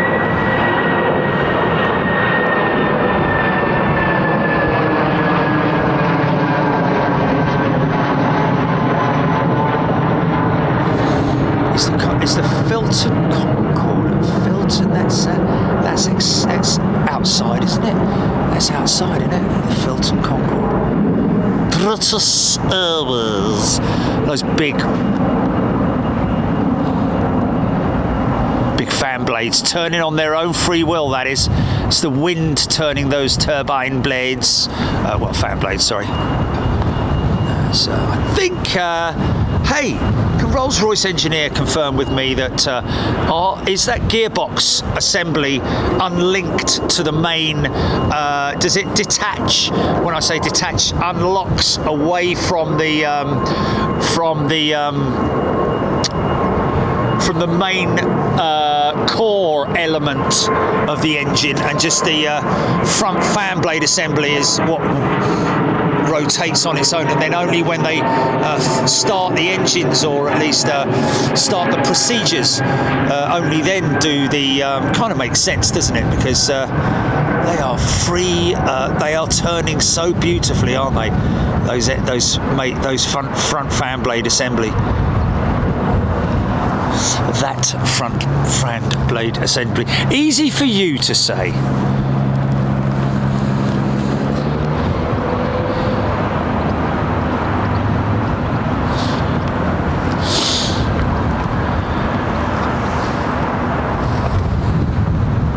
He's quite happy sitting at gate. Look, okay, sleepy nanas.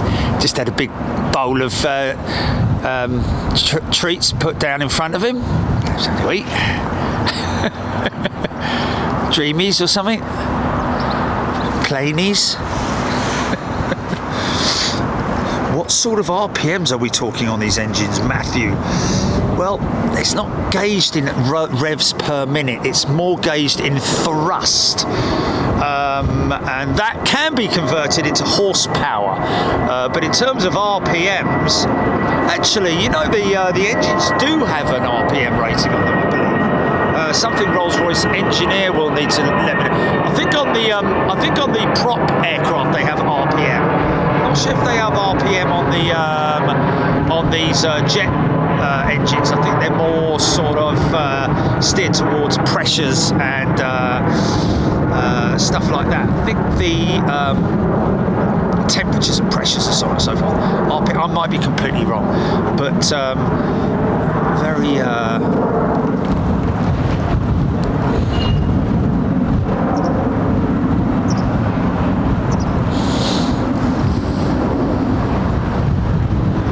Screaming Emu, fantastically fun front fan fairing for flawless flight. Fantastic.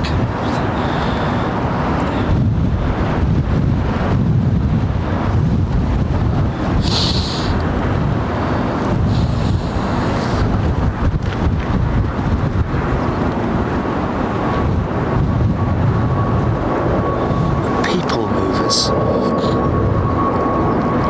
He's going over there. He's going over Sleepy Nana's over there. Big one lining up. Virgin 350 by the looks of it. Oh, Screaming Emu. I feel like RPM is around 2,000, but I might be making that up because on jets we use a percentage of N1, not an actual value. Okay, so there we go. Percentage of N1 being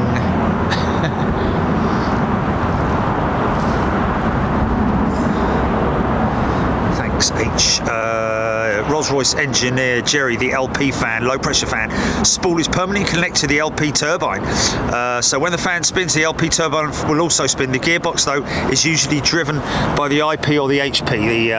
Wow.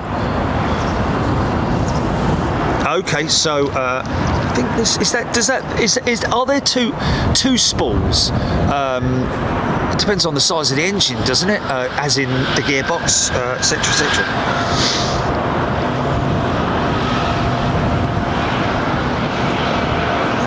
Linda Goody sitting on the train from London to Woking, watching you, Jet Air. Tickets, please.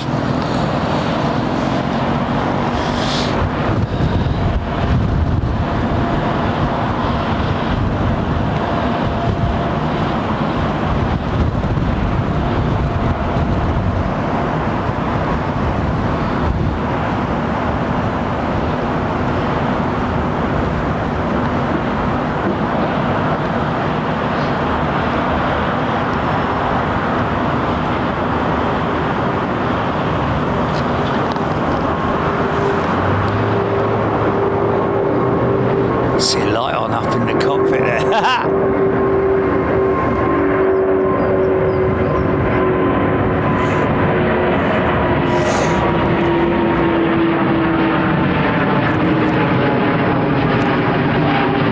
What's that light on up in the cockpit?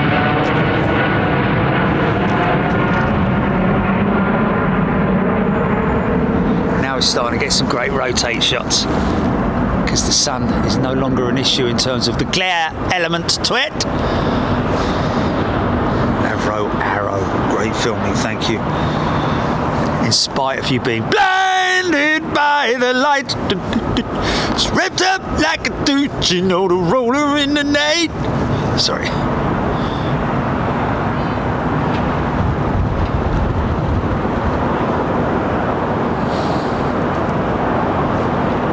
772. Gear up.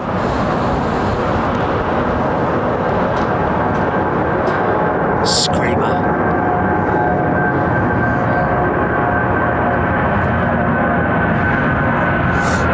America. Yeah!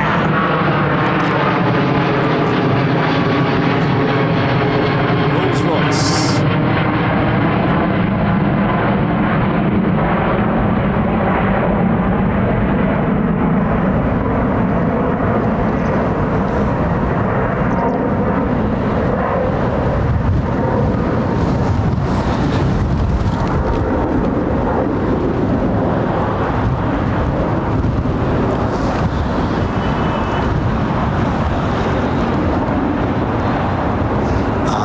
Spools, Neil Elliott, large engines with Rolls-Royce, low, intermediate and high.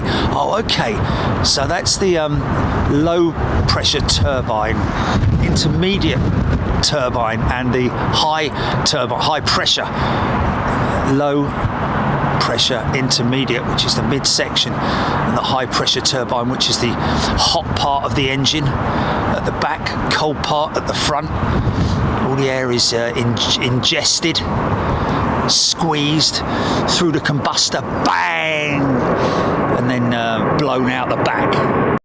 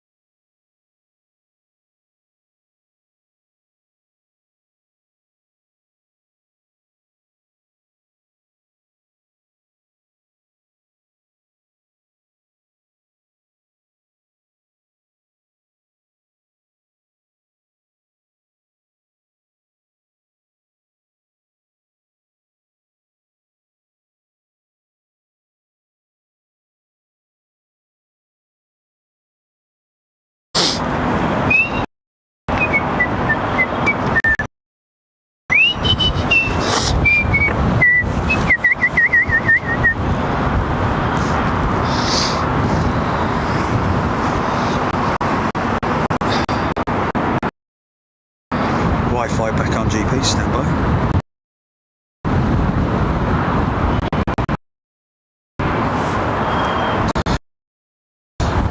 Linking.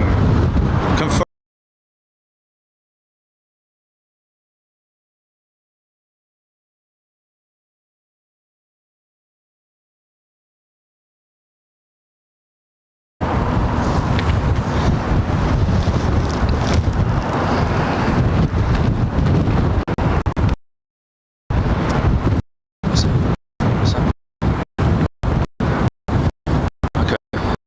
It's all right, yeah.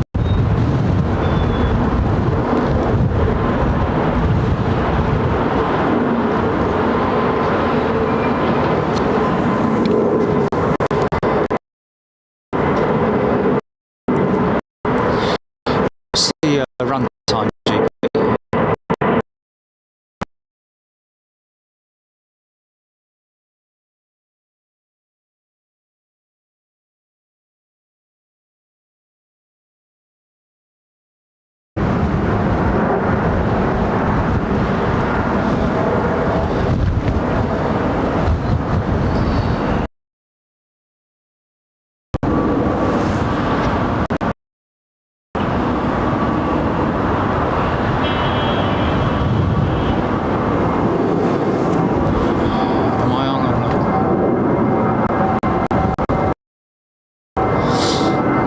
So now joining the ILS, the glide slope, that aircraft that's just joined at the back there now will maintain around about 3 degrees the glide slope.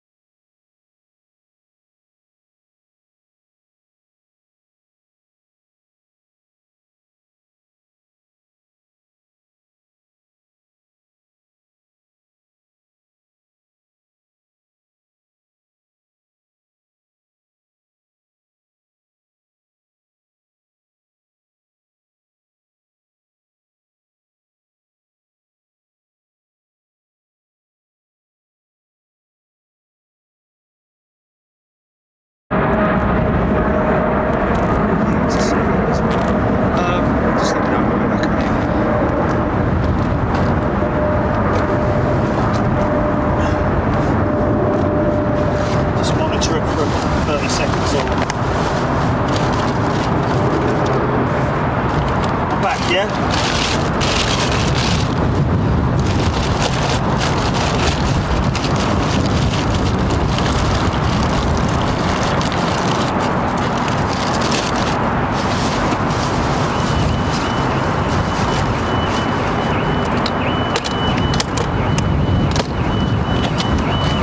Yeah. Well, I was.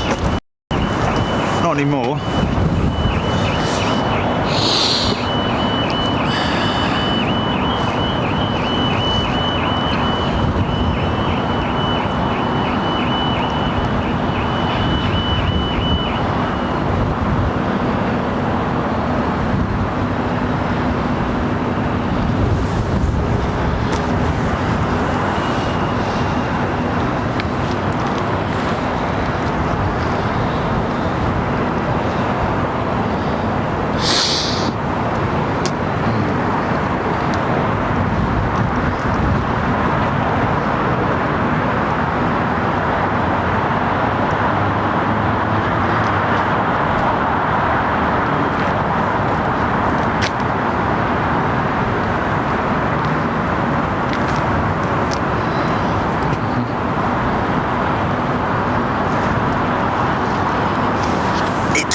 Shadow. Emma Deal.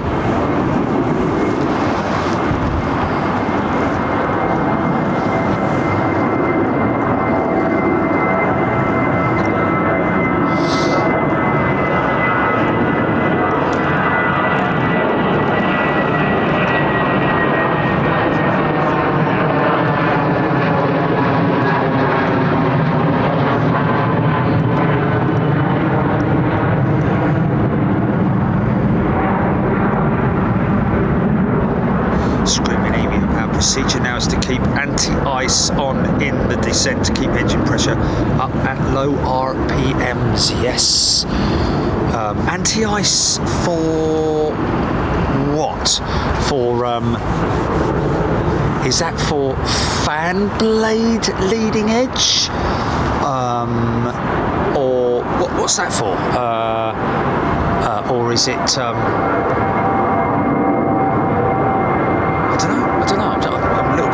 I've missed the probably missed the beginning of that. I was screaming at me, anti-ice on in the descent to keep the engine pressures up at low RPMs. Does that mean is that relating to fan blade de-icing? Because they are heated up.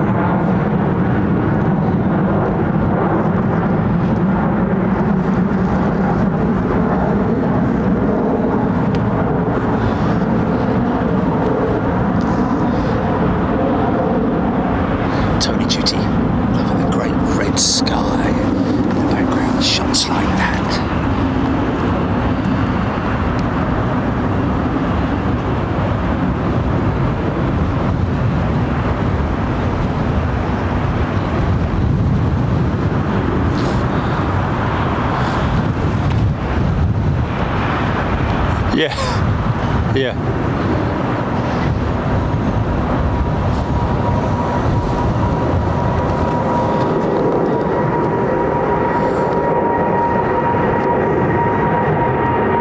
Or just me going.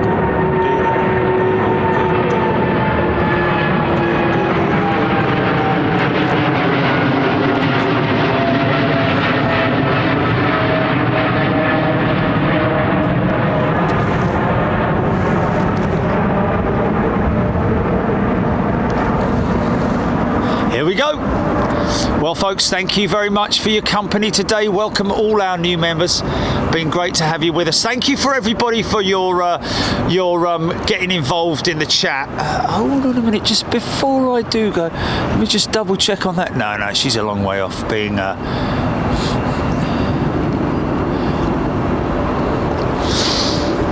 GTFs are amazing, but very temperamental.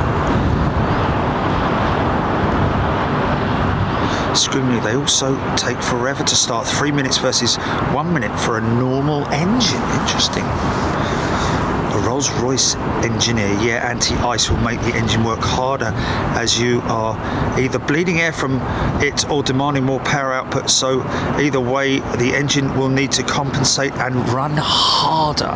Love conversations like that. I'd be the most boring bloke in a pub. Anyone want to talk about engines?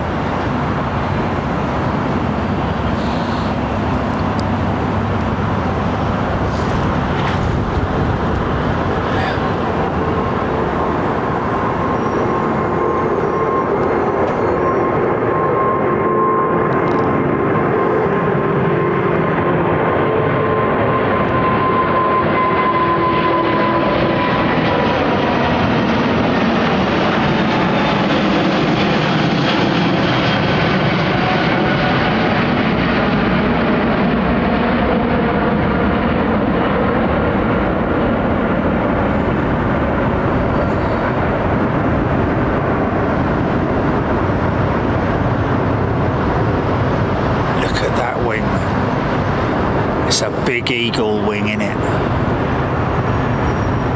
Look at that.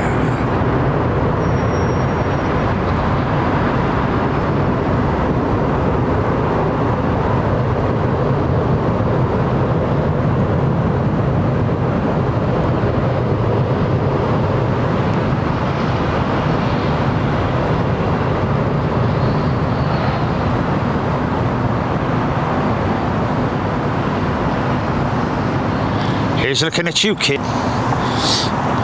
Right, folks. Thank you. Thank you very much indeed. Thank you, everybody. Been great to have your company once again. We just keep bringing it. We keep giving it. Sunday. What's the weather like on Sunday, Jilly? Freezing cold again.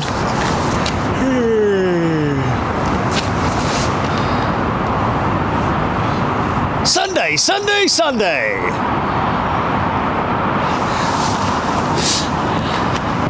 Oh, we're on Westerleys. Hooray! Right, hold on a minute. Let me just have a look at this. Stand by one. I just want to show something here. Hold on a minute. What's that there? Who's that? Wait a minute. Look, see that? What's that? That's the first. That's either a constellation or a star cluster, or not that, obviously.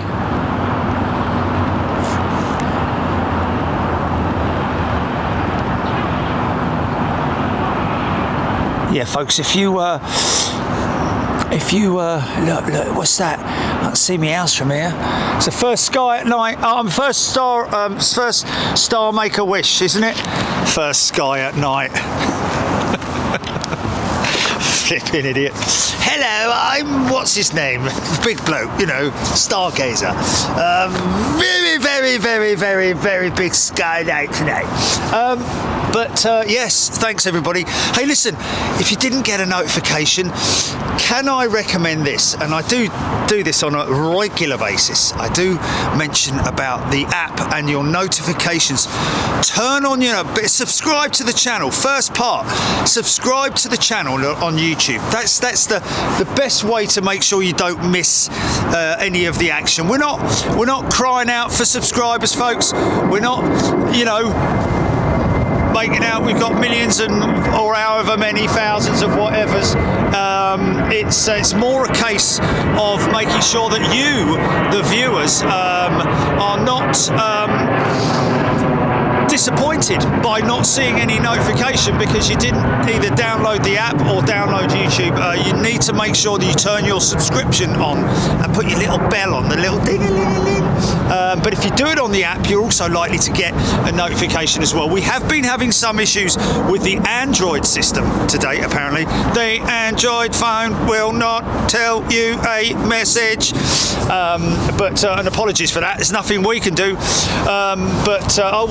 Whatever. Anyway, so okay. If you've got an Android phone, check your updates. Fantastic. Thank you to everybody who's gifted membership. I really do appreciate it. Of course, all of those folks will be joining us in Anchorage at the end of the month. Not going to Munich anymore by the looks of it because of the strike, but we don't know. Who knows? Maybe we will, depending on how. I've got to say, those folks who work at Heathrow, both the security teams who work at the, through the, checking your luggage and all that kind of stuff, they're very hard-working people and good people as well, very friendly. And of course, everybody deserves decent pay for the kind of work that they put in. But can I also say a big thank you to all the army personnel who get involved as well when situations like that happen. And they are very efficient and very effective. And some people said that it's just as good, if you know what I mean. So it is quite amazing sorry.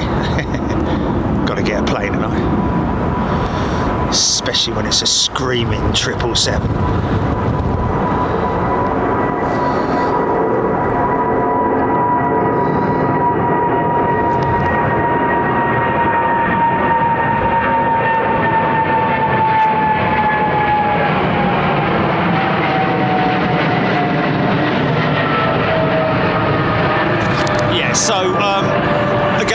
To everybody who's gifted Big Jet TV memberships, we really do appreciate that. And as of course the people who have been gifted the memberships must be feel very privileged as well and very lucky. Although there are a few cheeky ones who are members who are sort of like putting themselves on that platform, but there are some who just can't afford it for whatever reason it might be, and that's probably the reason why they're doing it. It's not cheeky. It's perfectly feasible and understandable, and we're just glad to see you back really at the end of the day, and maybe one day when you can afford it again, it may be the case. But that's the great thing with the membership on Big Jet TV is you just don't, there's no contract or anything like that. You can do it on a month by month basis, switch in and out. We've obviously got thousands of people who've stayed with us for many years, but we get some people who dip in and out, which is absolutely fine. All right, son, you all right? And it's great to see them. It's great to see them turn up again, whether they've been gifted it or whether they come back naturally. It's a homologated membership. Is that what we call it? Yeah, it's great to see you back and to read your name again, just to see that you're there and that you're happy, and it's great to welcome you back again. But listen, we'll be back on Sunday. Looks like going to be on 27s. So we don't know where we're going to be, but we'll be somewhere exciting to bring you all the action from London Heathrow as per normal. And of course, as the days get longer, we're going to go further into the evening. So it kind of works for a lot of our folks and friends out here in the UK, and of course in America where they're waking up, and also in Australia in the Far East where they're getting up the next morning for if you see what I mean, which is quite crazy really. So it's a good time to be watching planes, and of course the sunsets are going to be amazing. So look after yourselves. Thank you, Jilly. Thanks to all our mods, and we will see you on Sunday. Take care now. Cheers. Bye. I went a little bit like that then. Cheers, boy. See you later then. Arr.